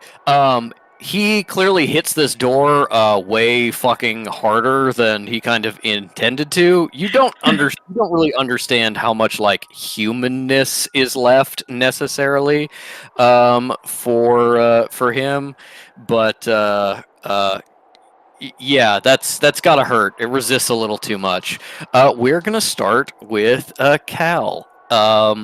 Tinnitus Bargist is in front of you. Looks like a weird, fucked up half dog man as he sees you and Elise and May, the objects of his attention and desperation. What you doing? Yeah, Cal yanks Elise by the hand and just like runs out the way she came. You are looking around. This is a sealed environment as far as you can tell. The door that Tinnitus has burst through, the door May ran through, and because of the way you're standing, the door you came through when you came to get Elise, behind that door disappears into the tunnels. You think that is the way out. This was a cage meant for Elise, and a door out probably did not exist until this moment, until you solved the puzzle.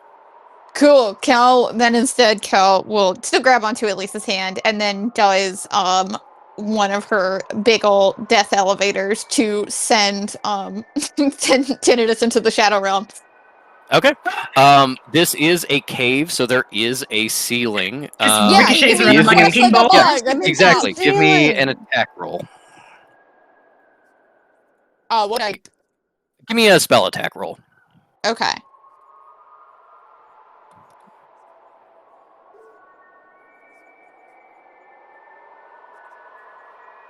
So that would be my plus spell attack bonus?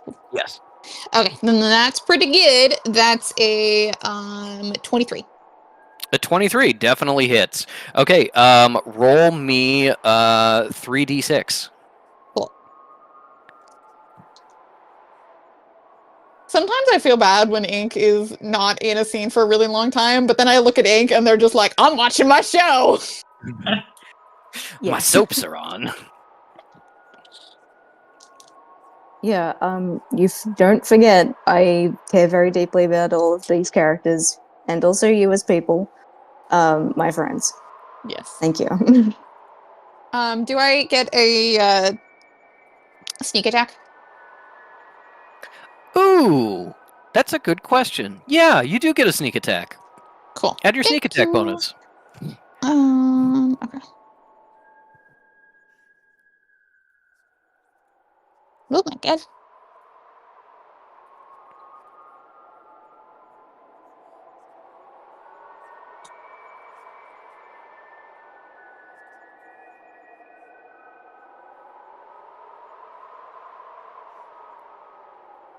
That's gonna be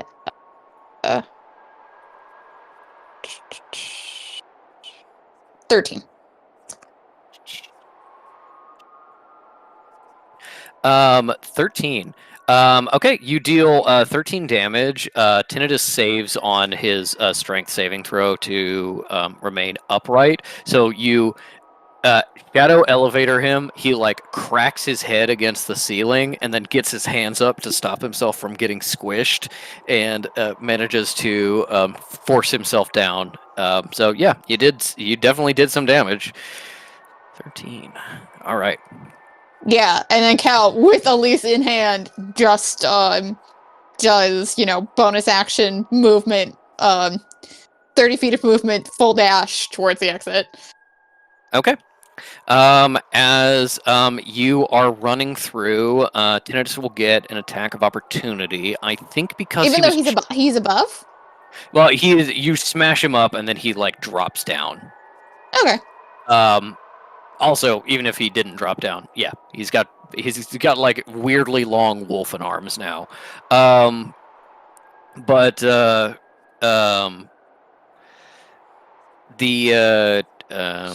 the object of his obsession most recently was Elise, as he was trapped. So I think the attack of opportunity is going to be on Elise rather than on Cal. Let me do that.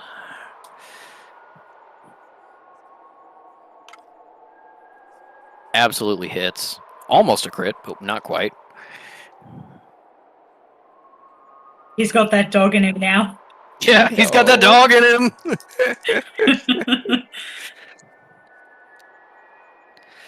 Do you think Tone would be into this? I was gonna say, hey, Tone, we saw your ex. He got that dog in him.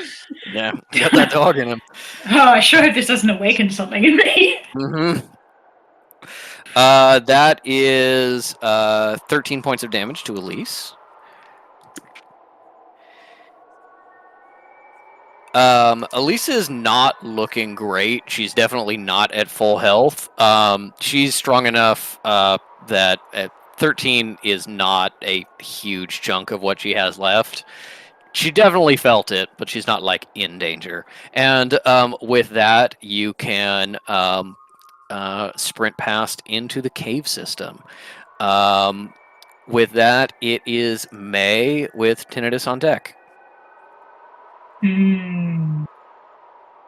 And I will say, you are fully out of the illusory trap now. You have everything you had when you were in the Death Realm before. Hell yeah. Okay. Can I do a free perception check to see if it's a... I'm sorry, it's so bad today. You said free perception check for something. Yeah, can I get a free perception check to... Maybe it would be a cartography check. Basically, how close are we to the exit? Is it like a short, quick run, or... I think that would be a cartography check because you were the one helping manage the map. Yep. 16. 16. With a 16, there is a slightly more direct path back, Okay. then the way you took here, it's not particularly close. If you ran for a while, you would get to the closest sanctuary. Actually getting fully out of here will take a little bit longer. Okay. Then in that case, on that free perception check, is there only one way out? Or are there like branching off places moving forward? Or rather behind May? Behind May, you just kind of like look over your shoulder. You only see the one tunnel. That doesn't mean there is only one tunnel, but you only see the one tunnel as of right now that Cal and Elise are disappearing down. Okay. Sorry, I'm looking through my spells. Do I want magic gun or do I want brutalize this man? Both good questions. Yeah. I think because this is something that will actually be useful as well as do damage. May is going to cast Mind Spike and push it up to a push it up a spell point, which is a Wisdom saving throw for May, and he has to go over a. But even if he succeeds on the save, Even if he succeeds on the save, what? I'd still do damage. Okay, so he needs to get a 16 with a Wisdom saving throw. Which I'm sure he will.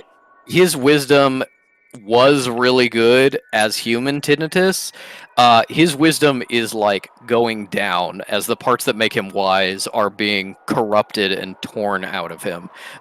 So he had a +5 to wisdom. At this point, he now has a +3 to wisdom. Oh, how sad. Absolutely fucking missed. Hell Didn't even come close to rolling that properly. Hell yeah. Oh. Okay. So what happens when he gets a natural 1? Well, he doesn't succeed. I can tell you that much. Explodes. May mind spikes him and his brain flattens. Okay, let me do my damage. So Andy sniped us and got her brains all of everywhere, and May snipes tinnitus May's like, and that's gets a good idea, actually. I'll do that one. Get So better. Right? So that's a 21. But the important part of this spell is that so long I'm on the same plane as tinnitus, I know where he is at all times, even if he becomes invisible. Very nice. And then May is gonna fucking book it. All right, fucking book it. That brings us to tinnitus with Elise on deck. Elise was surprised by 2 people and a weird dog bursting into her prison cell. So she didn't get to use her first round. Now she's starting to recover. Tinnitus already used his reaction, so he can't take an attack of opportunity against you. And instead, he is going to try to chase you down.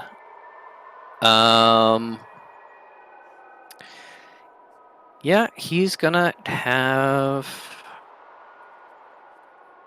Yeah, pretty much that. Okay, cool. Tinnitus is going to chase you down. His movement on the straightaway is higher than yours because he has a speed of 35 feet right now.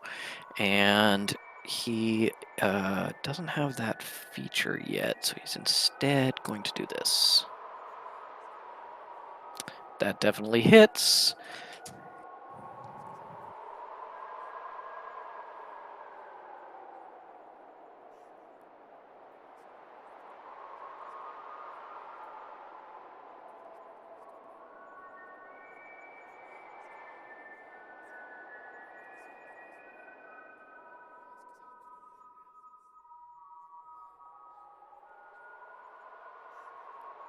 Hold on. There we go. Okay. he is going to run up and try to bite May in the back of the neck. That is 17 points of damage to May. Yes, doesn't have that ability yet. So nothing else for his turn. He is just able to bite May and is chasing you down this tunnel. May's like, I knew you were jealous that I became High Cleric and You give me an insight check.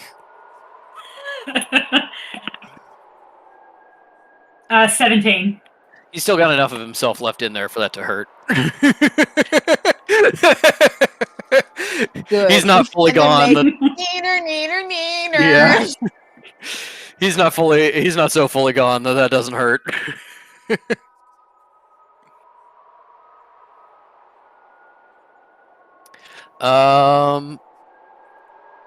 All right. That is going to be the top of the round with Elise and Cal on deck. As Cal is running, dragging Elise behind, she is really a dead weight at first, and then she starts to run along with you, and she goes, Kelly, you're really here. I thought I felt you, but you're actually here, and the message came through, and I love you so much. And she like tries to hug you while still running at the same time, only able to do half movement because now is not the time.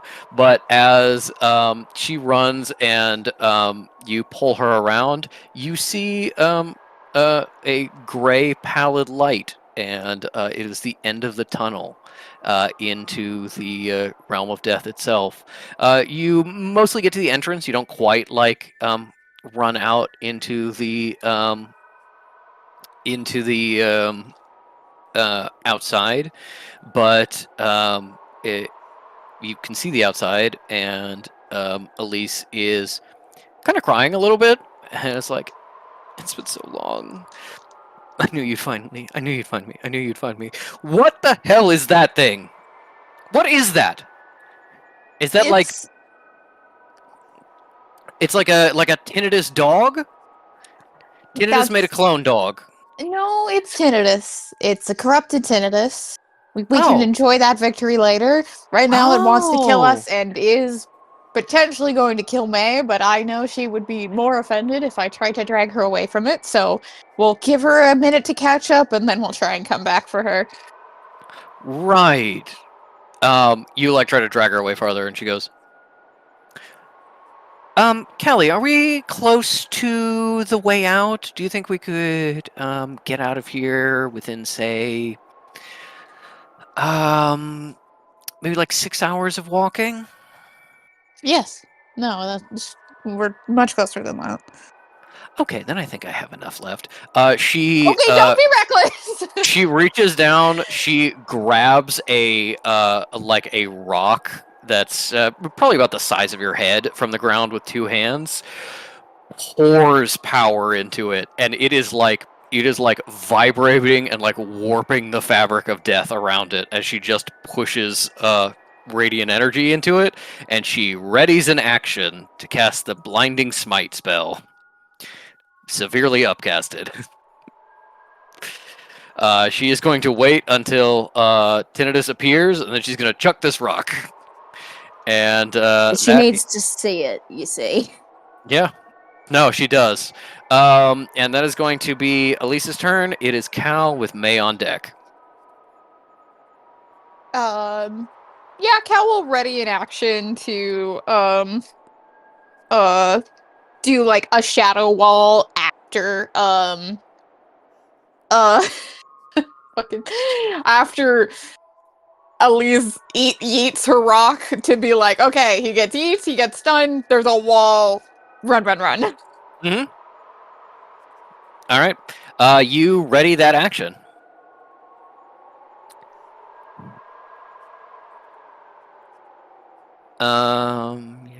Okay. That is May's turn with Tinnitus Tinbargust on deck. Can May see the end of the tunnel? You can't see it right now. If you use probably about 15 feet of movement, you can see it. Yeah, okay. May does that, sees the end of the tunnel and goes, I'm just gonna fucking keep booking it. And we use up her action for double. Okay. Entirely using your action for double speed that allows you to pull ahead of Tinnitus. You round the corner, you see the girls on the outside. You can reach them and actually run past them a little bit to get to safety. You've been running pretty much nonstop for a little while now, and you're probably breathing pretty hard. So I would not be surprised if you kind of like get behind Elise holding a big rock and it's like, okay, quick break. This is a good spot. This is a good spot. Then that is Tinnitus with Elise on deck. Tinnitus has cunning action, so he's going to dash as a bonus action. That brings him in sight of the entrance, which then he can use the rest of his movement to get to the entrance. About 10 feet away is when May can launch that. So May chucks a rock in his face. I rolled just a moment ago, and she got a 19. Does May chuck a rock into this face? What? Apparently, May is chucking this rock. Oh, Elise, sorry. Elise goes, everybody chuck rocks! And May's like, everybody chuck rocks, I mean, honestly, yeah. Hey, I'll throw it a bitch, why not? Yeah. Elise chucks this rock. She got a natural 19, which is, because this is physical labor, is an 18. But still manages to hit. And now I need to roll damage. Okay, so that is... How many dice do we reckon he's rolling? I need a lot of d8s. 4.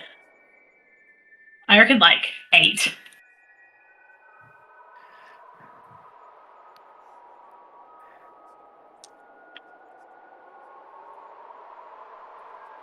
The rock is so heavy that like it stops the momentum just running, so it slams into his face and his body like carries on. He's then like rolling along the ground. Mm-hmm. Need one more. That's the right number? Yes. Okay. 8d8s. Hey, I got it. Just for damage. We'll call that the Vriska circuit roll. I don't know your memes and references. Don't worry about Yeah. it. Homestuck is nothing to me. Yeah, sorry. It is a roll that she literally makes. She has 8d8, and yeah, don't worry about it. Ellie, if you didn't know, the team behind Hell of a Boss and Hazard Hotel I'm aware. I'm aware. Me and Ike just kind of sat there like, That can It's just not happen over there. I'm not looking that way. Mm-hmm. It's just a property I personally wouldn't adapt to cartoons. It's a property that is, as far as I have heard described from people, unadaptable. Yeah. Oh, yeah. Yep. So it's interesting that they're choosing to adapt it. I assume because they don't plan in even their wildest dreams to get to the end. Yeah.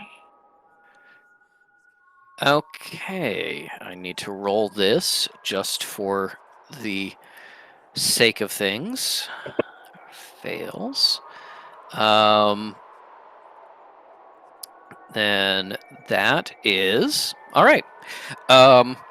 Elise does 31 damage to Tinnitus, which because it is radiant damage in the realm of death is quadrupled to 124 damage.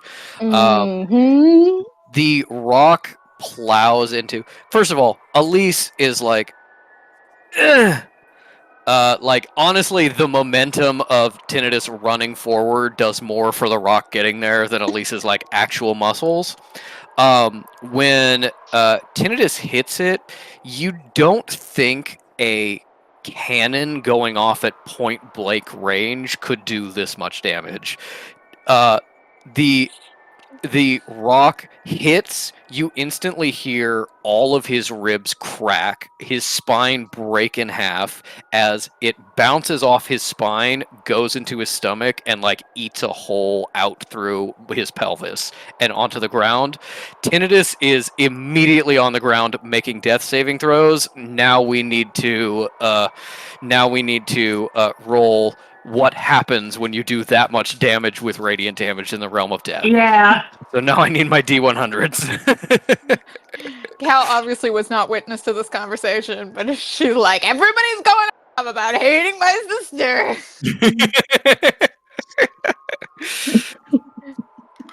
And then you have a problem, and then you go, please help us. Okay.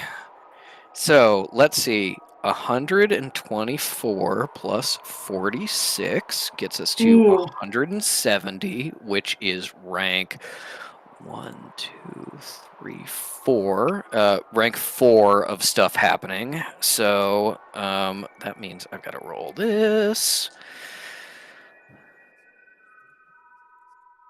It looks like the scene in Arcane where the molecule is like refracting everything. It's just fucked. Yes. No, it's like the source, the arcane, just like changing everything around it, and everything gets fucked up. Yeah. We end up briefly in Lobster versus Death Realm. Mm-hmm. Possibly, certainly possible. Okay, which means I need to do 2 rolls and then do my God. most extreme version of both of those rolls. So that is a 3. Cool. That is a 1, which means I roll twice. Oh no, at the start of each of your turns. Okay, that's interesting. All right, cool. And the first effect is going to be that way. Okay, cool. All right.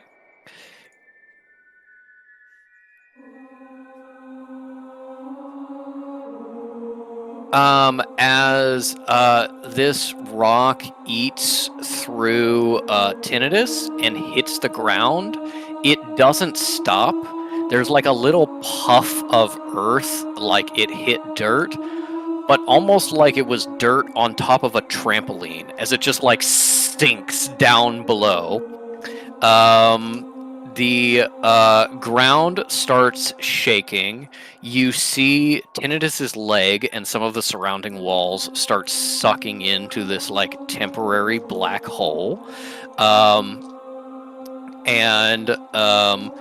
As waves of energy resound out through the realm of death, you can feel every single creature in this realm notice and turn to look at Elise.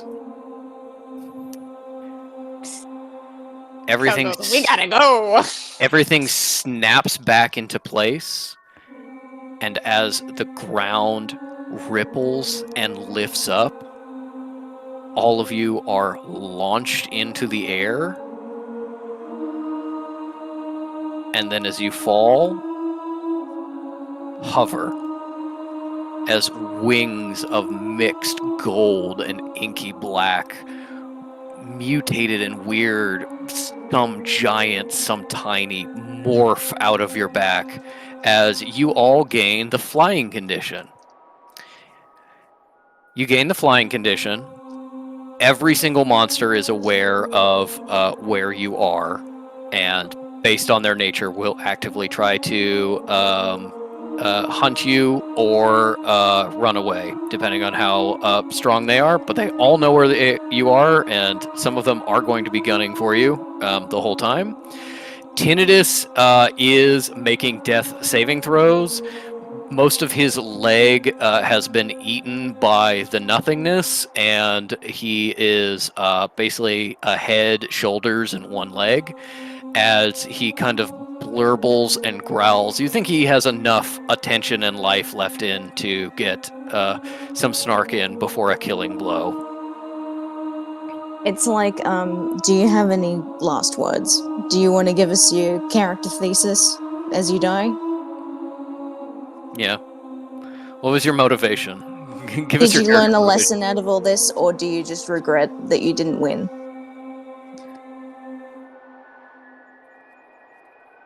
It's Cal like, does not want to so- pay any attention to this man.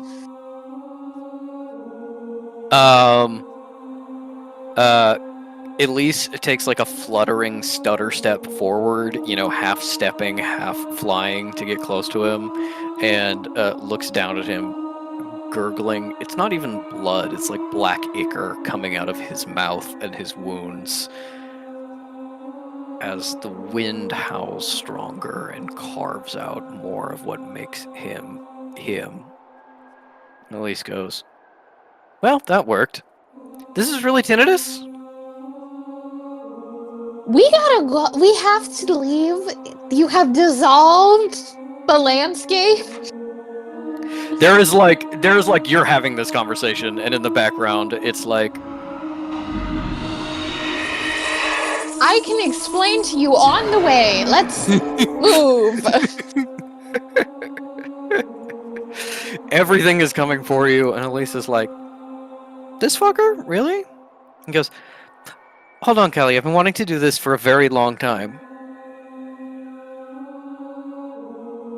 I hate you. We're free of you, and we will never mourn you. We will never think of you again because ultimately you were insignificant. Goodbye, brother Tinnitus."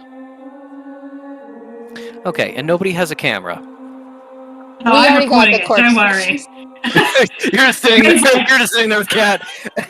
Also, I like that somehow the only times May has ever interacted with Elise close up, she's being as based as fuck. I was like, no, I'm getting it, don't worry. Truly, like, created in a lab to have the best possible adventures with Elise. Fish is like, I fucking hate her, and Cal, and May's like, whoa. Guess you hate women. Yeah. It's just because she didn't want to fuck. Yeah, Yeah. because she's unfuckable. Fuck you, Yeah. Fish. Misogynistic fish. Yeah. It's the 50s! Elise finds out you're recording, hears the sounds of truly thousands of horrible creatures converging on your location, and goes, "Right, sorry," turns around, light shadow spear through his head. And just, he's fully dead, does not exist anymore. Tinnitus is fully no more. Okay, And let's he's go. like, Elise grabs both of your hands, and you fly away. Elise has Yeah. the, like, girl who's going to be okay meme Yeah. face. Girl is going to be okay. May is like, woo! Cal is like, we're so far off the ground. There's so many things chasing us.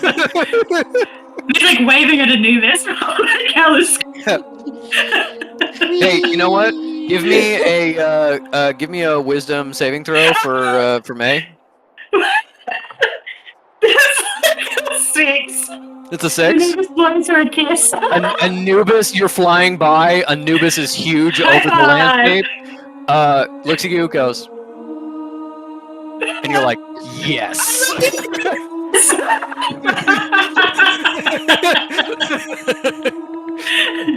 Dream achieved. Yeah. Hell yeah. As you fly out of the realm of death, you kind of just to squeeze a little bit to get through the tunnels, and you end up crunching on rocks, the sound of